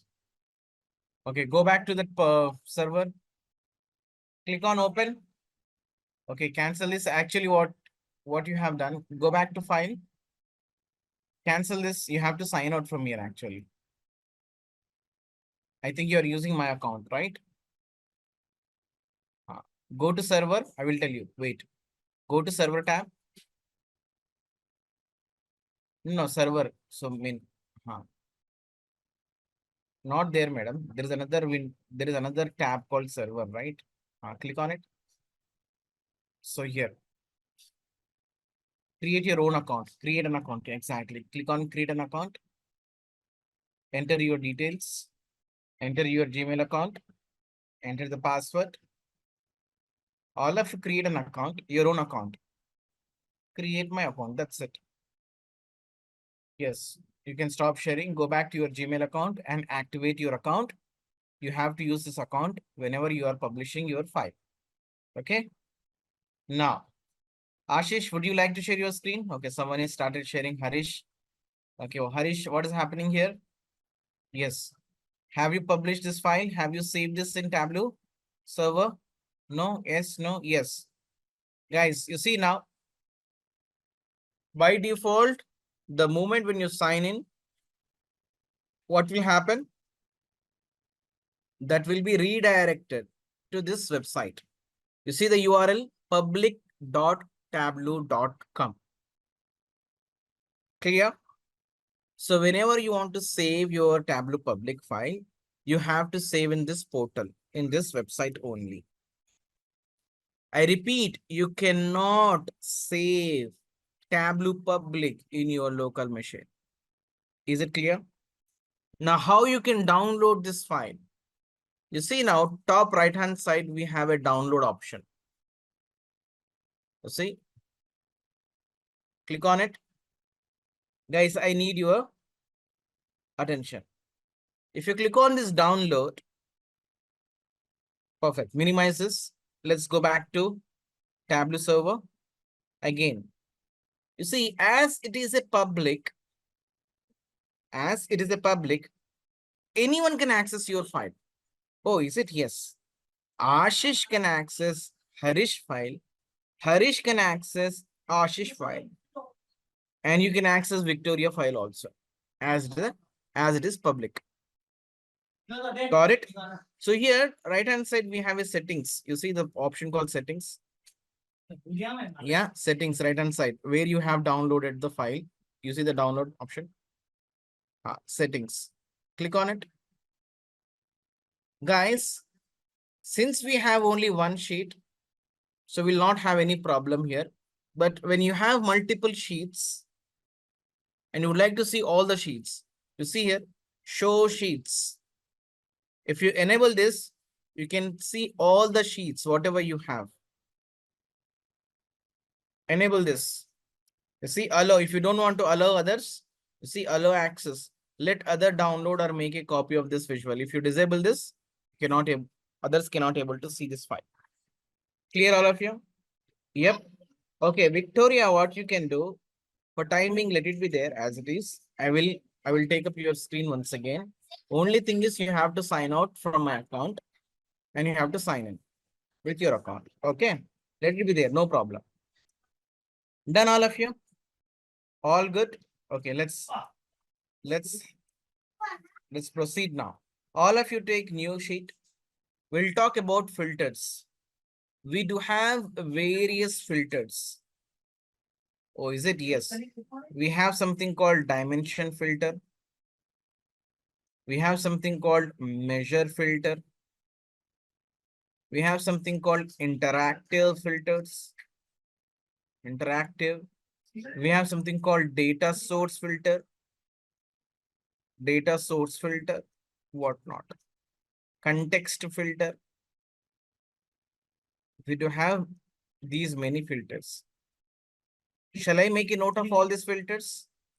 No, you don't really require to make a note of all these things, because if you go through LMS, you'll have one document on this topic. Okay, if you go through LMS, you'll have a document. I will not prefer to go through any PDF. Okay, but in PDF, you have all this content. Clear, all of you? Now we'll see how to apply the filter using dimensions, measures, and how we can have a context filter, our interaction, whatnot. We'll talk about the filters in today's class. In order to do that, do one thing, all of you. Once again, drag and drop the subcategory under row shelf. Drag and drop subcategory under row shelf. And drag and drop profit under column shelf. Now onwards, what you have to do? Whenever you are doing this, you have to sort the values and you have to enable the data labels. Make a habit to do this, okay? So that it's, you can practice this. You have to sort them and you have to enable data labels. Perfect. Now we'll see what is dimension filter. We'll see what is dimension filter. Dimension means what? Non-numerical column. You see now, we have something called subcategory, right? I'm trying to place this subcategory under filter shelf. All of you just drag and drop this subcategory under filter shelf. The moment when you do this, you're going to see one pop up. Wow. Done. You see here, we do have four different tabs. Here, just look at my screen. Stop doing this one. General tab, wildcard, condition, and top. That means what? You can apply filter on this in four different ways. You can apply filter on this in four different ways. We'll explore each and every tab. Okay. For example, I'm in a general tab. I don't want to see first three subcategories. I'm going to uncheck them. You see, all of you uncheck first three subcategories. Once you do uncheck, don't click on OK. You have to click on apply. What will happen if I click on apply? This change will be applied, but this box will be written over here. Yeah. Apply. Done. Now, wildcard. Let's go to second one called wildcard. Match values. So I'm going to say S. That means you see. So I have entered S over here and I'm going to pick this ends with. That means if any subcategory is ending with S, I would like to see that. Got it? Go for a wildcard. Enter S. S for Singapore. End with. And click on apply. I would like to see only those subcategories which are ending with S. Got it? Clear? Perfect. Now let's go to condition. So here you can put in a condition here. You can put a condition. Based on a condition, things will get filtered out. Oh, is it? Yes. So you can write a formula also. See, by formula. In Power BI, we have written so many formulas, right? So here also you have a scope to write the formulas. So what I'm going to do here, I'm going to say, hey, I would like to see sum of profit if it is greater than or equal to what, let's say 5,000. I would like to see only those items which are above 5,000. What will happen? All these negative values plus this one also will be removed. Got it? Click on apply. You see, it's gone. Condition by formula. You just write the simple formula over here. Now here, how many items we have? 1, 2, 3, 6, 7, 8. 8 subcategories we do have. Now I would like to see top 5 subcategories based on the profit. Right now, again, go to top, click on by field. How many items? Top 5. You have to remember this. We're going to come back to this top 5, top 10 once again. Okay. Top 5, click on apply. It will display only top 5 subcategories. Got it, all of you? Oh, do we have to use 4 different tabs in real time? Answer is no. Very rarely you will get a chance to apply. Very rarely you will get a chance to apply filter through all 4 tabs. Since we all are in a training, we are just trying to explore each and every tab. Condition, this one by formula, simple. sum of open the bracket profit is greater than or equal to 5,000. I'm holding my screen for your reference. Remember, guys, we all are in a training, right? We are exploring each and every tab. You'll not get a chance to apply using 4 different tabs. No. Okay, let me click on OK. If you want to edit, you want to modify, Abisola, what you have to do here? Here we have a subcategory. If you place your mouse over here, you'll see drop down, click on this. Here you have option called edit filter. This is how you can edit the filter. Clear? Condition. Is it clear, all of you? Got it? And now, whatever we have applied, we can see over here, summary. Right? Whatever we have applied under general tab, so you are going to see the summary. Clear? All good? Let me close this. Now, how to rename the title? Double click on the sheet 2 and say dimension filter.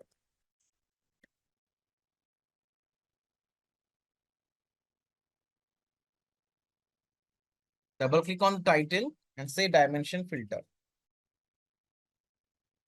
Done? Easy, right? Formula. Oh my God. It's very easy. See, take this. Done? Now, let's go to next sheet, all of you.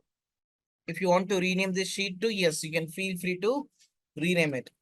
Okay, why I'm using same naming convention? Because tomorrow, if you open this file, you should know what you have done on this. Okay, it's dimension filter. Now, all of you take a new sheet once again. All of you take a new sheet once again.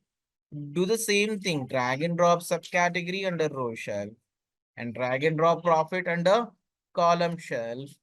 Just do quick sort and enable data labels. Done, all of you? Just today, entire session just doing drag and drop, drag and drop, drag and drop only. Yep. Perfect. Now we are going to see how we can apply filter using a measure. Generally, we'll not do this filter, but since we have this in curriculum course, I'm just exploring this. What it is, you see, measure means what? A number. Right here, we do have a profit. What I will do, I will drag and drop this profit under filter shelf. You see, I'm going to drag and drop this under filter shelf. What will happen? Just look at my screen. The moment when I release, again, we are going to see one pop-up. This time, this pop-up is a different format. You see, it's asking me, hey, how you want to apply filter on this visual? Since it's a measure or it's a numerical column, we have option to apply filter using sum, average, median, count, whatnot. So these are our mathematical operations. Let me cancel this. If I drag and drop any other non-numerical column, yeah, we'll have a different options. You see, on non-numerical or on a dimension, you can apply filter using this. But it is a number. If I drag and drop this number column, you'll have a different format. Similarly, if I do drag and drop date, you'll have a different options. You see now, it's a date. So based on the column type, you're gonna see a different options, right? Now let me drag and drop profit over here. I would like to apply filter on this using sum. I request you all drag and drop profit under filter shelf. Yeah, take the sum, click on next. Click on next. What is happening here? If you notice this, from where we got this value, see now, this profit is being displayed based on the subcategories. So what is the least value here? You see, Tableau is very smart. You see, what is the least value? It is this, these all our profits are actually aggregated by subcategories. So least value is minus 35K, the least value. What is maximum value? 111 or 235. You see 111K. Got it? So this is how it is shown, lowest value and highest value. Now, for example, if you want to see only those subcategories which falls under, I repeat, you would like to see only those subcategories which are falls under this range. You see now,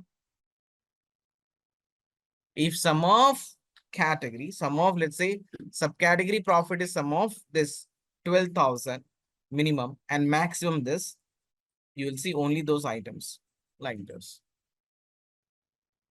Got it?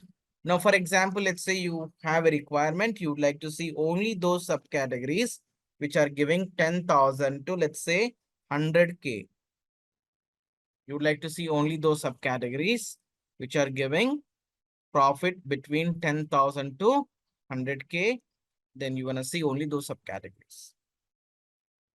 And here you have different options, at least or at most. You can play with this. Got it? All of you click on, just enter a few numbers over here and click on OK. Click on OK. Abisola, just drag and drop this profit under filter shelf. Just enter these values and click on OK. That's it. Perfect. Now, just look at my screen. My dear friends, what will happen? End user can access only this page. End user will not have a choice. Yes, Ashish, I'm coming to the point. See, end user will not have a choice to make any changes over here. They will not have access to filter shelf. They won't have access to page shelf. They don't have access to column and row shelf. No. They can see only this visual. Okay. If I'm placing any dimension under filter shelf, what does it mean? That means it's a static. User cannot modify this. It is a static and user cannot modify this. For example, if I want to allow user to make some changes, he wants to apply his own filter. What we have to do in order to do that, you see my screen. So here, Ashish, you see, click on this drop down. So here we have option called show filter. All of you click on this.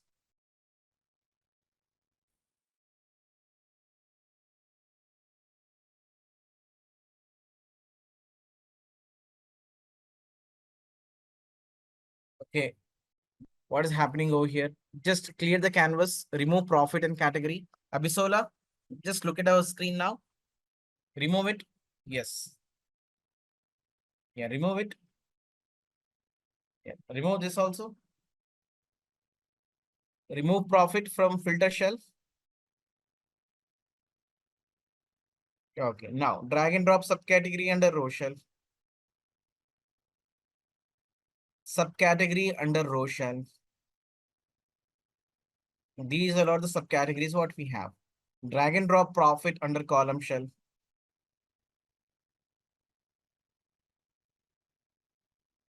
Got it? What we have to do? We have to sort. Sorting is not really important, but just to get some hands-on, we are sorting these values. Okay, enable text data labels. Okay, enable data labels. How you will enable data labels? You see, on top of sum of profit, there is a caption called T. We have to click on T. T. Where are you going? Right hand side. That's it. Now drag and drop profit under filter shelf. Drag and drop profit under filter shelf. The moment when you drag and drop, here you will see few values by default. Again, drag and drop correctly. drag and drop. You see, click on sum, click on sum, click on next. See, from where you are getting this minus 35,450, the least total profit of subcategory, that is nothing but table. And from where you're getting 111,235, that is a maximum total profit of copiers. Okay. If you want to reset this value, yes, you can reset. You can say, hey, I would like to see only those subcategories which falls under this.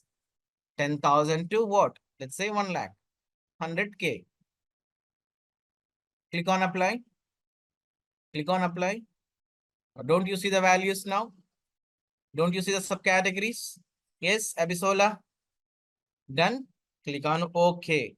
So now what I'm saying, if you place any dimension or any measure, any field under filters shelf, user will not have a choice to edit. If you want to allow end user to make some changes, what you have to do, again, place your, let me share my screen. What we have to do here, it's a profit. It's a profit right here. There is a small drop down. If you click on this, here you have option called show filter. Yes, Ashish, Abisola, Harish. The moment when you click on this show filter, right hand side, you have an option. From here, user can edit. From here, user can edit. Now, let's make this as more interactive session or interactive visual. So again, if you place your mouse on this, you'll see one drop down. You see, most of the time, you will see drop downs. On each and every field or each and every options, you'll see drop downs. If you click on this drop down, you'll have more options. Oh my goodness, you see? So here you have more options. We'll explore this once again. Okay, we'll explore this option once again. But from here, user can adjust this. Yeah, sounds good. Yeah. Okay, Abisola, no problem. Park it. Park it. I will show you once again. Now, this is called measure filter.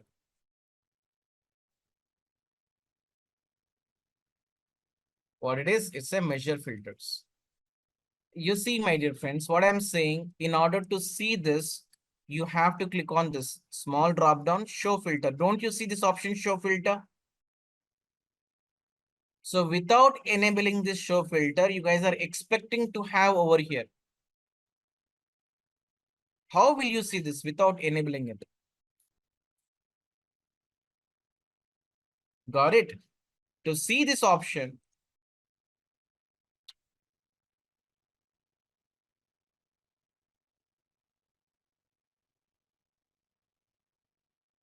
here, you have to click on this drop down. Show filter. Then only you can see right hand side. You're not doing that and you're expecting to have over here. Now all of you take next page. All of you take a next page, new sheet. You could not able to see because of this. I think you might have clicked on this show me. It is overlapping. That's it. Victoria and Abisola, you might have clicked on this show me, due to which you could not able to see that option, but it's there, you see. If you click on this, you'll see that. Okay, no problem. Park it. Let's go to sheet, new sheet. All of you go to new sheet. Now, once again, drag and drop subcategory under row shelf. This time, let's drag and drop sales under column shelf. Do the quick sort and enable data labels. You have to do this very quickly. Do the quick sort and enable data labels. Perfect. It should not take too much time for you now. Just simply drag and drop, drag and drop. Now we'll talk about how we can apply a filter on this using date. date as a filter. Okay, just look at my screen. Here we do have a order date. Here we have a order date. Let's drag and drop this order date under filter shelf. The moment when you release this, again, you will see a different pop-up with different options. Just drag and drop what? Order date. Drag and drop this order date under filter shelf and wait for my instructions. Got it? Now these all are various options. It's saying, how do you want to filter? How do you want to filter? What? This visual. Okay. All of you make sure to click on this range of dates. Right. Now click on next. Click on next.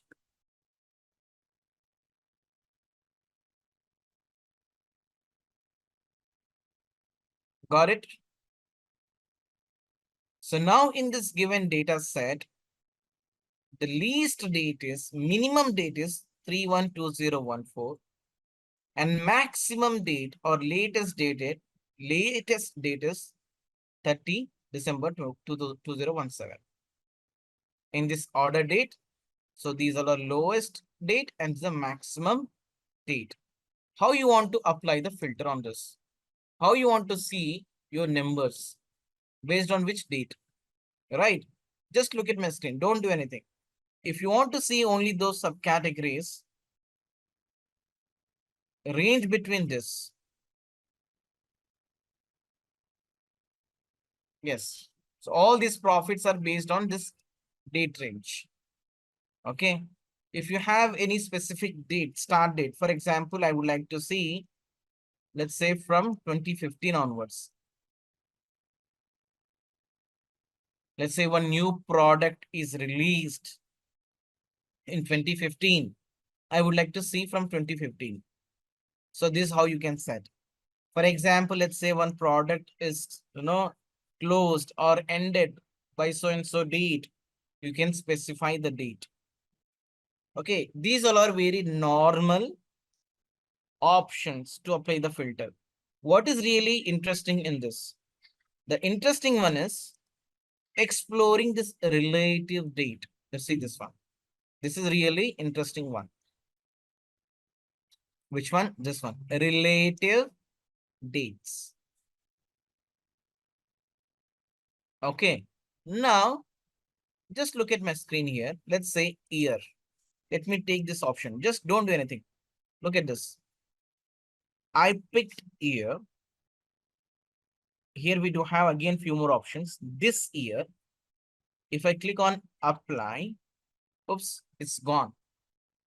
Why? You see my screen. I have taken a relative date. I picked year and I said this year. In this context, this year means 2024. Do we have any data for current year? Answer is no. We don't have any data for this current year, due to which everything is now grayed out. Nothing is displayed. How this pop-up taken current year as 2024? Because of this. You see, anchor relative to what? Today. This today date is referring to my calendar, my business calendar. Got the point? This anchor relative to, by default, it is set to today. What is today's date? 21 April 2024. I would like to see current year sales. We don't have 2024 sales, hence everything is now blank. Can we adjust this anchor relative date? Answer is yes. Let's say if I click on this, you see now, I selected this. If I click on this, so we have data from 2014 to 2017, correct? Now what I can do here, let's say 2015, will get better idea. Yeah. Let's say 2015. You see, 2015 now. This year, if I click on apply, wow, all these numbers are belongs to this date range from 01/01/2015 to December 2015. Got it? For example, now once again, look at this part. This is really interesting one.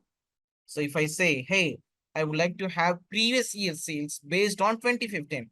What is previous year of 2015? 2014, right? You see, if I clicked on previous year, you see how it is changed? 2014. Got it? Now, what is the base year? 2015. If I would like to see next year, that means 2016. You see, 2016.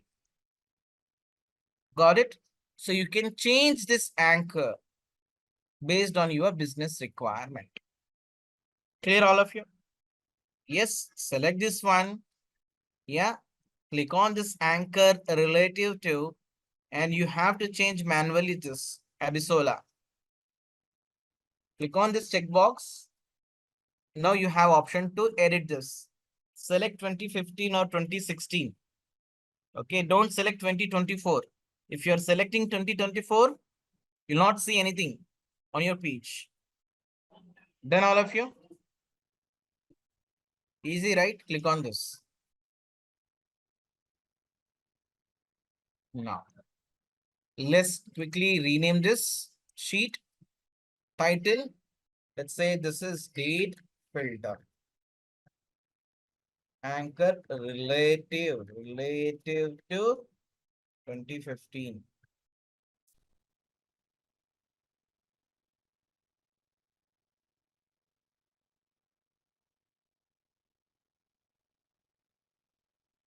Shall we proceed further? Now, all of you take next sheet. All of you take next another sheet. Now, what we are trying to do now? Let's say what we'll do now. Okay. We'll take anything, any dimension, that's fine. Take state on a row shelf. These many states we have. And let's take profit or sales. Anything is fine. On column shelf. And do a quick sort. Enable data labels. Take state on row shelf and takes sales value on a column shelf, and do a quick sort and enable data labels. Done. Perfect. Now, what we have to do now, just look at my screen. I'm going to place this category as a filter.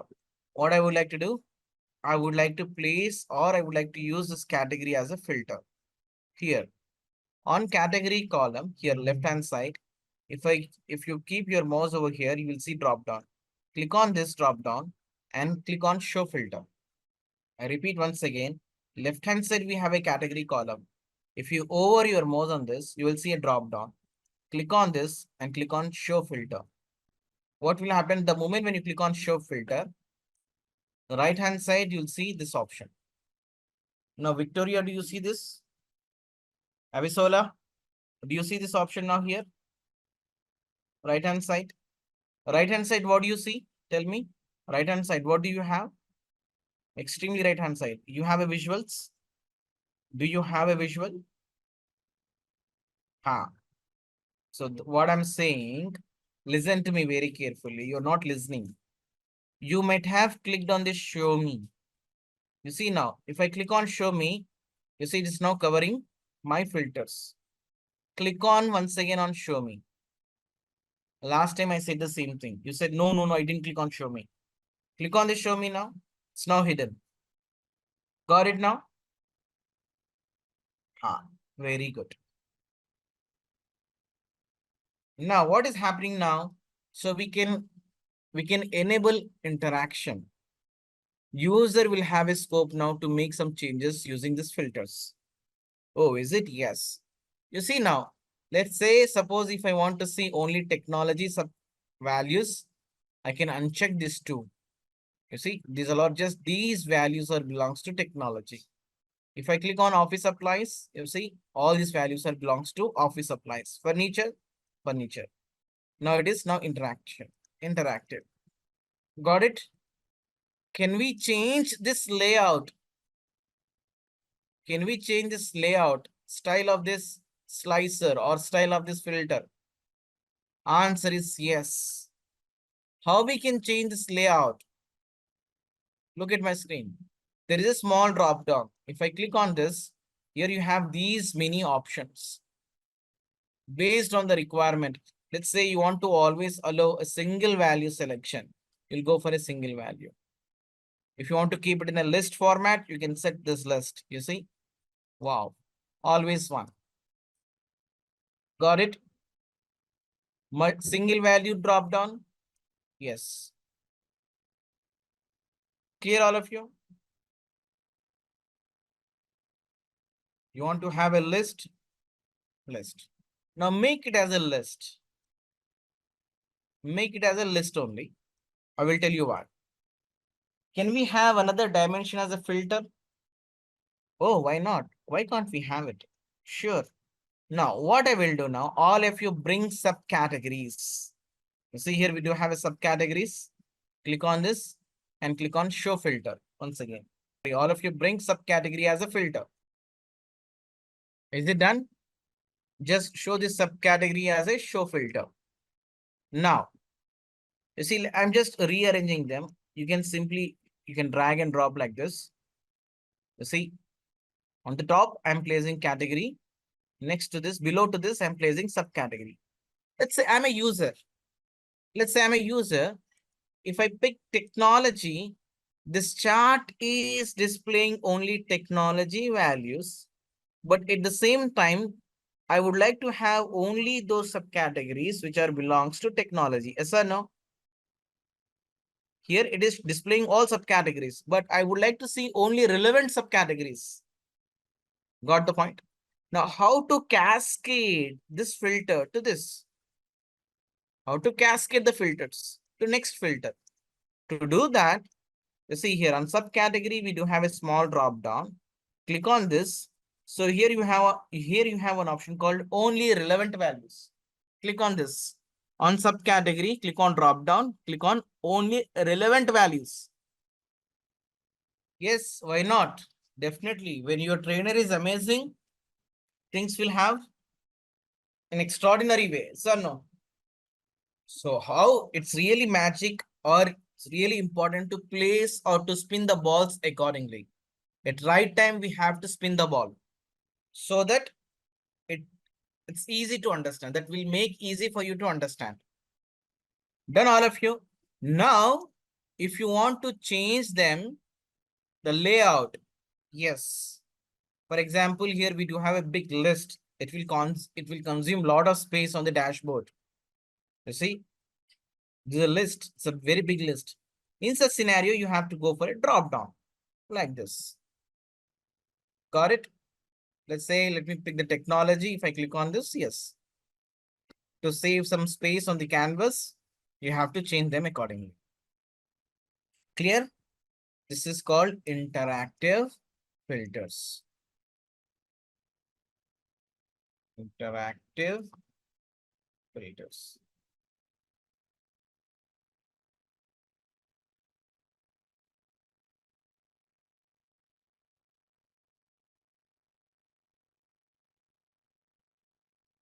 Now, what we have to do? We have something called context filter. What do we have? We have something called context filter. This is really interesting one. Okay. What I will do to explain this topic, I will take very simple example. Okay. You will understand in the easiest way. Look at my screen. Let us assume that we do have how many students in our classroom? Don't take it too personal. I'm just explaining few things. Okay. How many students we have in this classroom? 30.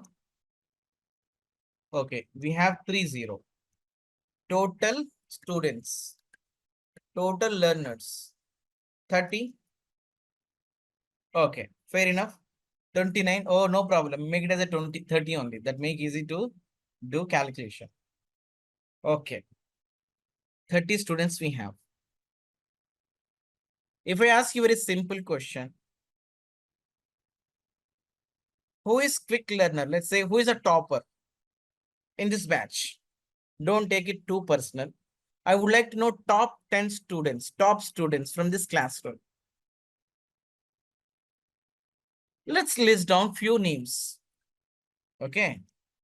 Let's list down few names. Top 10 students. Let's say Ashish. Ashish, you're from which country? You're from India, right? Okay. Now, Abisola, you're from which country? Okay, Nigeria. You're in a second position. Okay, now, let's say Leslie, you're also from Nigeria. Mangesh Yadav, you're from Japan. Yes, guys, tell me. Okay, India. Okay. Matthew, you're from where? Matthew, you're from India. Okay. Jenny, you're from where? You're from UK. Okay. Leslie, you're not there. Okay. Tarun. Tarun, you're from California. Where we have this California?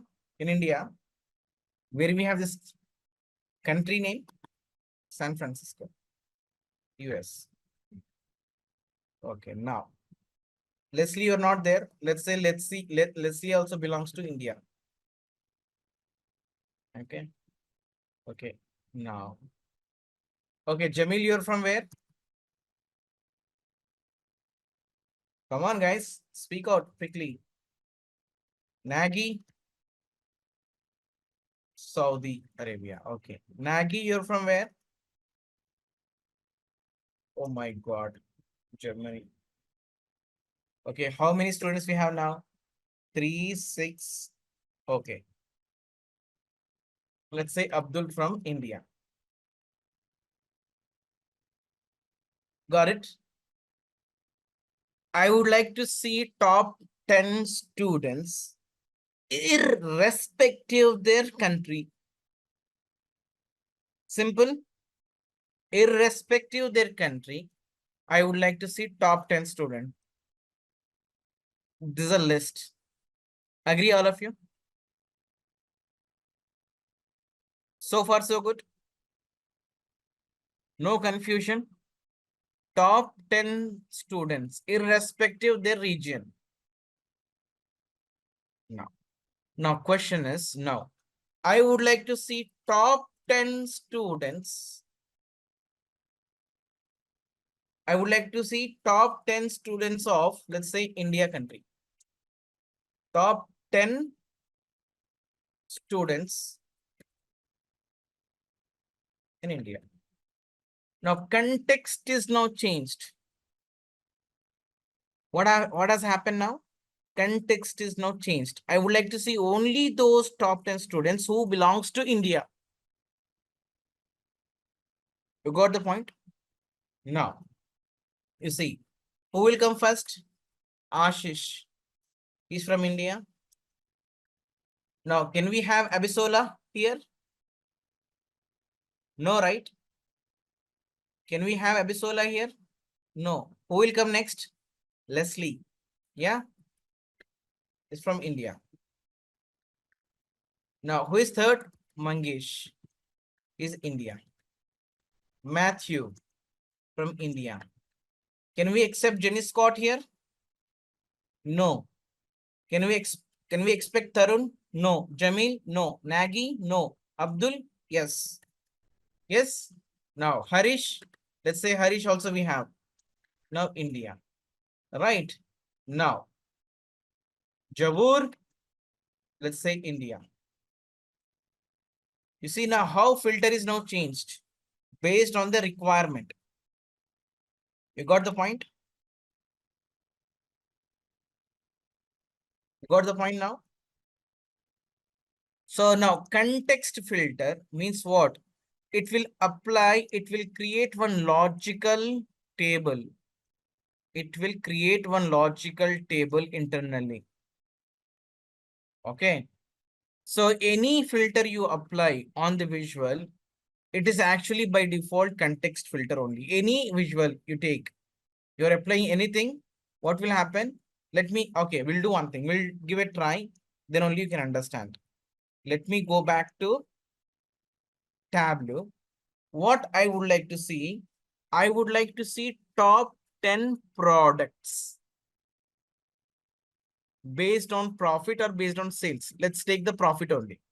What I would like to see, I would like to see top 10 products. Now you tell me how we can check top 10 products. We have already seen that. Don't say no. We have already seen. Right. You see, while applying this dimension filter, we have seen what we have to do. You see, first drag and drop this product name under row shelf and drag and drop profit under column shelf. Let's do a quick sort. Done. Is it done now? Now you tell me what we have to do in order to see top 10 products. In order to see top 10 products, what we have to do now? Victoria, what is the error message? Okay, wait, give me a minute. Let me finish this. Yes, guys, we have to place this product name under filter shelf. All of you drag and drop this product name under filter shelf. Now you're going to see this pop up. Go to top. Yeah, by field here. Top, by field, top 10 products based on the profit. Click on apply. Done, all of you? Easy. No one is lagging. Very good. No one is lagging. Excellent. Let me click on this. Victoria, yes, you got an error, right? Yes. Park it. Now let me go back to this notepad. You see, we have addressed this one. Top 10 students, top 10 products, irrespective their country. Top 10 products. There is no such filter now. Now requirement is, I would like to see top 10 products with regards to each and every state. With regards to state. Let's say in California. From California, what are those top 10 products? Got it? Now what we'll do now? Take the state and click on show filter. Take this state here and click on show filter. Done. Right hand side will have a one separate section where you can see list of states. Yeah. California, Florida, oh my goodness, what not, Maryland, MD, yeah, Texas. So these are all different states we have. Now look at my screen carefully. I would like to see top 10 from California. If I click on this California, oh my goodness, how many products are displaying this now? I clicked on California. I could see only 4 items. Why not 10 items? By the way, why it has shown 4 items? You see, try to understand the concept. First of all, we have displayed 10 items. On top of it, I applied filter using state. Out of 10 product, 4 products are belongs to California. Understood? We have taken 10 products, top 10 products, out of which 4 products are belongs to California. Hence, we could see top 4. Clear? Now, let's say I am removing this California. Let me select Florida. Oh, my goodness. Do we have any product? No. That means what? None of them falls under Florida state. We have taken top 10 items. None of them belongs to Florida state. Hence, everything is blank. Am I making sense? Yes. Am I making sense? Now, requirement is what? When I select Florida, definitely the state will have certain products. The state will have definitely few products. I would like to see top 10 from Florida only. When I select Florida, I would like to see top 10 items. Similarly, when I select California, I would like to see 10, not 4. What we have to do in order to see with regards to the state, I have to change the context. You see how to do that? Here we have a state, right? Click on this small drop down. Click on this, add to context.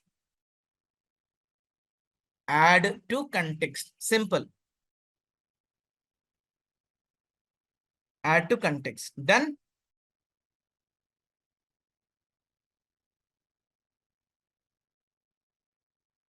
Now you see the magic.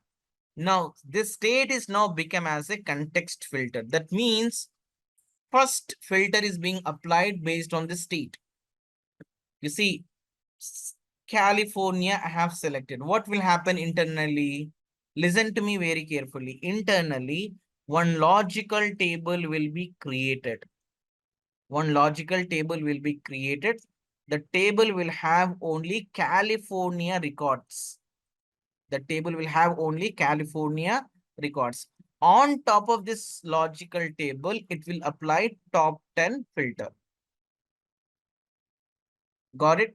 Now here we do have top 10 products. Similarly, let me go back to this notepad so that you can understand very easily. First question was, irrespective region, we have seen top 10 students. The second requirement is, with regards to this India, how many, or I would like to see list of top 10. So here context is now changed. Got it? Now let me go back to Tableau. Clear all of you? For example, let's say, let me ask you one simple question. I'm checking your understanding. Okay. For example, if I select Florida, I have already selected California. Let's say if I select Florida, now you tell me, am I going to see 10 products or am I going to see 10 plus 10, 20 products? How many products I'm going to see? 10 or 20? If I select California and Florida, am I going to see 10 products or 20 products? Yes, guys. Victoria, Abisola, 10 only? Correct. Correct. If I select Florida, Victoria, try to understand. Now, I selected Florida now, California and Florida. Now, what is happening? Internally, one table got created, logical table got created. This table will contain 2 different states. One is California plus Florida. On top of this data set, it will apply top 10 filter. Hence, we have top 10 items. Okay. Clear all of you? This is called context filter. Yeah. Victoria, when you see 4 items, when you are not making the state as a context, you will see 4.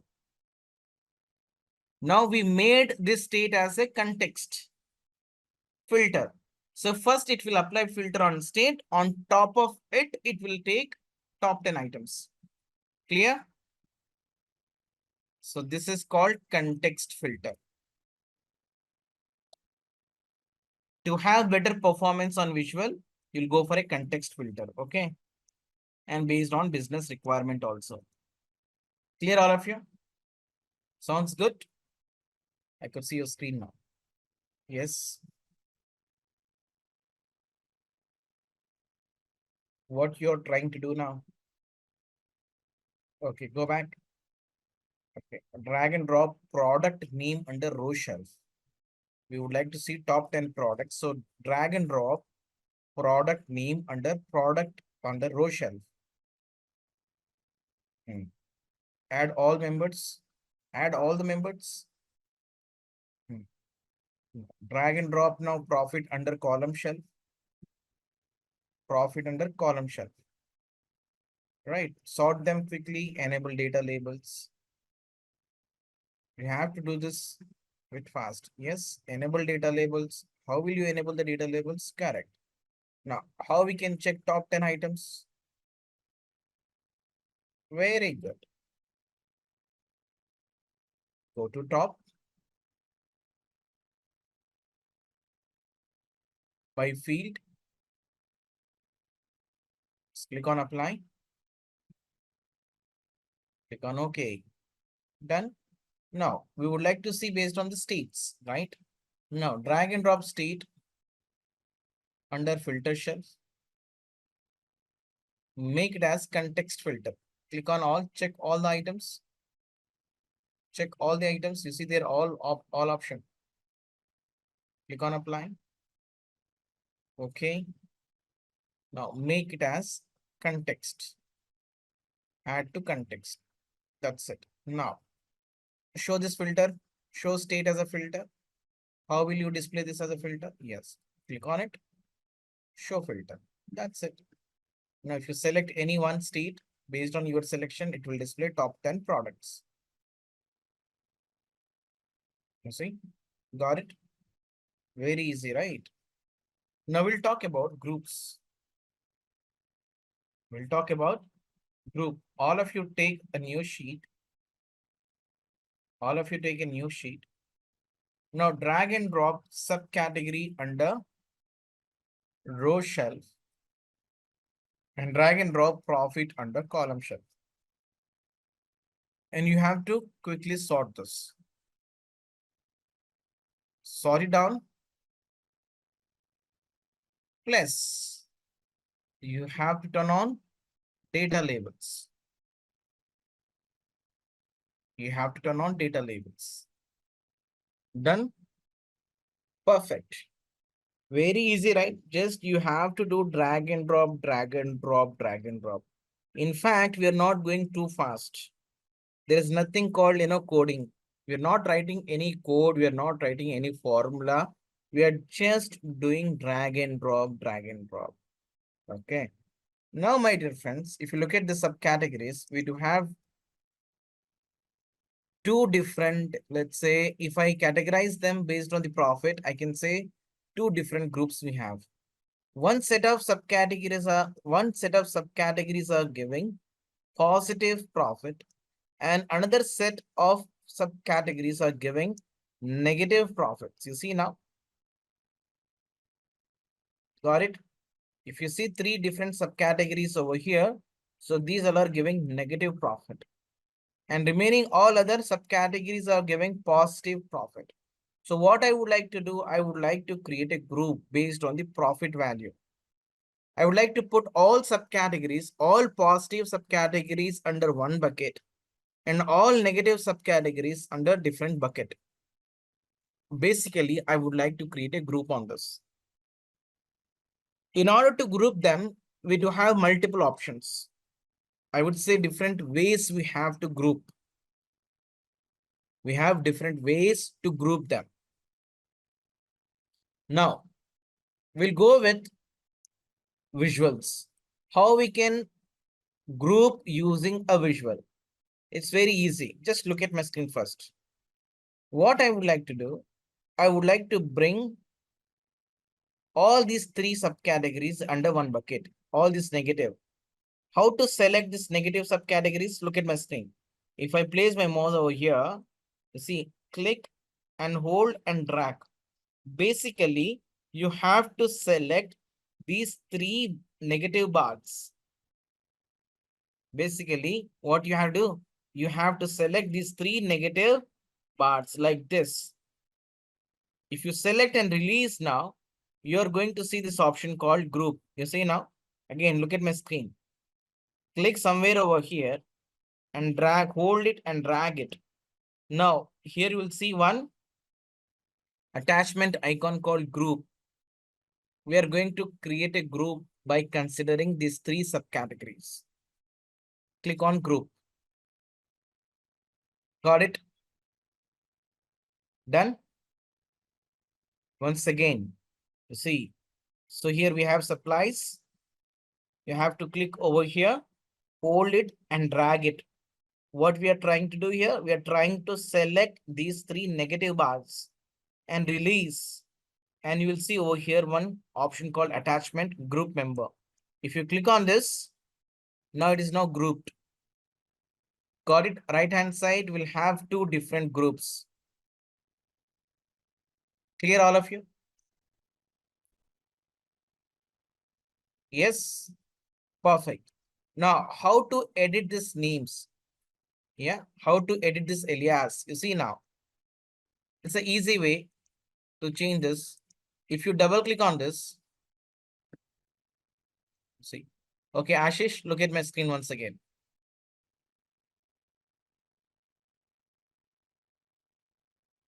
No, you will get it. Okay, how to undo? Let me show you how to undo this. If you want to undo any action, so here you have a back arrow. Do you all see this back arrow? This is like a undo. Okay. Now, Ashish, look at my screen. Select three bars and release. The moment when you release, you'll see this one. Click on group. That's it. Got it, all of you? Now, what we can do, if I want to rename this, you're not getting those options. Okay. Give it a try. Release. Okay, hold on. Once again, click somewhere else. Okay, once again, give it a try. Oh, wait, what you have to do? Probably I'm just verifying this. You have to select last bar, not full, just off of the bar you have to select at the end. Don't drag till the end. Don't select x-axis. Once again. Enough. You see now, what you are doing, Abisola, you are selecting X also. Got it, Abisola? If you are selecting X-axis, you may not able to see that option. Clear? Now, how to edit this name? No problem. Okay. You see, I'm going to edit this name. If I right click on this, so here you have option called edit alias. You see now, right click on this bookcases. Look at my screen. This first one, bookcases, it is actually a negative subcategories, right? You see, if you right click on this and say edit alias, you see, click on this and say negative profit. And we do have another group called other. Actually, these all are giving positive profit. Right click on this other, and here you have option called edit alias. You want this one. Right click on this other, click on edit alias, make it as positive profit. Yeah. How do I click on the correct axis? You don't need to, you see, Abisola, have you created a group? First of all, tell me, have you created a group? Have you created a group? You see, can we change them? I mean to say, can we change different color? You see, to change different color, my dear friends, you just double click on it. Abisola, what you have to do, you have to just double click on this. For negative profit, the moment when you double click on this, you'll see option to edit the color. From this palette, you can select the red color if you want. For plus profit, that means positive profit, you can select green color. Click on apply. That's it. I repeat, to use a different color, to apply a different color, what you can do, you can double click on this profit, negative profit or positive profit. And you will see one option called edit colors. Pick that group and apply the color. Pick that group and select the color. Done. Now, this is called group.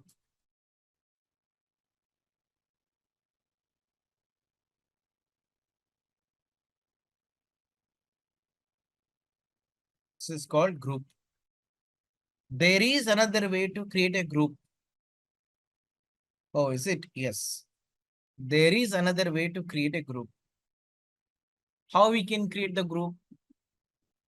How we can create the bins? Let's see now. For example, guys, let's see. Let me take a new sheet. All of you take a new sheet. All of you take a new sheet. Yeah.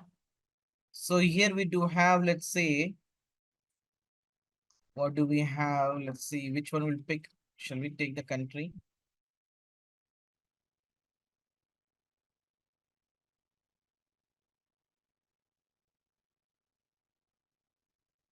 We have only US country. Okay, let's see. So we have a state column, right? So let's say for every, let's say group of states, we have a lead. Let's say we do have 10 states. For these 10 states, we have particular lead. Let's say Ashish leading 10 states. And we do have 10 more states. Those states are leading by whom? Let's say Leslie. How we can create this kind of a group? Or, for example, we would like to categorize states based on region. Let's say few states, east side, east region. And we do have 20 more states. Those are north side, north region. We do have few more states. Those are belongs to west region. Got the point? So how we can group them? Let's see now. Go to state here. Click on this arrow mark. Click on this state. There is an arrow mark, small drop down. You see this one. Click on this. Go to create. So here we have an option called group.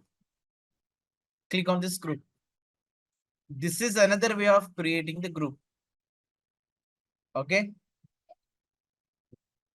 Click on this group, all of you. I'm holding my screen. If you are lagging anywhere, let me know. Done. Now, if you want to give a name to this group, you can give a name over here. You see, these many states we have. What you can do, randomly you can pick one state, scroll down and hold shift key and select. I repeat, select one state, hold shift key and randomly pick one state. That means we are creating one group by considering all these states. Now, once you select these many states, simply click on what? Group. Click on group. Once you click on a group, by default, you will see states names. You have to give a name to this. Let's say East region. All these states belongs to East. Got it? If you missed any point, let me show you once again. Select one state and hold shift key. Hold shift key and randomly select any one state like this. I'm selecting these many states and click on group. By default, group name will be your state names. So what I'm going to do now, I'm going to rename it. I'm going to say South region.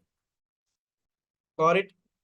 If you're lagging, let me know, because I'm anyway going very slow. I cannot repeat this. Anyway, I'm going very slow. If you're lagging, let me know. Don't ask me after 5 minutes or 10 minutes. Select one state, hold Shift key, and randomly pick one state like this. And click on group. And how to rename? You see, by default, you'll have state name as a group name. So this is, let's say, North region. Got it? Group. We have created 4 different regions. So this is how you can create the group. Got it? Click on apply. Click on apply or OK. You see, under data section, you're going to see a new field called state group. Can we use this field to visualize the data? Answer is yes. You can make use of this new group to visualize the data also. So is it? Yes. For your better understanding, what I'm doing, I'm going to drag and drop the state under row shelf. Yeah. Now I'm going to place, let's say, profit under column shelf. You see?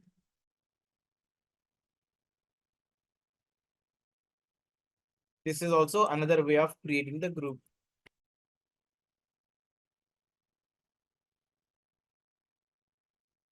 Clear?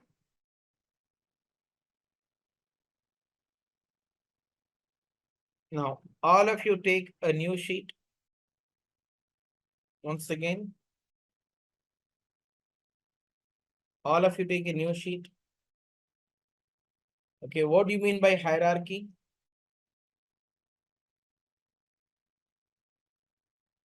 What do you mean by hierarchy?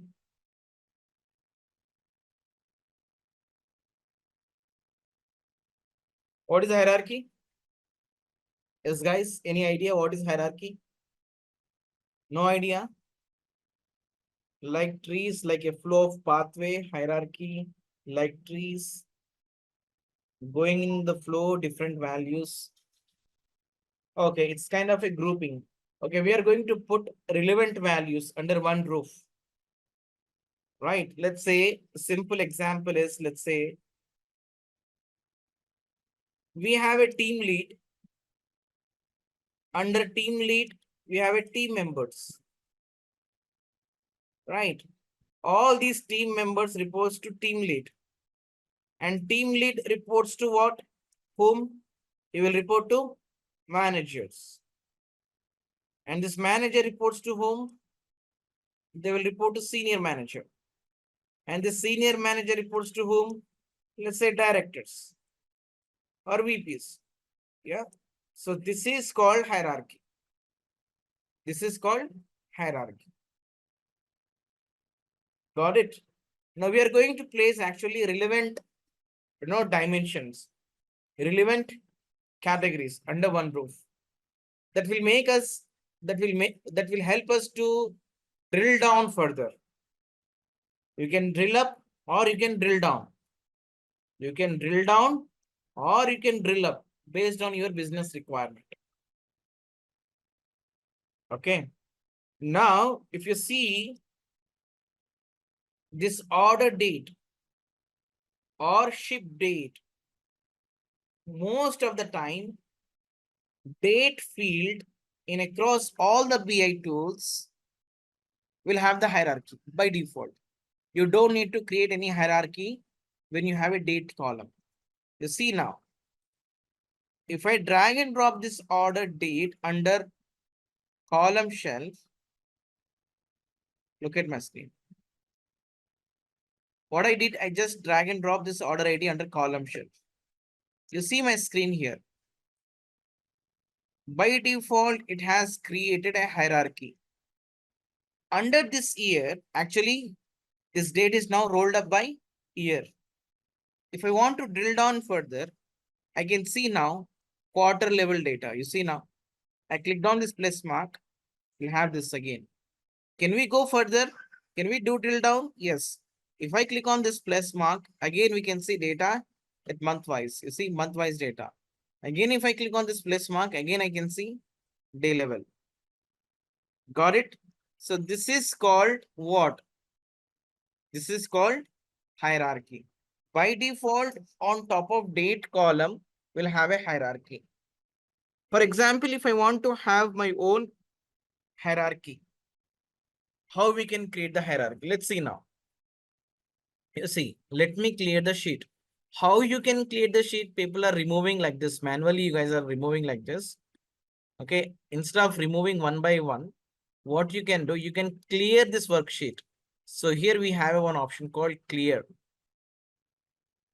Clear the sheet. You see, if I click on this, gone. So this is how you can clear the sheet. Okay. Now what I'm going to do, I'm going to create a hierarchy. Okay. So hierarchy means, putting all dimensions under one roof or relevant items. We have a country, right? Yes, we have a country. Under this country, we can place state. Yes. Under this state, we can place city. Yes. These all are, geographical data. Correct. These all are relevant dimensions. Can I create hierarchy on top of this? Yes. Can we create hierarchy? Answer is yes. You see, before we proceed, wait. We'll create on this. What we'll do now, all of you, go for a country column here, click on this, and here we have a one drop down, right? Click on this, go to create. So here, hierarchy, click on this create hierarchy. I'm holding my screen. You have to click on this hierarchy. First, you have to select the main item. Under this, you're going to add few more dimensions. Once you click on create hierarchy, it may ask you to enter the name of the hierarchy. So click on this. See, let's say Geo. I just entered the name called Geo. Hit enter. In this country, what we have to do, we have to place state. How you are going to place the state? One way, you can click on it. You can drag and drop over here like this. You can drag and drop like this. If we have too many columns, sometimes it becomes difficult to do drag and drop. And there is another way now. You see, city, this is another way. I would like to have city also in this hierarchy. So I'm going to click on this drop down city. So here we have a hierarchy. Add to hierarchy geo. I would like to add city column under geo hierarchy. This is also another way. Done, all of you? Yeah. Wow. Clear? Now, actually, what is the benefit? What is the benefit to have a hierarchy? You see the benefit. I am not going to drag and drop country, state, city individually. I'm going to drag and drop this geo on the column shelf. Now just look at my screen. I'm going to place this sales value under row shelf. Yeah, or else let me switch this so that you can see very easily. Now, business benefit is I just place country or this entire geo. So here it is now displaying this hierarchy. The user will have a scope to drill down further. Anyway, user cannot see this. How user can have a scope to drill down? So here, even if I over my mouse on this, you see here we have an option. If I click on this plus, you see, user can drill down from here. Got it?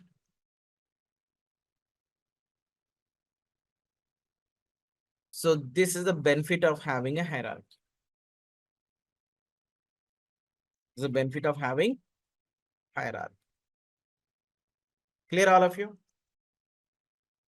Instead of placing 4 or 3 columns, what I will do, I will take only hierarchy field on column shelf or a row shelf. As and when needed, user is going to drill down and drill up further. Clear, all of you? Perfect. Okay. We'll talk about alias. We'll talk about alias. You see now, for example, let's say, let me check the data. So here we have the data, right? Data in a tabular form. So here we do have a ship mode. We do have different types of ship modes. We have a standard class, first class, second class, yeah, whatnot. 4 different types of ship modes we have. What I would like to do for our, business requirement, based on business requirement, we have to have different names for this ship mode. Let's say first class. I want to have, let's say, premium class or something else. How to edit this name? How to give a different name for this? So in order to use a different name, see what we have to do. There are multiple ways to rename them. Actually, we are not renaming or we are not replacing actual data. As main name suggests, alias will have actual data as it is, but we are going to replicate with some other words. Okay, we are not changing actual data. You see now, we have multiple ways. If I go to data source, but let's not go to data source because we are already working on a sheet, right? We'll see everything over here only. So here we do have a ship mode. Click on this. So here you have an option called alias. You see alias. Click on this. Done. Now in this ship mode, we do have 4 different ship modes. First class, same day, second class, and standard. So actually, this is our actual data.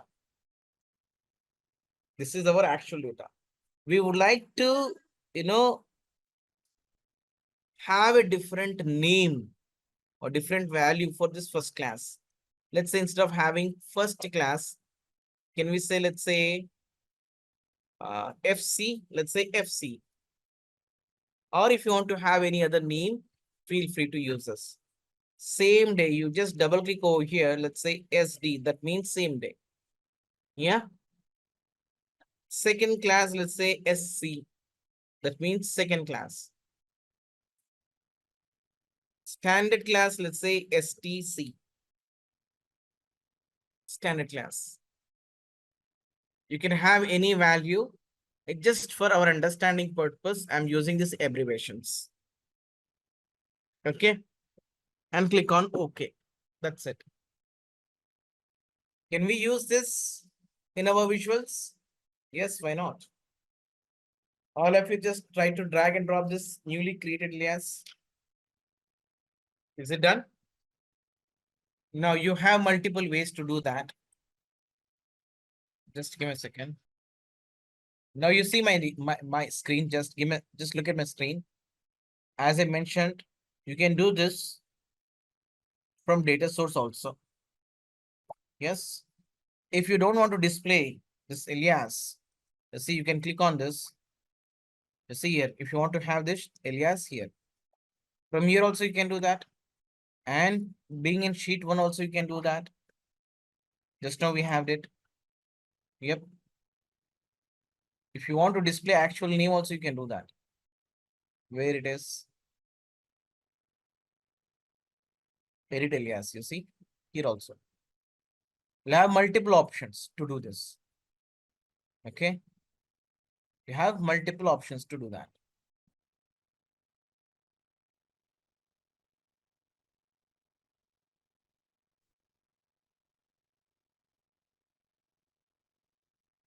Now, what we'll do now, we'll talk about again. Let's go back to group. See, we have created a group, right? So especially this one, we have created two different groups. One is for negative subcategories and another one is a positive subcategories. Fair enough. Now let's assume that, let's say we have one subcategory called table. As of now, this table is now giving negative profit. As of now, this table is giving negative profit. Hence, it is in a negative bucket. Let's say tomorrow onwards, this table's subcategory started giving positive profit. Do you think that this table automatically falls under positive bucket? Do you think that this table is now placed under positive bucket? Yes. Yes, guys. As of now, this table subcategory is giving negative profit. Let's say tomorrow onwards, this table subcategory started giving positive. Now, can you expect this table under positive bucket?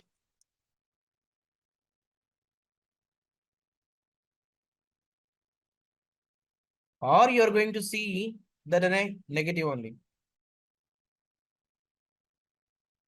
You see, whenever you're going for a group, do remember, groups are always static in nature. These are all static in nature. This table subcategory will not go to positive bucket if it is in a positive state. No. Clear? If you want to move from negative to positive, you have to manually edit this. That means what? When you are sure that things will not change frequently, then only you have to go for a group. If things are changing very dynamically, you cannot create a group on it. Is it clear? Similarly, here also we have created a group, right? Let's say here, we have created this group in a different way. For example, these many states belongs to Ashish. Ashish is the lead for these many states. Jenny Scott is leading these many states.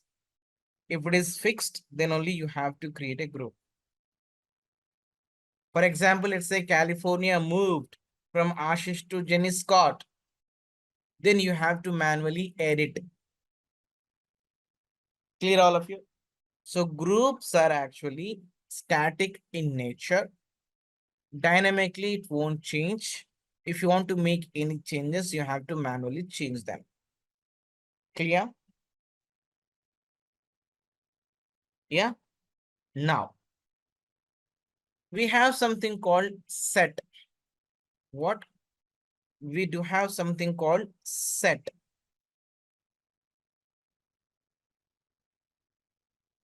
What is the set? Based on the condition, you can create a group. Based on a condition, you can create a group. Let me take a new page. Let's try to understand. Whenever you are creating a set based on a condition, you see, set. Based on a condition, you can create a set. Actually, data will be divided into two parts based on a condition. Whenever you have a condition, at the end you will see two things. One is true or false. If condition is met, that means it's a true statement. If condition is false, that means we'll see false statement. Clear? Now you can create this set based on a condition. That means we have true or false, two things. Now set will create two groups always. How many groups? Two groups. One group is called in. Another group is called out. You will see all those items in in group which met the condition true. If condition is true, you will see all those items under in group. If condition is not satisfied, you will see all those items under out group. For example, you have 100 products. You would like to see top 10 products. What will happen? Top 10 products you would like to see. Top 10 products you would like to see. 10 product will be placed under in group. And we do have remaining 90. Those remaining 90 products will be placed under out group. What is set? Yeah. Clear all of you? What is set? Set is actually subset of the data. You have data, subset of the data. And this subset of the data will be divided into two parts. One is in group and another one is the out group. You will see all those items where condition is false. Sorry, condition is met. If condition is met, you will see those items under in group. If condition is false, you will see those items under out group. That's it. You will see always two groups, in and out. Clear? Now, what we are going to do now? We are going to create, again, let's see. We would like to see top 10 states based on the profit. We would like to see top 10 states based on the profit. Okay. But this time we'll give a try through sets. Now, how we can do that? You see now. Where is the state? So here we have a state. Right? If I place my mouse on this here, create a set. All of you click on this set. All of you click on this set. Done. Now, name of the set is what? Top 10. Top 10. Give a name called top 10. I would like to see top 10 states. Go to top by field. Top 10 based on what? Based on the profit.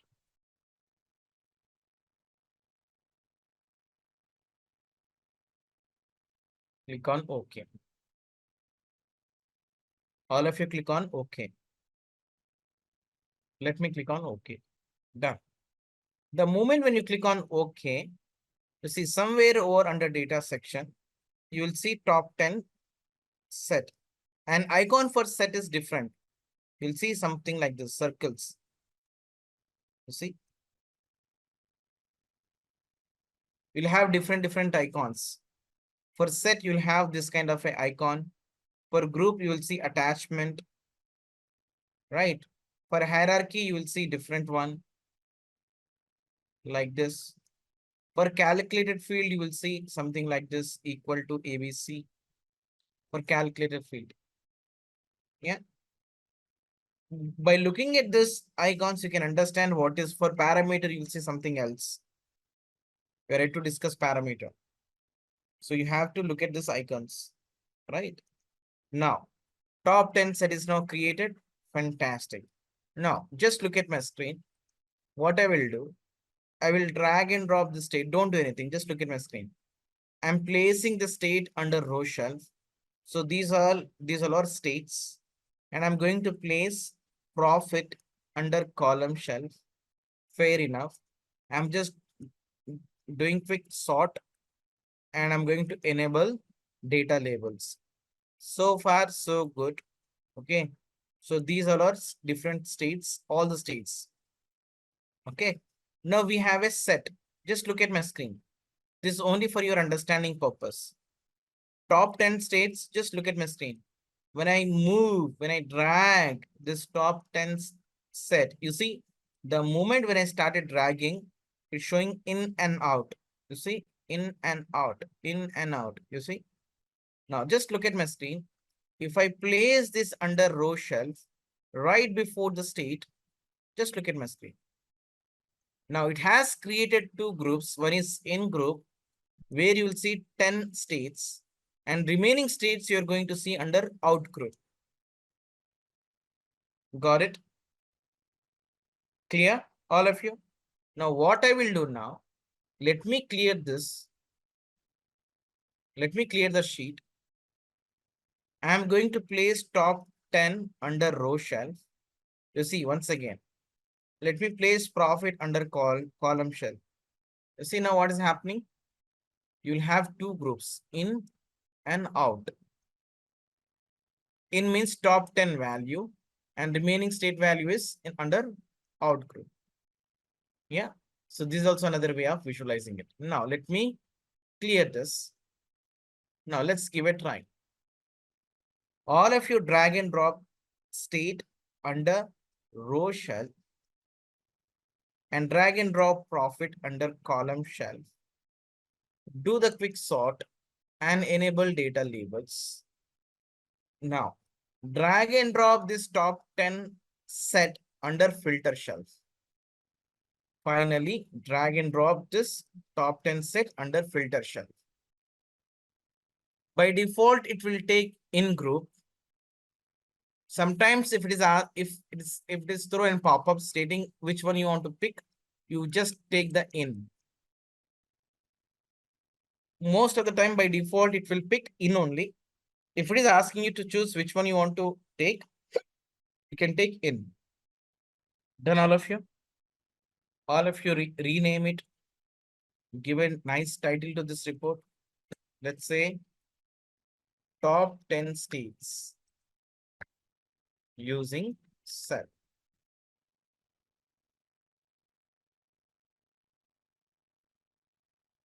Can we have bottom 10 states? Can we have bottom 10 states?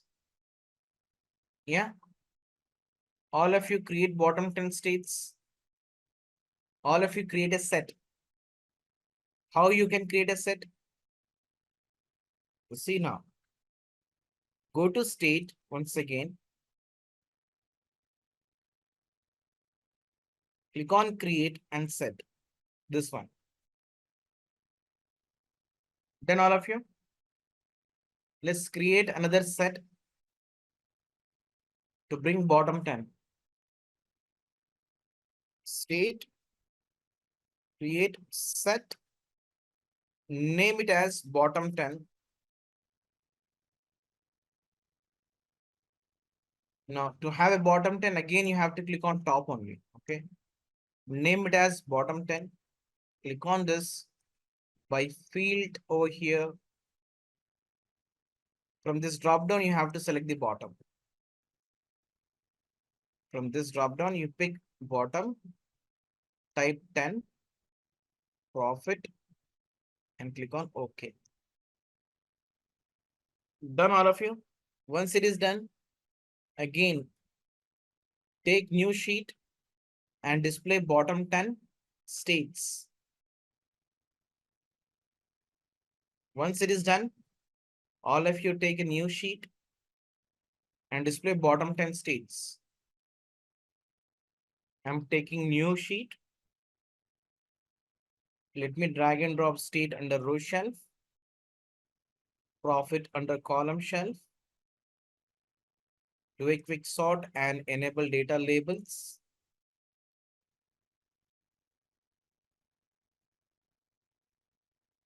And where is bottom 10? So here, drag and drop this under filter shelf. You see, it is a bottom.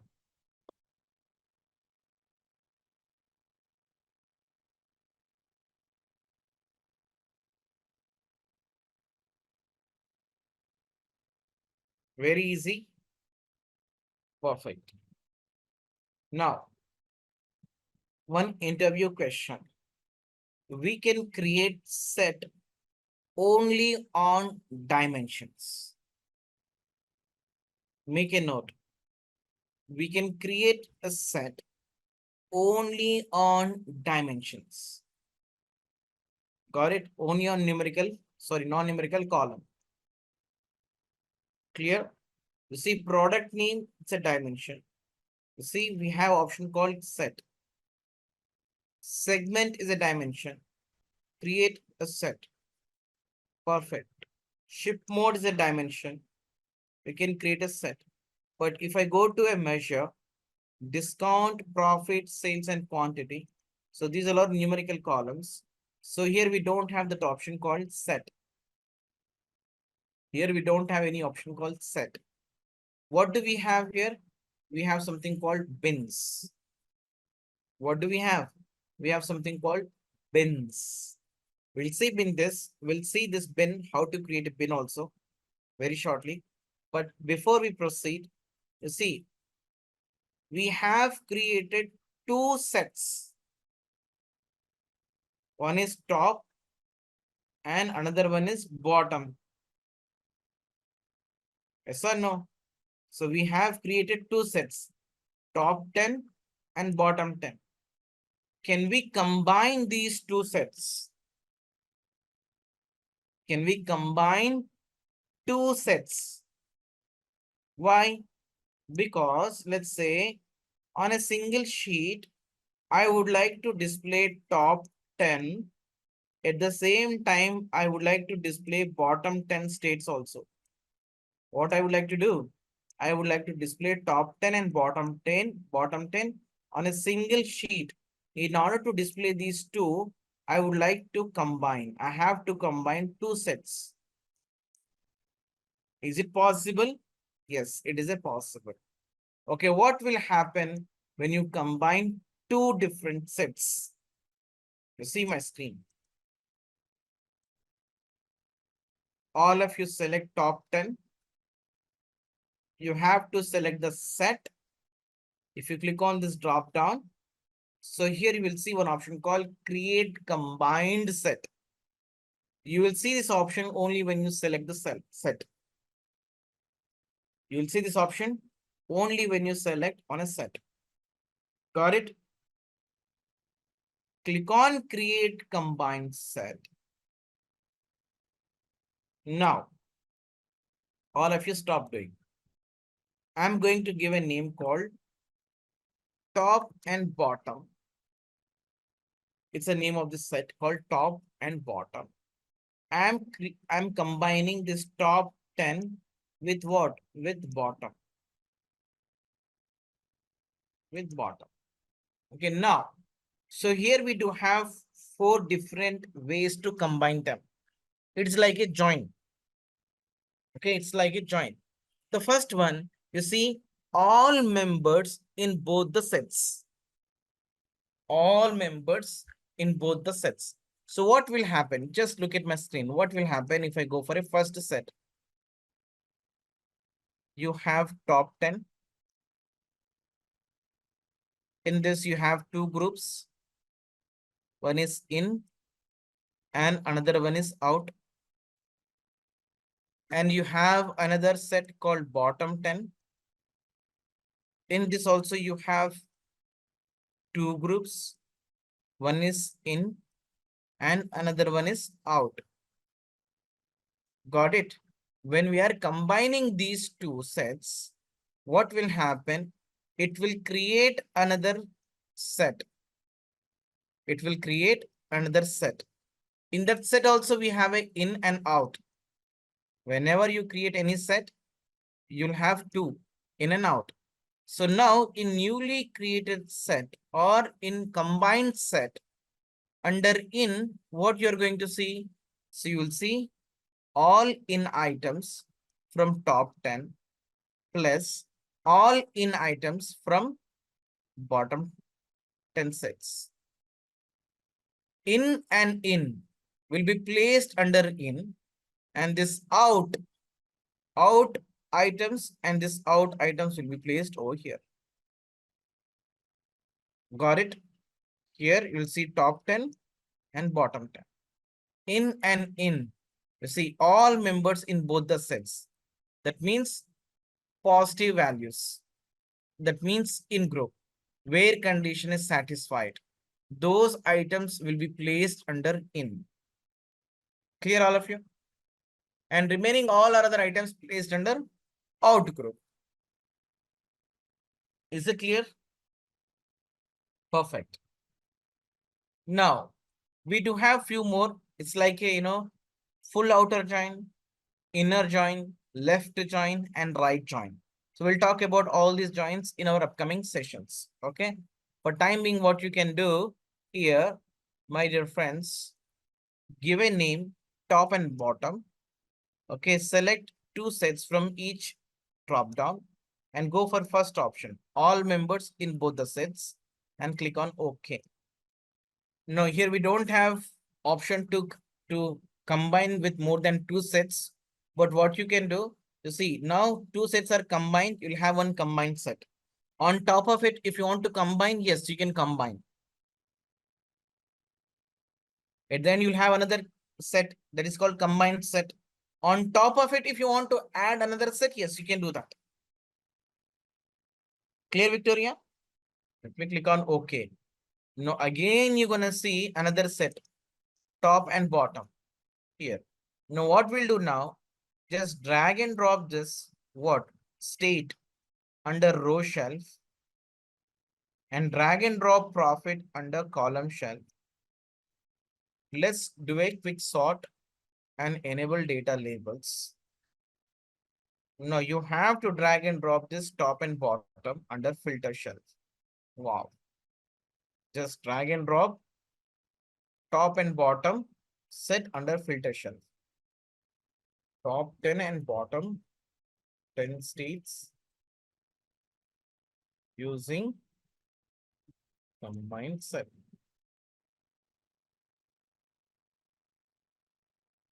All of you change the title.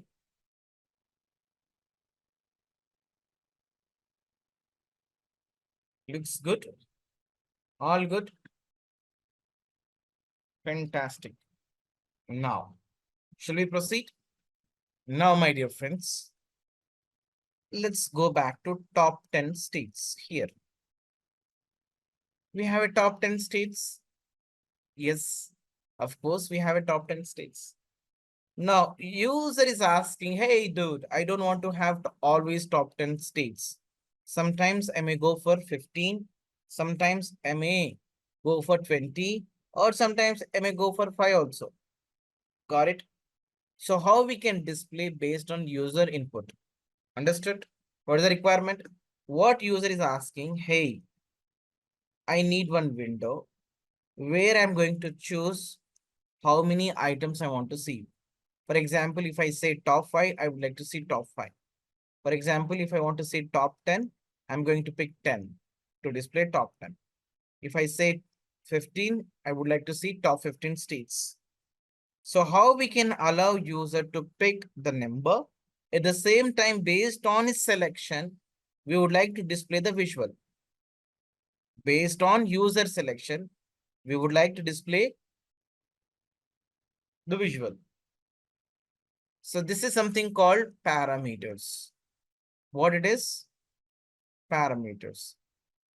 So if you want to take user input value, I repeat, if you want to take user input value, and based on that value, if you want to perform any additional calculations, or based on that input value, if you want to make your visual too dynamic, you can do that.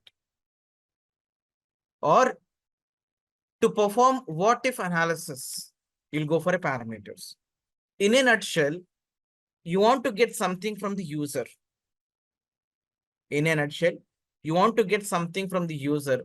Based on user value, you're going to perform certain actions. That is called parameters. Parameters are more powerful. You can use these parameters in your calculations. You can use these parameters in your visuals. Got it, all of you? Now, how to create a parameter? Let's see now. It's very easy. You see now. So here, let me click on this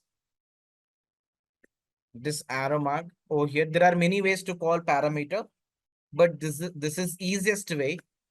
This is easiest way. Click on this drop down. Here you have option called create parameter. All of you click on this create parameter. Done. Let me click on create parameter. Now let's give a name. What to select? Nothing. Ashish, you see my screen? I have highlighted with the marker. Here, we have a small drop down. Click on this. Here you have option called create parameter. Click on this create parameter. Let's give a name to this. Let's say top n. This parameter name is top n. Let's say top n. What is the data type? The data type is what? Integer. Just give me a second. Okay, what is the data type? It's an integer. Select this integer. Now, so here you see this one. What type of value you want to allow? If you set allow all, if you set all, that means user can enter any value. User can enter any value. If you want to create your own list, predefined list, you can go for a list. If you want to set a range, you can set the range also. What we'll do now, we'll pick the list. We'll pick the list. So I'm trying to define one list, predefined list. So minimum is, let's say 5, yeah, 10, or a 15, or a 20. You see, all of you, what you have to do, you select, you just name it as a top n. Data type of this is an integer, right? Allowable values must be list. We are going to create a list. Manually, you have to enter over here. And once it is done, click on OK. Done. Display as, if you want to display this with something else, yes, you can display that also. But don't make it two changes. Make it very simple. Click on OK. Done, all of you. Once you click on OK, on data section, you will see this parameter. See, do you all see this under parameter section? Based on version to version, you will see this. Yeah, they have created separate section to place all the parameters. You may or you may not able to see this section. Okay, don't get confused if you don't see. So we have now parameters. Let's show this parameter to user. How we can display this? Click on this drop down here, show parameter. Click on show parameter. Done. Now, I'm in top 10 states. Right. So now right hand side, we have top n parameters. Remember, I didn't click on show me. If you click on show me, you could not able to see this. It's now covering. Make sure to see this top n parameters. Now from this drop down, if I select anything, now is it changing? Is this visual is changing based on my input? No. So we have to create a relation between these two. Yes or no? We have to enable connection between these two. Any guess how we can enable the connection? Any guess how we can enable the connection between these parameters and this visual? Okay, now you tell me, just hold on. Let me give you a clue. How we have defined this 10?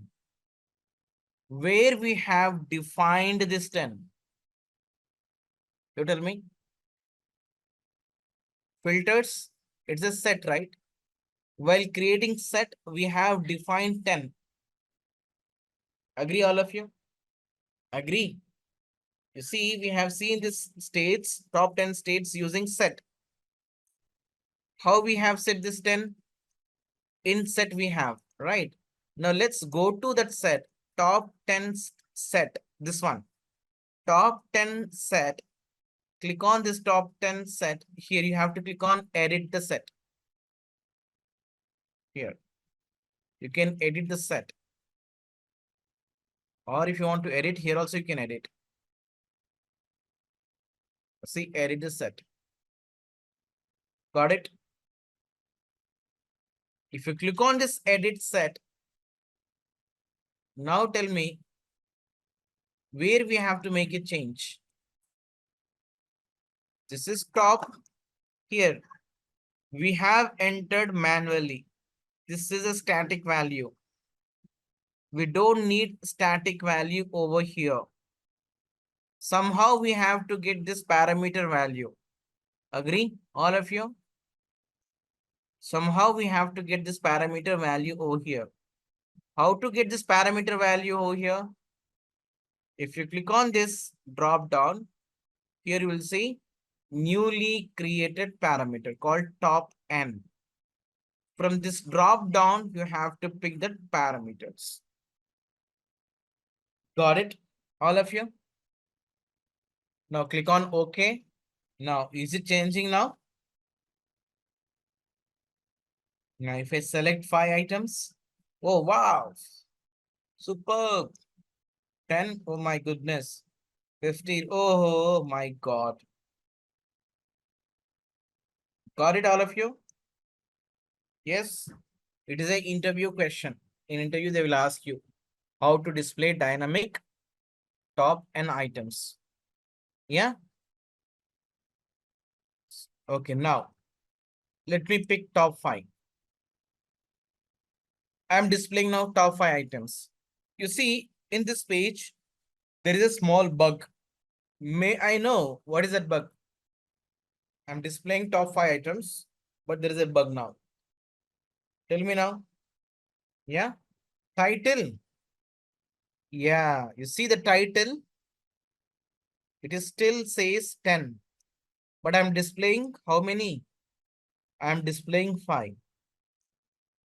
Got it? So somehow I should get this 5 over here. That make more sense, correct? Somehow I should get this parameter value over here. This should be also dynamic.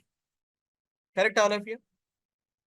Now, so how to edit this title? How to make this title too dynamic? If you double click on this, you can edit this.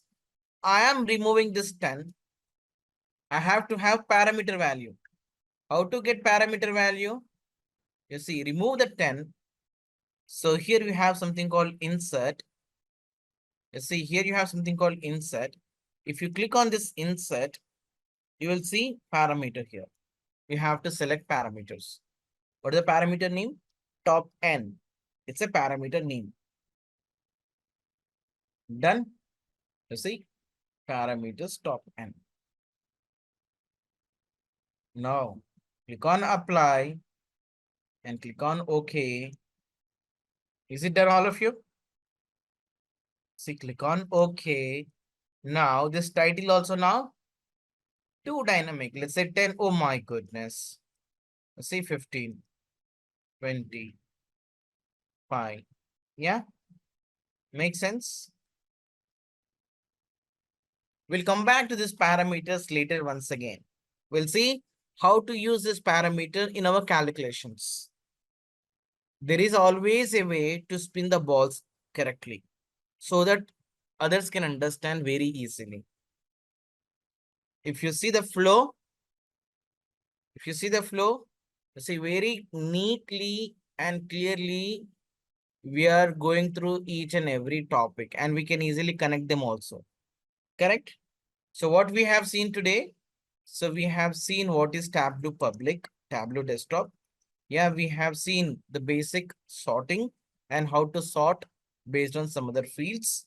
And we applied filters using dimensions, measures, and date filters. And we have gone through interactive filters. And we talked about context filter.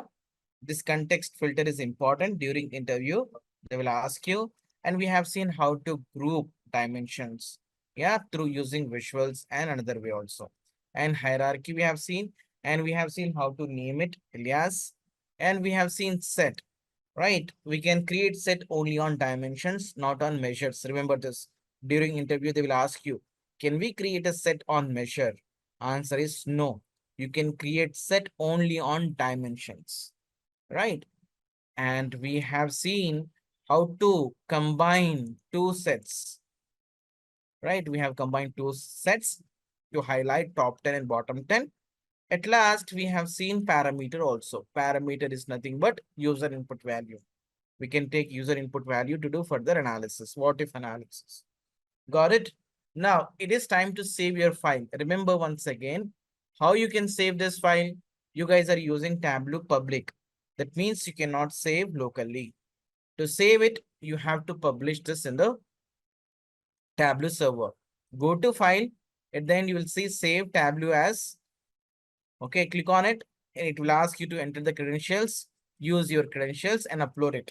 Welcome to Simplilearn. In this video, we are focusing on Chatgpt and its groundbreaking role in data analytics. In a world where data is the new gold, understanding and analyzing this wealth of information is crucial.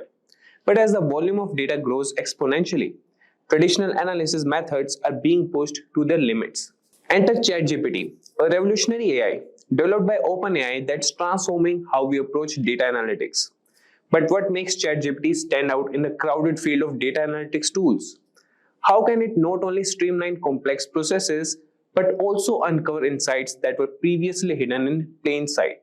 Stay tuned as we unravel the capabilities of Chatgpt, share real-world applications, and show you how it's being used by analysts and businesses alike to make smarter, data-driven decisions. And whether you are a data scientist, a business professional, or just a tech enthusiast, curious about the future of AI in data analytics, this video is for you. So let's dive in and discover how Chatgpt is not just revolutionizing data analytics, but also how we understand and interact with the vast universe of data.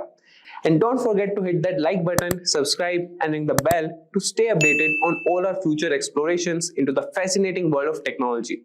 Now let's get started and unlock the potential of Chatgpt for data analytics together. And guys, if you're one of the aspiring data analysts looking for online training and graduating from the best universities, or a professional who elicits to switch careers with data analytics by learning from the experts, then try giving a shot to Simplilearn's Purdue postgraduate program in data analytics in collaboration with IBM. The link is in the description box that will navigate you to the course page where you can find a complete overview of the program being offered. So let's get started, guys. So guys, an Excel data analyst always looks for ways to improve their efficiency and gain deeper insights from the data. That's where Chatgpt comes in handy. So Chatgpt is an AI-powered language model that can assist you in various tasks, including Excel-based data analysis. And for that data analysis, let's dive into some demos to see how it works. So guys, as you can see, this is the Chatgpt 4, and you could see this has the support of DALL-E, browsing and analysis, and usage limits may apply. Like we have the version that has some usage limits. And for the data, I have downloaded the data from the Kaggle. I will provide you the link in the description. If you want to download the same data, you can. And I have that in my downloads. So this is the data that we'll be using. So the first thing we'll be doing is data cleaning and preparation. So firstly, let's explore data cleaning and preparation. Before diving into analysis, it's essential to ensure our data is clean and ready for processing. So for that, we will write a prompt in Chatgpt and ask him to clean the data. Chatgpt has the feature to insert the files, provide the Excel file to the Chatgpt, and we'll ask him that can you help me identify and remove duplicates in this Excel spreadsheet. So let's ask him, can you help me identify and remove duplicates?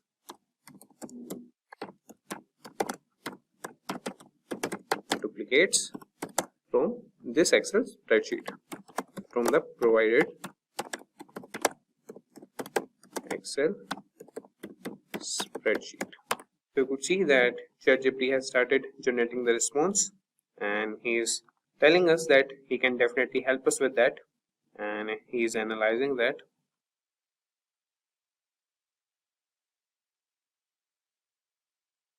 So you could see that Chatgpt has provided us the response. So let's first go to our spreadsheet. So this is the spreadsheet: order number, quantity ordered, price of each quantity, and order lines. So you could see that first Chatgpt has encountered an error, and that is with the character and coding mismatch. And then he has loaded the spreadsheet successfully with the second attempt, and you could see that he has provided like the smaller or the briefer version of the spreadsheet. That is, the dataset consists of sales data with columns such as order number, quantity order, price each, order line, sales, order date, status. So he's asking us, could you specify how you would like to identify duplicates? For example, should we consider a row a duplicate if all its values match another row exactly, or are there specifically columns we should focus on to determine duplicates? So we should, or here we'll be focusing on the column section. So here we want to identify column section.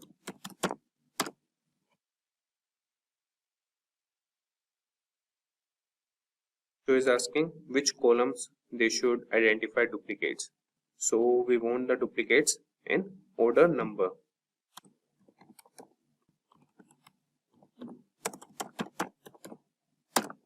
So the Chatgpt has started analyzing the spreadsheet. So you could see that Chatgpt has produced the response that they have identified a total of 2,807 rows in the spreadsheet that have duplicates based on the order number column. So this indicates that multiple rows share the same order number, suggesting there might be different items or transactions within the same order. Would you like to proceed by removing these duplicates while keeping either the first or last occurrence of each order number, or do you have another approach in mind for handling these duplicates? So before identifying the duplicates, what we'll do is we'll first get rid of the extra spaces. So we'll ask Chatgpt that first find the extra spaces in the spreadsheet and help us remove them. So you could see that it has started analyzing it.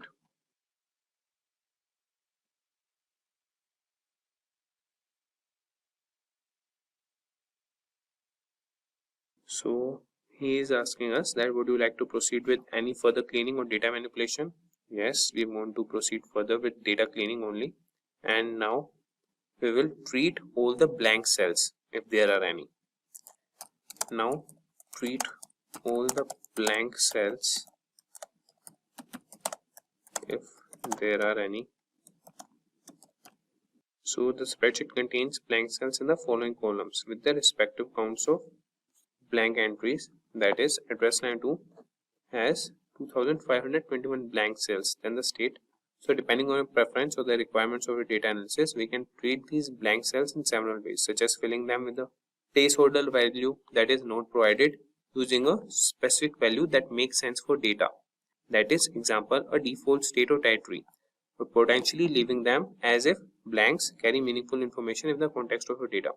So what we will do, we will provide a placeholder. Provide a placeholder instead, that is not provided or not applicable. Okay.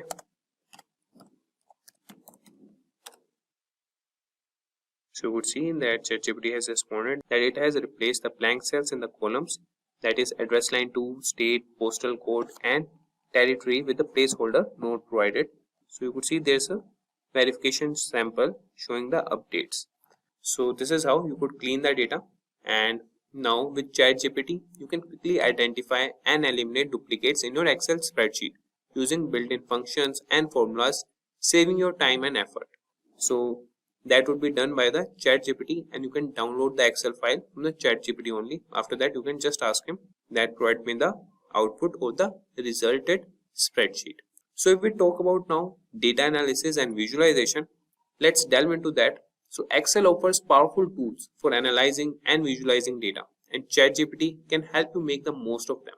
So for this also we'll write a prompt to the Chatgpt, and we'll write, for example, we'll write, please create a pivot table and a corresponding chart to analyze sales performance by region. So let's see, like this prompt, what output does Chatgpt show to us?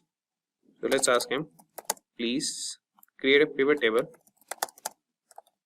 and a corresponding chart to analyze sales performance by region.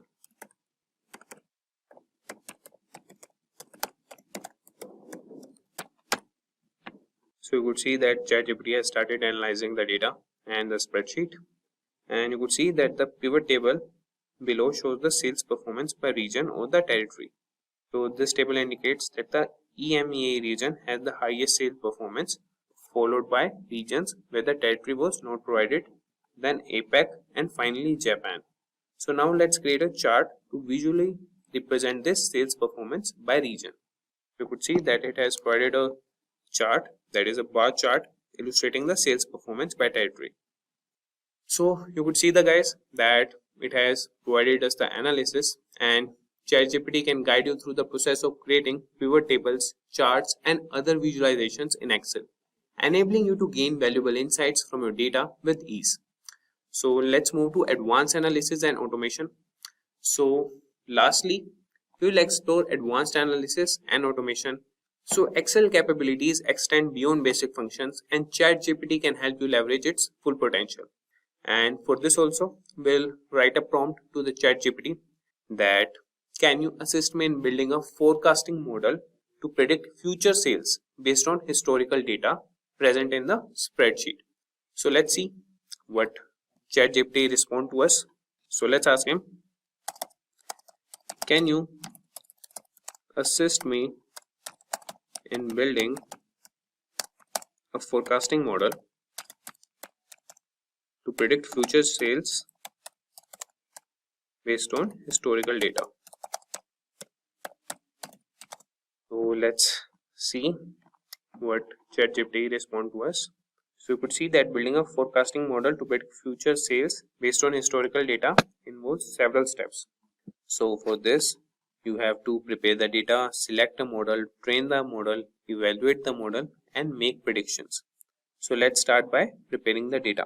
We'll aggregate sales by order date to create a time series of total daily sales. Then we'll choose a model based on data's characteristics. So we will grant the permission to Chatgpt to proceed with the steps. So we have started analyzing the data.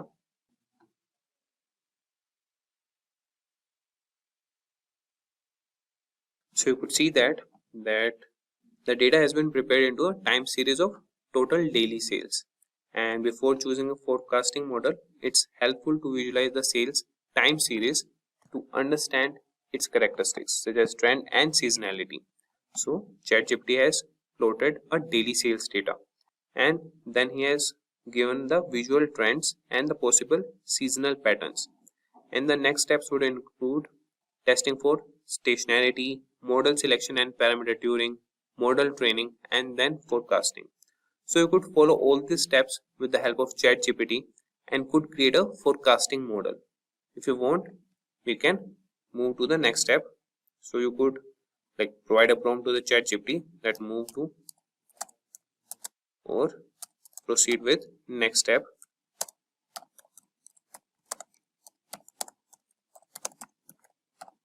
So step by step, Chatgpt will provide you a forecasting model, or it will help you create a forecasting model. As you can see, it has started analyzing it. So the augmented Dickey Fuller, that is ADF test, gives up a p-value of approximately 0.0033. Since this p-value is less than the common significance level of 0.05, we can reject the null hypothesis that the time series has a unit root, meaning the time series is stationary. So you could see that he is asking us, shall we proceed with the SARIMA model parameter selection? Yes, here is the model parameter selection. So you could select any based on the trends and the bar graphs plotted by the Chatgpt. So you could see guys that the Chatgpt has analyzed the spreadsheet and provided the response that the grid search for the optimal SARIMA parameters based on the lower ACALI information criterion, such as the best fit model uses the parameter 011 and for ARIMA and 01112, that is for the seasonal component. So you could see that it has provided the model and the parameters. Now it's asking us, shall we move on to forecasting future sales with this model? Yes, proceed with that. So you could see that with Chatgpt's assistance, you can build complex forecasting models in Excel, allowing you to make informed decisions and plan for the future effectively.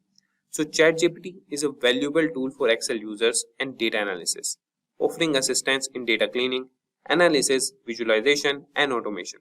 And by integrating ChatGPT in your Excel workflows, you can enhance your productivity and uncover new insights from your data. So you can try ChatGPT for Excel data analytics today and take your Excel skills to the new level. And you could see that there's an error in the analyzing, and he has encountered an error while trying to plot the forecast with its confidence intervals. So this type of error can occur due to data type issues, particularly when handling data indices and forecast. And despite this hiccup, the forecasting process using the cinema model was completed and we were able to generate forecast for the next 12 months. Unfortunately, due to the plotting issue, we couldn't visually display it. So we'll ask him, can you try once again? So you could see that this time ChatGPT has provided us the forecast for the next 12 months. That is, the forecast have been successfully plotted along with the historical daily data. So here we have our forecast model, and with the ChatGPT's assistance, we can move with other analysis also. Hello and welcome to Data Analytics Interview Questions. My name is Richard Kirshner with the Simplilearn team. That's www.simplilearn.com. Get certified, get ahead. Today we're going to jump into some common questions you might see on NumPy arrays and pandas data frames in the Python, along with some Excel, Tableau, and SQL. Let's start with our first question. What is the difference between data mining and data profiling? It's real important to note that data mining is a process of finding relevant information which has not been found before. It is a way in which raw data is turned into valuable information. You can think of this as anything from the sales stats and from their SQL server all the way to web scraping and Census Bureau information. Where the heck do you mine it from? Where do you get all this data and information? Then we look at data profiling. It is usually done to assess a data set for its uniqueness, consistency, and logic. It cannot identify incorrect or inaccurate data values. So if somebody has a statistical analysis on one side and they're doing you might the wrong data to then program your data setup. So you got to be aware that when you're talking about data mining, you need to look at the integrity of what you're bringing in, where it's coming from. Data profiling is looking at it and saying, hey, how is this going to work? What's the logic? What's the consistency? Is it related to what I'm working with? Define the term data wrangling and data analytics. Data wrangling is a process of cleaning, structuring, and enriching the raw data into a desired usable format for better decision making. And you can see a nice chart here with our Discover It. We structure the data how we want it. We clean it up, get rid of all those null values. We enrich it, so we might take and reformat some of the settings. Instead of having 5 different terms for height of somebody, in American, English, or whatever, we clean some of that up, and we might do a calculation and bring some of them together. And validate. I was just talking about that in the last one. You need to validate your data. Make sure you have a solid data source. And then, of course, it goes into the analysis.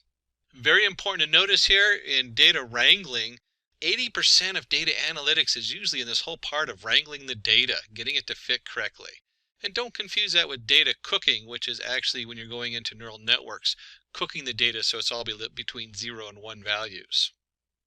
What are common problems that data analysts encounter during analysis? Handling duplicate and missing values, collecting the meaningful right data the right time, making data secure and dealing with compliance issues, handling data purging and storage problems. Again, we're talking about data wrangling here. 80% of most jobs are in wrangling that data and getting it in the right format and making sure it's good data to use. Number 4, what are the various steps involved in any analytics project? Understand the problem. We might spend 80% doing wrangling, but you better be ready to understand the problem, because if you can't, you're going to spend all your time in the wrong direction. This is probably the most important part of the process. Everything after it falls in, and then you can come back to it. 2, data collection, data cleaning. Number 3, 4, data exploration analysis, and 5, interpret the results. Number 5 is a close second for being the most important. If you can't interpret what you bring to the table to your clients, you're in trouble. So when this question comes up, you probably want to focus on those 2, noting that the rest of it does, 80% of the work is in 2, 3, and 4, while 1 and 5 are the most important parts. Which technical tools have you used for analysis and presentation purposes? Being a data analyst, you are expected to have knowledge of the below tools for analysis and presentation purposes. There's a wide variety out there. SQL Server, MySQL, you have your Excel, your SPSS, which is the IBM platform, Tableau, Python. You have all these different tools in here. Now, certainly a lot of jobs are going to be narrowed in on just a few of these tools. Like you're not going to have a Microsoft SQL Server and MySQL Server, but you better understand how to do basic SQL polls, and also understanding Excel and how the different formats for column and how to get those set up.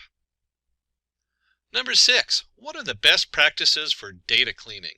This is really important to remember to go through this in detail. These always come up because 80% of most data analysis is in cleaning the data up. Make a data cleaning plan by understanding where the common errors take place and keep communications open.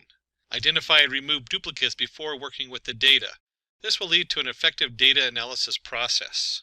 Focus on the accuracy of the data, maintain the value types of data, provide mandatory constraints and set cross-field validation. Standardize the data at the point of entry so that it is less chaotic and you will be able to ensure that all the information is standardized, leading to fewer errors on entry. Number 7, how can you handle missing values in a data set? Listwise deletion. In listwise deletion method, entire record is excluded from analysis if any single value is missing. Sometimes we're talking about records. Remember, this could be a single line in a database. So if you have your SQL comes back and you have 15 different columns, every one of those that has a missing value, you might just drop it just to make it easy because you already have enough data to do the processing. Average imputation. Use the average value of the responses from the other participants to fill in the missing value. This is really useful, and they'll ask you why these are useful, I guarantee it. If you have a whole group of data that's collected and it doesn't have that information in it, at that point you might average it in there. Regression substitution. You can use multiple regression analysis to estimate a missing value. That kind of goes with the average imputation input. Regression model means you're just going to actually generate a prediction as to what you think that value should be for those people based on the ones you do have. Multiple imputation. So when we talk about multiple inputs, it creates plausible values based on the correlations for the missing data, and then average the simulated data sets by incorporating random errors in your predictions. What do you understand by the term normal distribution? And the second you hear the word normal distribution, should be thinking a bell curve like we see here. Normal distribution is a type of continuous probability distribution that is symmetric about the mean, and in the graph, normal distribution will appear as a bell curve. The mean, median, and mode are equal. That's a quick way to know if you have normal distribution, is you can compute mean, median, and mode. All of them are located at the center of the distribution. 68% of the data lies within one standard deviation of the mean. 95% of the data falls within 2 standard deviations of the mean. 99.7% of the data lies within 3 standard deviations of the mean. What is time series analysis? Time series analysis is a statistical method that deals with ordered sequence of values of a variable of equally spaced time intervals. Time series data on a COVID-19 cases. And you can see we're looking at by days, so our space is of days, and each day goes by. If we take and graph it, you can see a time series graph always looks really nice if you have like 2 different, in this case we have the United States going over there. I'd have to look at the other setup in there, but they picked a couple different countries. And it's time sensitive. You know, the next result is based on what the last one was. COVID is an excellent example of this. Anytime you do any word analytics where you're figuring out what someone's saying, what they said before makes a huge difference as to what they're going to say next. Another form of time series analysis. 10. How is joining different from blending in Tableau? So now we're going to jump into the Tableau package. Data joining. Data joining can only be done when the data comes from the same source. Combining 2 tables from the same database or 2 or more worksheets from the same Excel file. All the combined tables or sheets contains common set of dimensions and measures. Data blending. Data blending is used when the data is from two or more different sources, combining the Oracle table with the SQL server, or two sheets from Excel, or combining an Excel sheet and Oracle table. In data blending, each data source contains its own set of dimensions and measures. How is overfitting different from underfitting? Always a good one. Overfitting.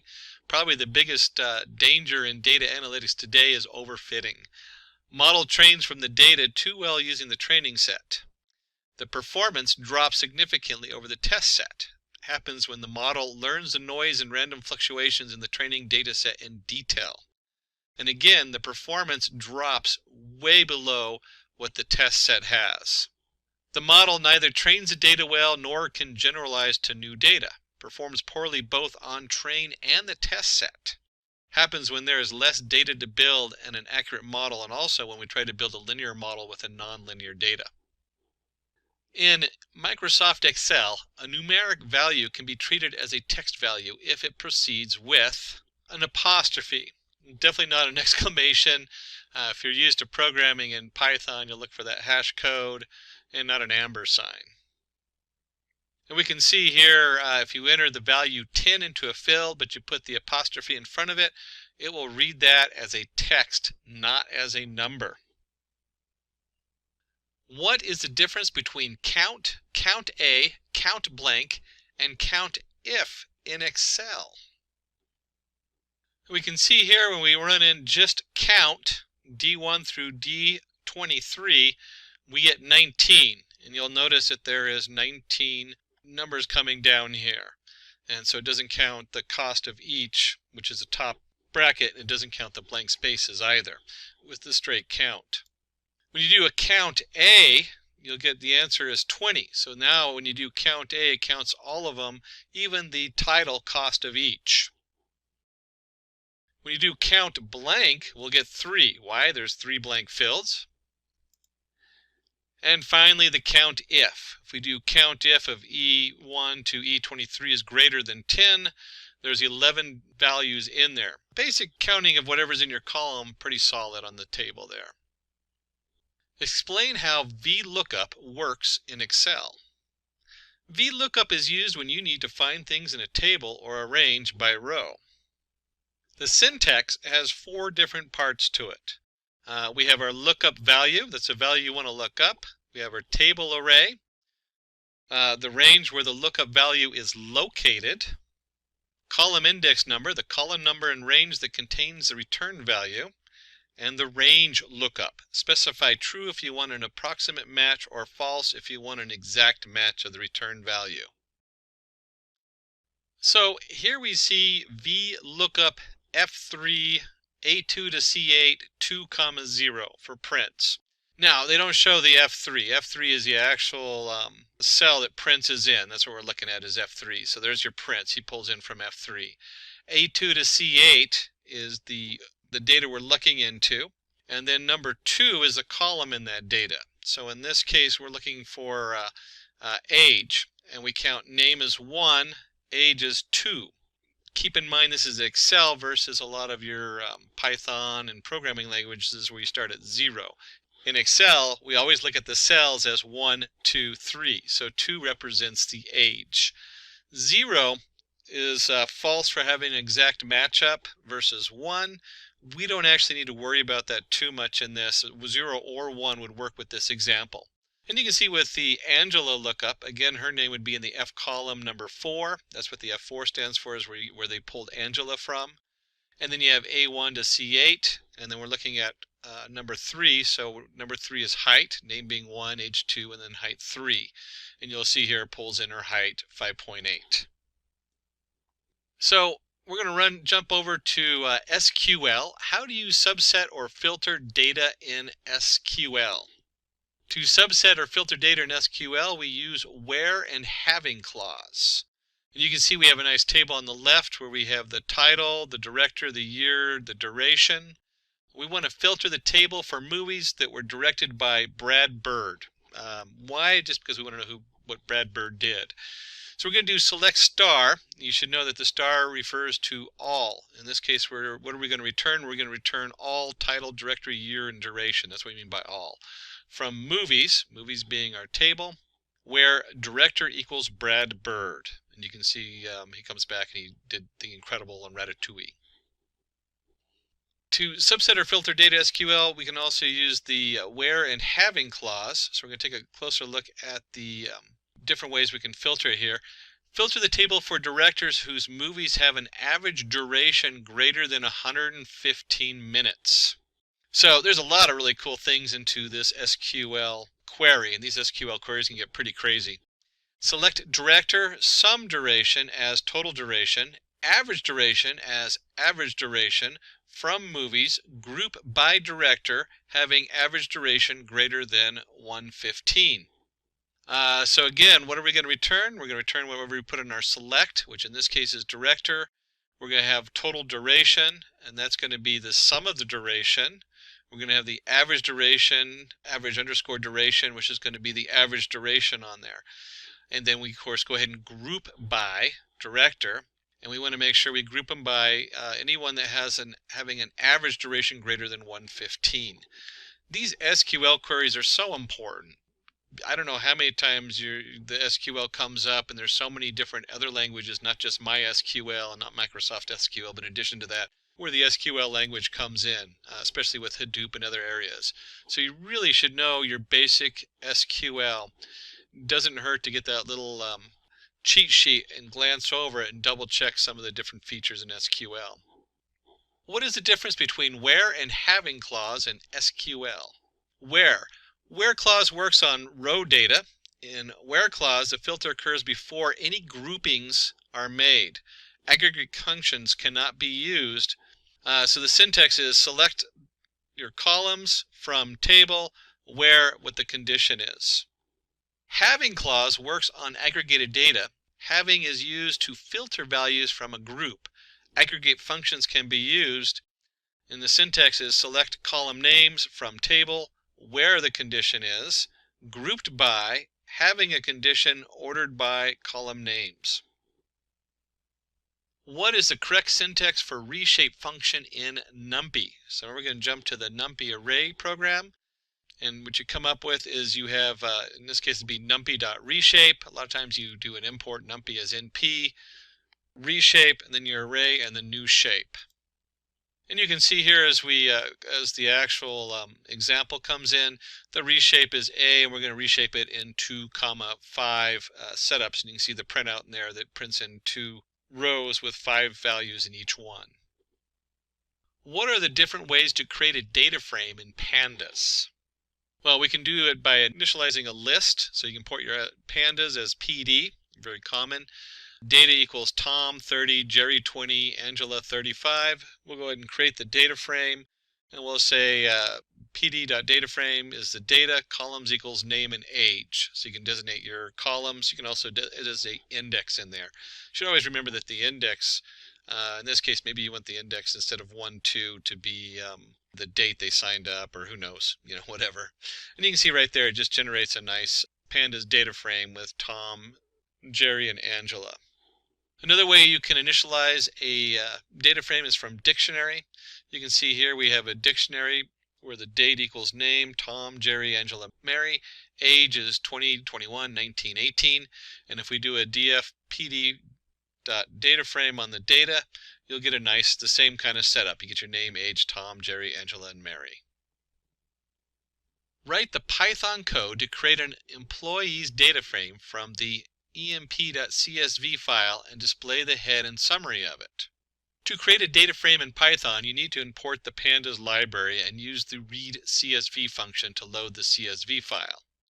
And here you can see we have import pandas as PD, employees, or the data frame employees, equals pd.readcsv, and then you have your path to that CSV file. There's a number of settings in the read CSV where you can tell it how many rows are the top index. You can set the columns in there. You can have skip rows. There's all kinds of things. You can also go in there and double check with your read CSV, but the most basic one is just to read a basic CSV. How will you select the department and age columns from an employee's data frame? So we have import pandas as PD. You can see we have created our data. We will go ahead and create our employees PD data frame on the left. And then on the right, to select department and age from the data frame, we just do employees, and then you put the brackets around it. Now, if you're just doing one column, you could do just department. But if you're doing multiple columns, you got to have those in a second set of brackets. So it's got to be a reference with a list within the reference. What is the criteria to say whether a developed data model is good or not? A good model should be intuitive, insightful, and self-explanatory. Follow the old saying, KISS, keep it simple.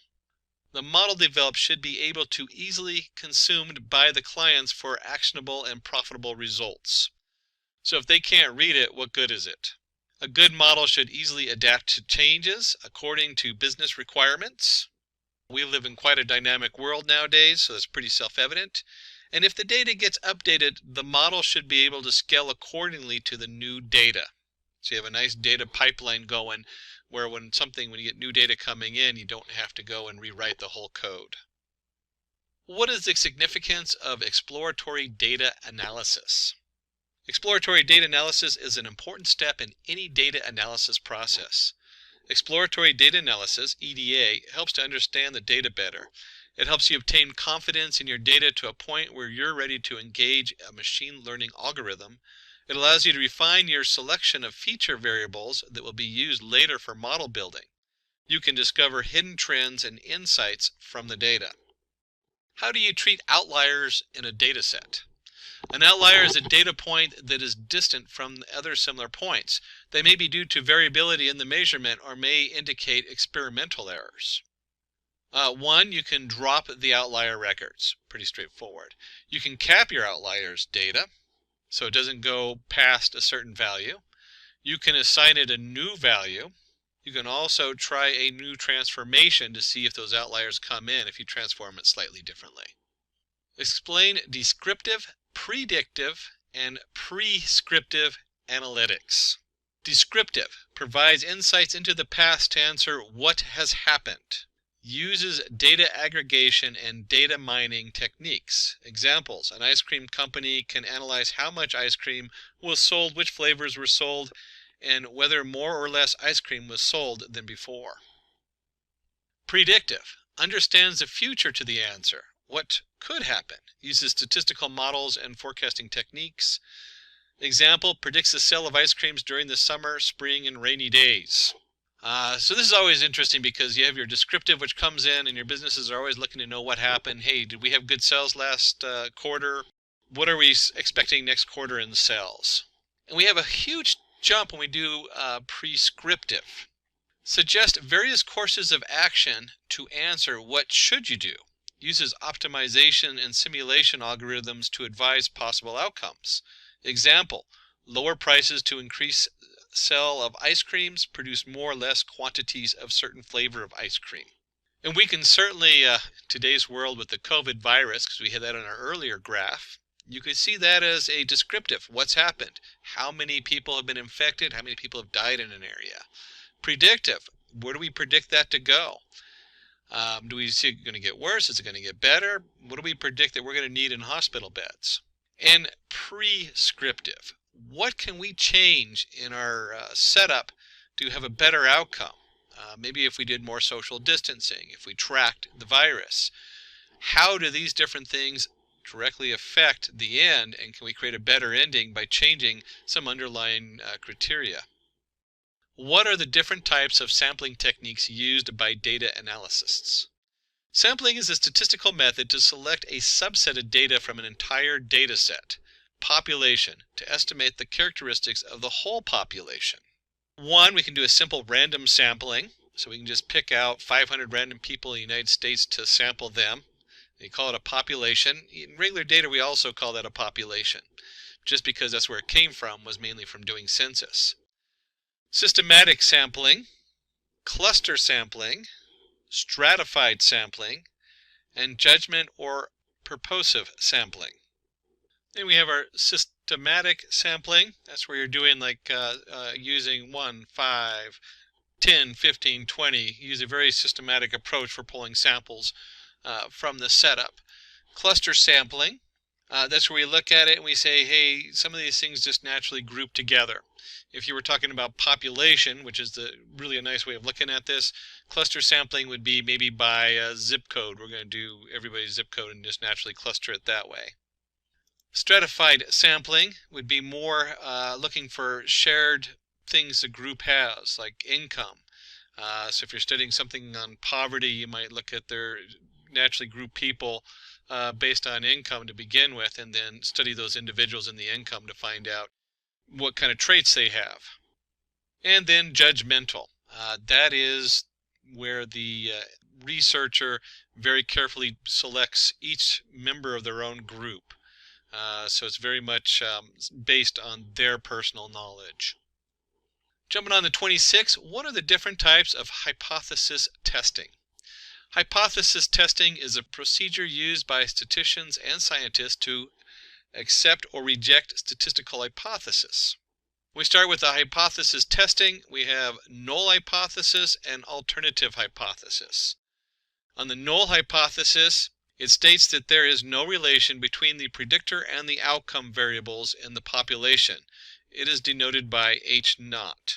Example, there is no association between patients, BMI, and diabetes. Alternative hypothesis, it states there is some relation between the predictor and outcome variables in the population. It is denoted by H1.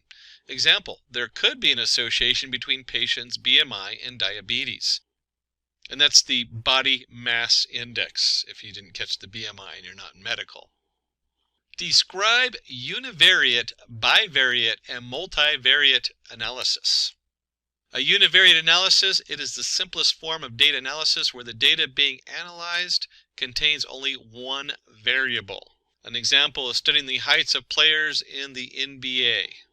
Because it's so simple, it can be described using central tendencies, dispersion, quartiles, bar charts, histograms, pie charts, frequency distribution tables.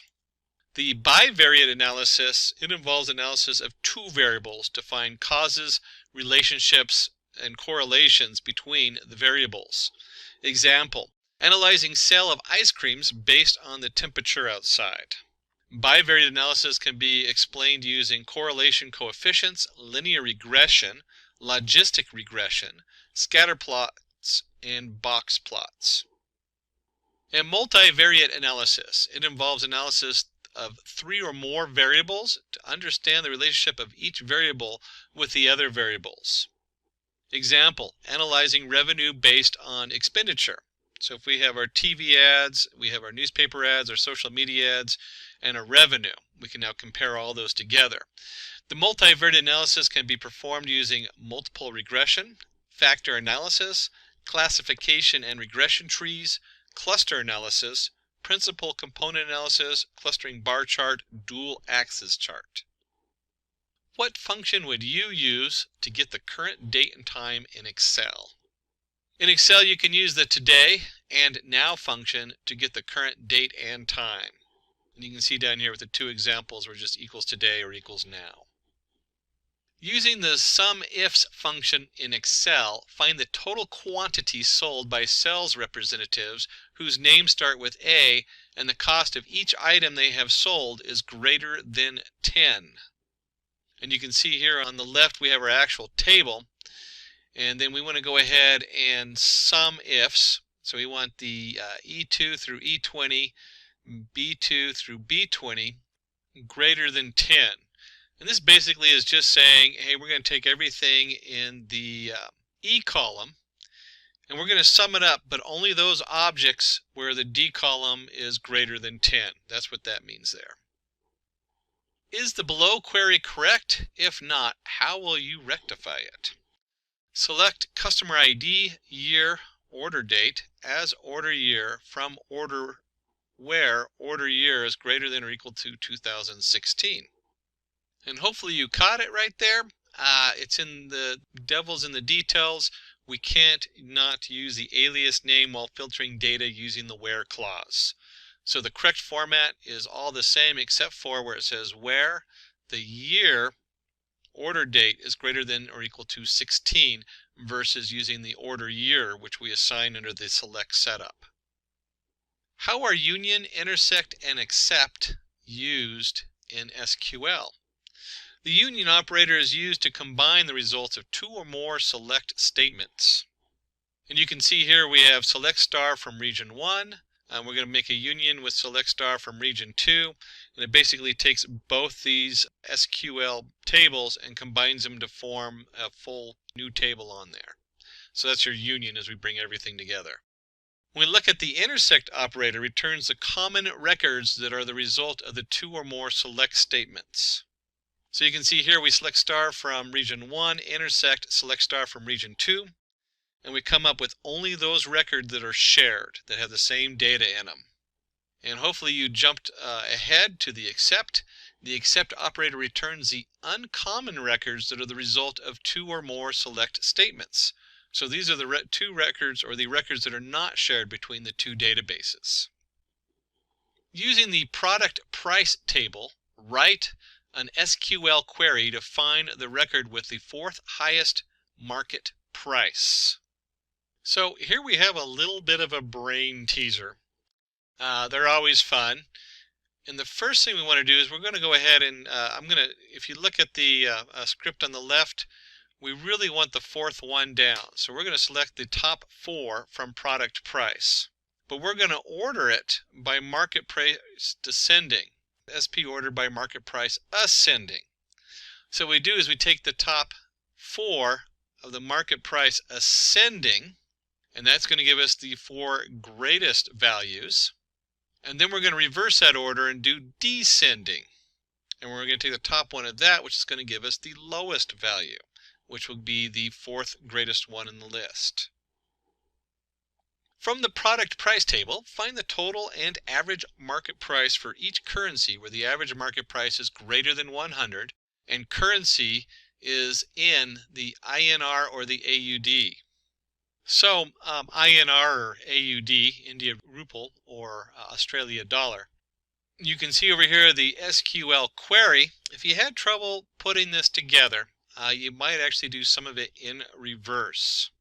And you can see right here where the average market price is greater than 50. Remember, we use having, not where, at the end because it's part of the group. So group by currency, because we want those two currencies. And we want the currency India Rupee, the INR or the AUD. And as you keep going backwards, we're actually going to be selecting the currency, the sum of the market price as total price, and the average market price as average price. So there's our select. It's going to come from the product price, which is just our table over there, and then we have where our currency is in. And like I said, you can put it together however you want, but hopefully you got to the end there. So this question will test your knowledge in Tableau, exploring the different features of Tableau, and creating a suitable graph to solve a business problem. And of course, Tableau is very visual in its use, so it's very hard to test it without actually just getting your hands on. And if you can't visualize some of this and how to do it, then you should go back and refresh yourself. Using the sample superstore dataset, create a view to analyze the sales, profits, and quantities sold across different subcategories of items present under each category. So the first step is to go ahead and load the sample superstore dataset. So make sure you know how to load the sample, the superstore dataset. That's underneath either the connect button in the upper left or the Tableau icon up there, and be able to pull in the dataset. And then once you've done that, you just drag the category and subcategory on rows and salaries onto columns. It will result in a horizontal bar chart.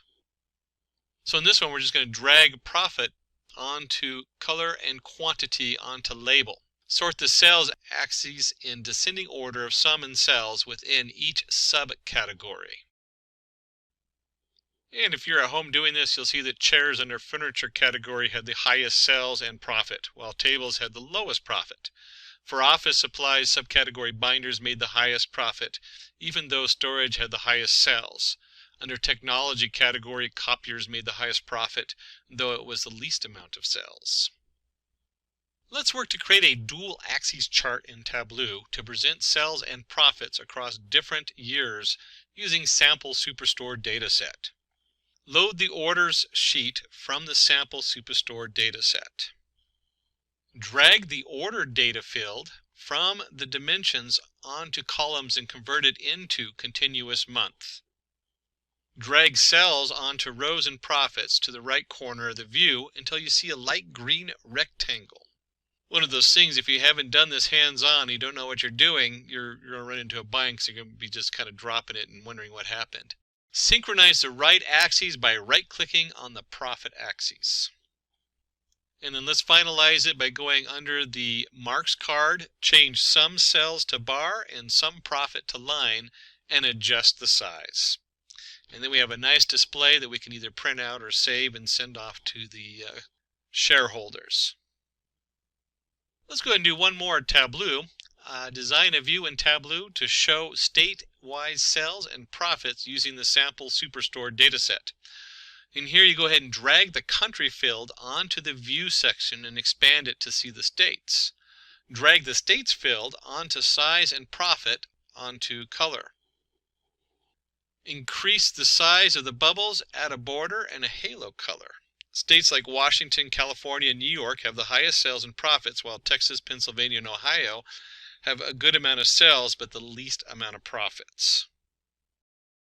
We'll go ahead and skip back to Python NumPy. Suppose there is an array number equals NP, or NumPy if you're using NumPy, depending on how you set it up, dot array, and we just have 1 to 9 broken up into 3 groups.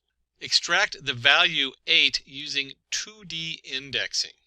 So you can see on the left we have our import NumPy as NP, number equals our NP array. If we print the number, we have 1, 2, 3, 4, 5, 6, 7, 8, 9. Since the value 8 is present in the second row and first column, we use the same index position and pass it to the array. And you just have number 2, 1, and you get 8. And remember, we're in Python, so you start at 0, not 1 like you do in Excel.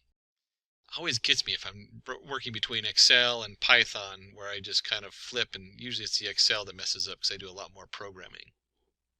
Suppose there's an array that has values 0, 1, all the way up to 9.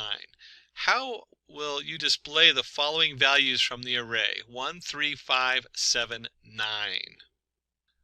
So first of all, we go ahead and create the array, np.a range of 10, which goes from 0 to 9, because there's 10 numbers in it, but we don't include the 10. We print it out. The first thing you want to do is, what's going on here with 1, 3, 5, 7, 9? Well, if we divide by 2, there's going to be a remainder equal to 1. And then from Python, remember that if you use the percentage sign, you get the remainder on there. So the remainder is 1. And then you have your NumPy array, and then we just want to do a logical statement of all values that have a remainder of 1, and that generates our nice 1, 3, 5, 7, 9. There are 2 arrays, A and B. Stack the arrays A and B horizontally. Boy, these horizontal vertical questions will get you every time. And in NumPy, we go ahead and we've created 2 different arrays over here, A and B. The first one is your concatenate, np.concatenate A and B on axes equal 1. That is the same as hstack. And in the back end, they're still identical. They run the same. That's all hstack is, a concatenate axes equals 1. How can you add a column to a pandas data frame? Suppose there's an IMP data frame that has information about few employees. Let's add address column to that data frame. And you can see on the left we have our basic data frame. You should know your data frames very well. Basically it looks like an Excel spreadsheet. As you come over here, it's really simple. You just do df of address equals the address once you've assigned values to the address. Using the below given data, create a pivot table to find the total cells made by each sales represented for each item. Display the cells as a percentage of the grand total. So we're back in Tableau. Select the entire table range, click on Insert tab, and choose Pivot Table. Select the table range and the worksheet where you want to place the pivot table. It will return a pivot table where you can analyze your data. Drag the cell total on the values in sales rep and item onto row labels. It will give the sum of the sales made by each representative for each item they have sold. And finally, right-click on Sum of Cell Total and expand Show Values as to select percentage of grand total. Real important just to understand what a pivot table is. We're just pivoting it from rows and columns and switching this direction on there. And finally, we have our final pivot table, and you can see the values, roles, and sum of total sale. So we're going to go ahead and take a product table. This is off of an SQL, so we're going to do some SQL here. And we're going to use the product and sales order detail table, find the products that have total units sold greater than 1.5 million. And here's our sales order detail table. So we have a product table and a sales order detail table, two separate tables in the database. And what we're going to do is put together the SQL query. We want to select PP name, sum, SOD, unit price as sales. And then we have our pp.product ID from production product as pp inner join, sales.sales order detail as SOD on pp product ID equals SOD.product ID group by pp.name, pp.product ID having a sum of SOD.unit price greater than the 150 million there. That's a mouthful. And again, these SQL queries, they start looking really crazy until you just break them apart and do them step by step. And what we're looking for is the inner join and how did you do the group by. That's really what they know. How do you do this inner join? This comes up so much in SQL. How do you pull in the ID from one chart and the information from another chart and the sum totals on that chart? How do you write a stored procedure in SQL? Let's create a stored procedure to find the sum, the squares of the first n natural numbers. So here we have our formula, n times n plus 1 times 2n plus 1 over 6. And you can see from the command prompt or the setup you have, depending on what your login is, the command is create procedure square sum 1. Declare our variable at n of integer as begin. And then we're going to declare the sum of integer. Set sum equals n times n plus 1 plus 2 times n plus 1 over 6. And then, of course, we can go ahead and print those out. Print first cast ampersand n, or our variable, as a variable character 20 natural numbers. Print the sum of the square is cast the at sum as variable character 40 end.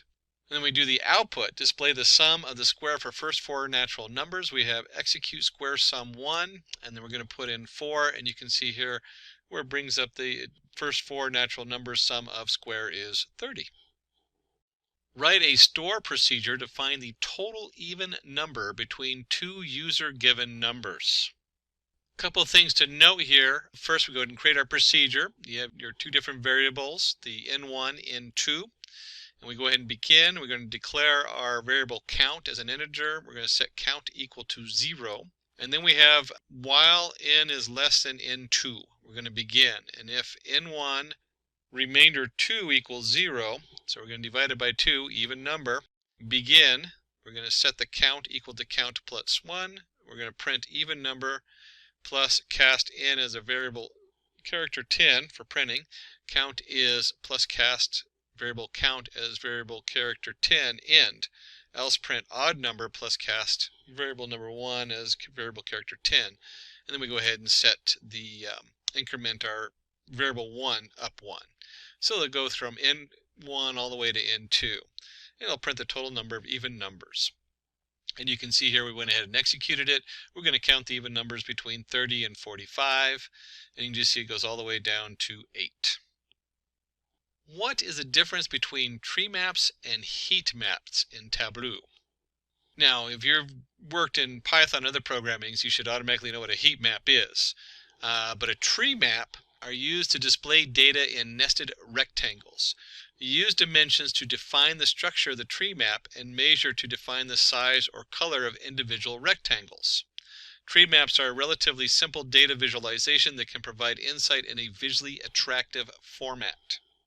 And again, you can see the squares over here. This is our tree map over here with each block also has its information inside of its different blocks. A heat map helps to visualize measures against dimensions with the help of colors and size to compare one or more dimensions and up to 2 measures. The layout is similar to a text table with variations in values encoded as colors. In heat map, you can quickly see a wide array of information. And in this one, you can see they use the colors to denote one thing and the size of the little square to denote something else. A lot of times you can even graph this into a 3-dimensional graph with other data so it pops out. But again, a heat map is the color and the size. Using the sample superstore dataset, display the top 5 and bottom 5 customers based on their profit. So you start by dragging the customer name field onto rows and profit on columns. Right-click on the customer name column to create a set. Give a name to the set and select Top tab to choose top 5 customers by sum profit. Similarly, create a set for the bottom 5 customers by sum profit. Select both the sets, right-click to create a combined set. Give a name to the set and choose all members in both sets. And then you can drag top and bottom customer sets onto the filters and profit field onto color to get the desired results.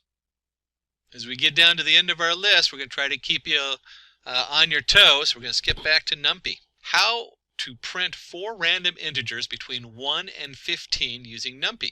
To generate random numbers using NumPy, we use the random integer function. And you can see here we did the import NumPy as np, random arrangement equals np.random integer 1 through 15 of 4. From the below data frame, going to jump again on you, now we're into pandas. How will you find the unique values for each column and subset the data for age less than 35 and height greater than 6?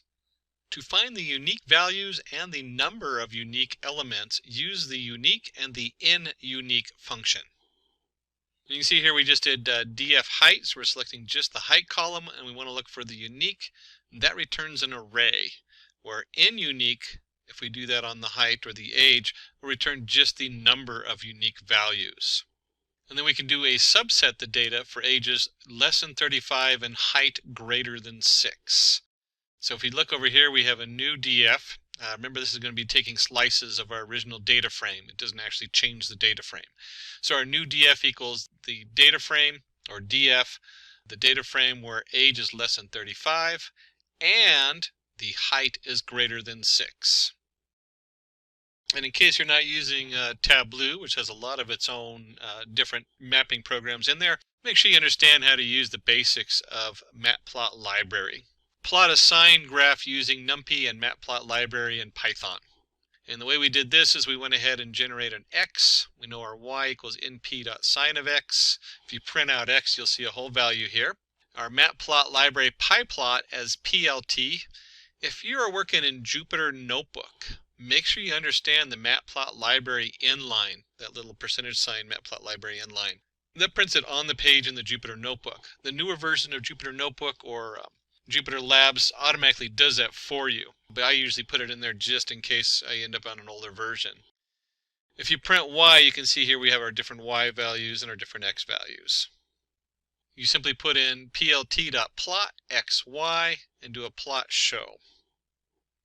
And before we go, let's get one more in. We're going to do a pandas using the below pandas data frame. Find the company with the highest average sales, derive the summary statistics for this sales column, and transpose these statistics.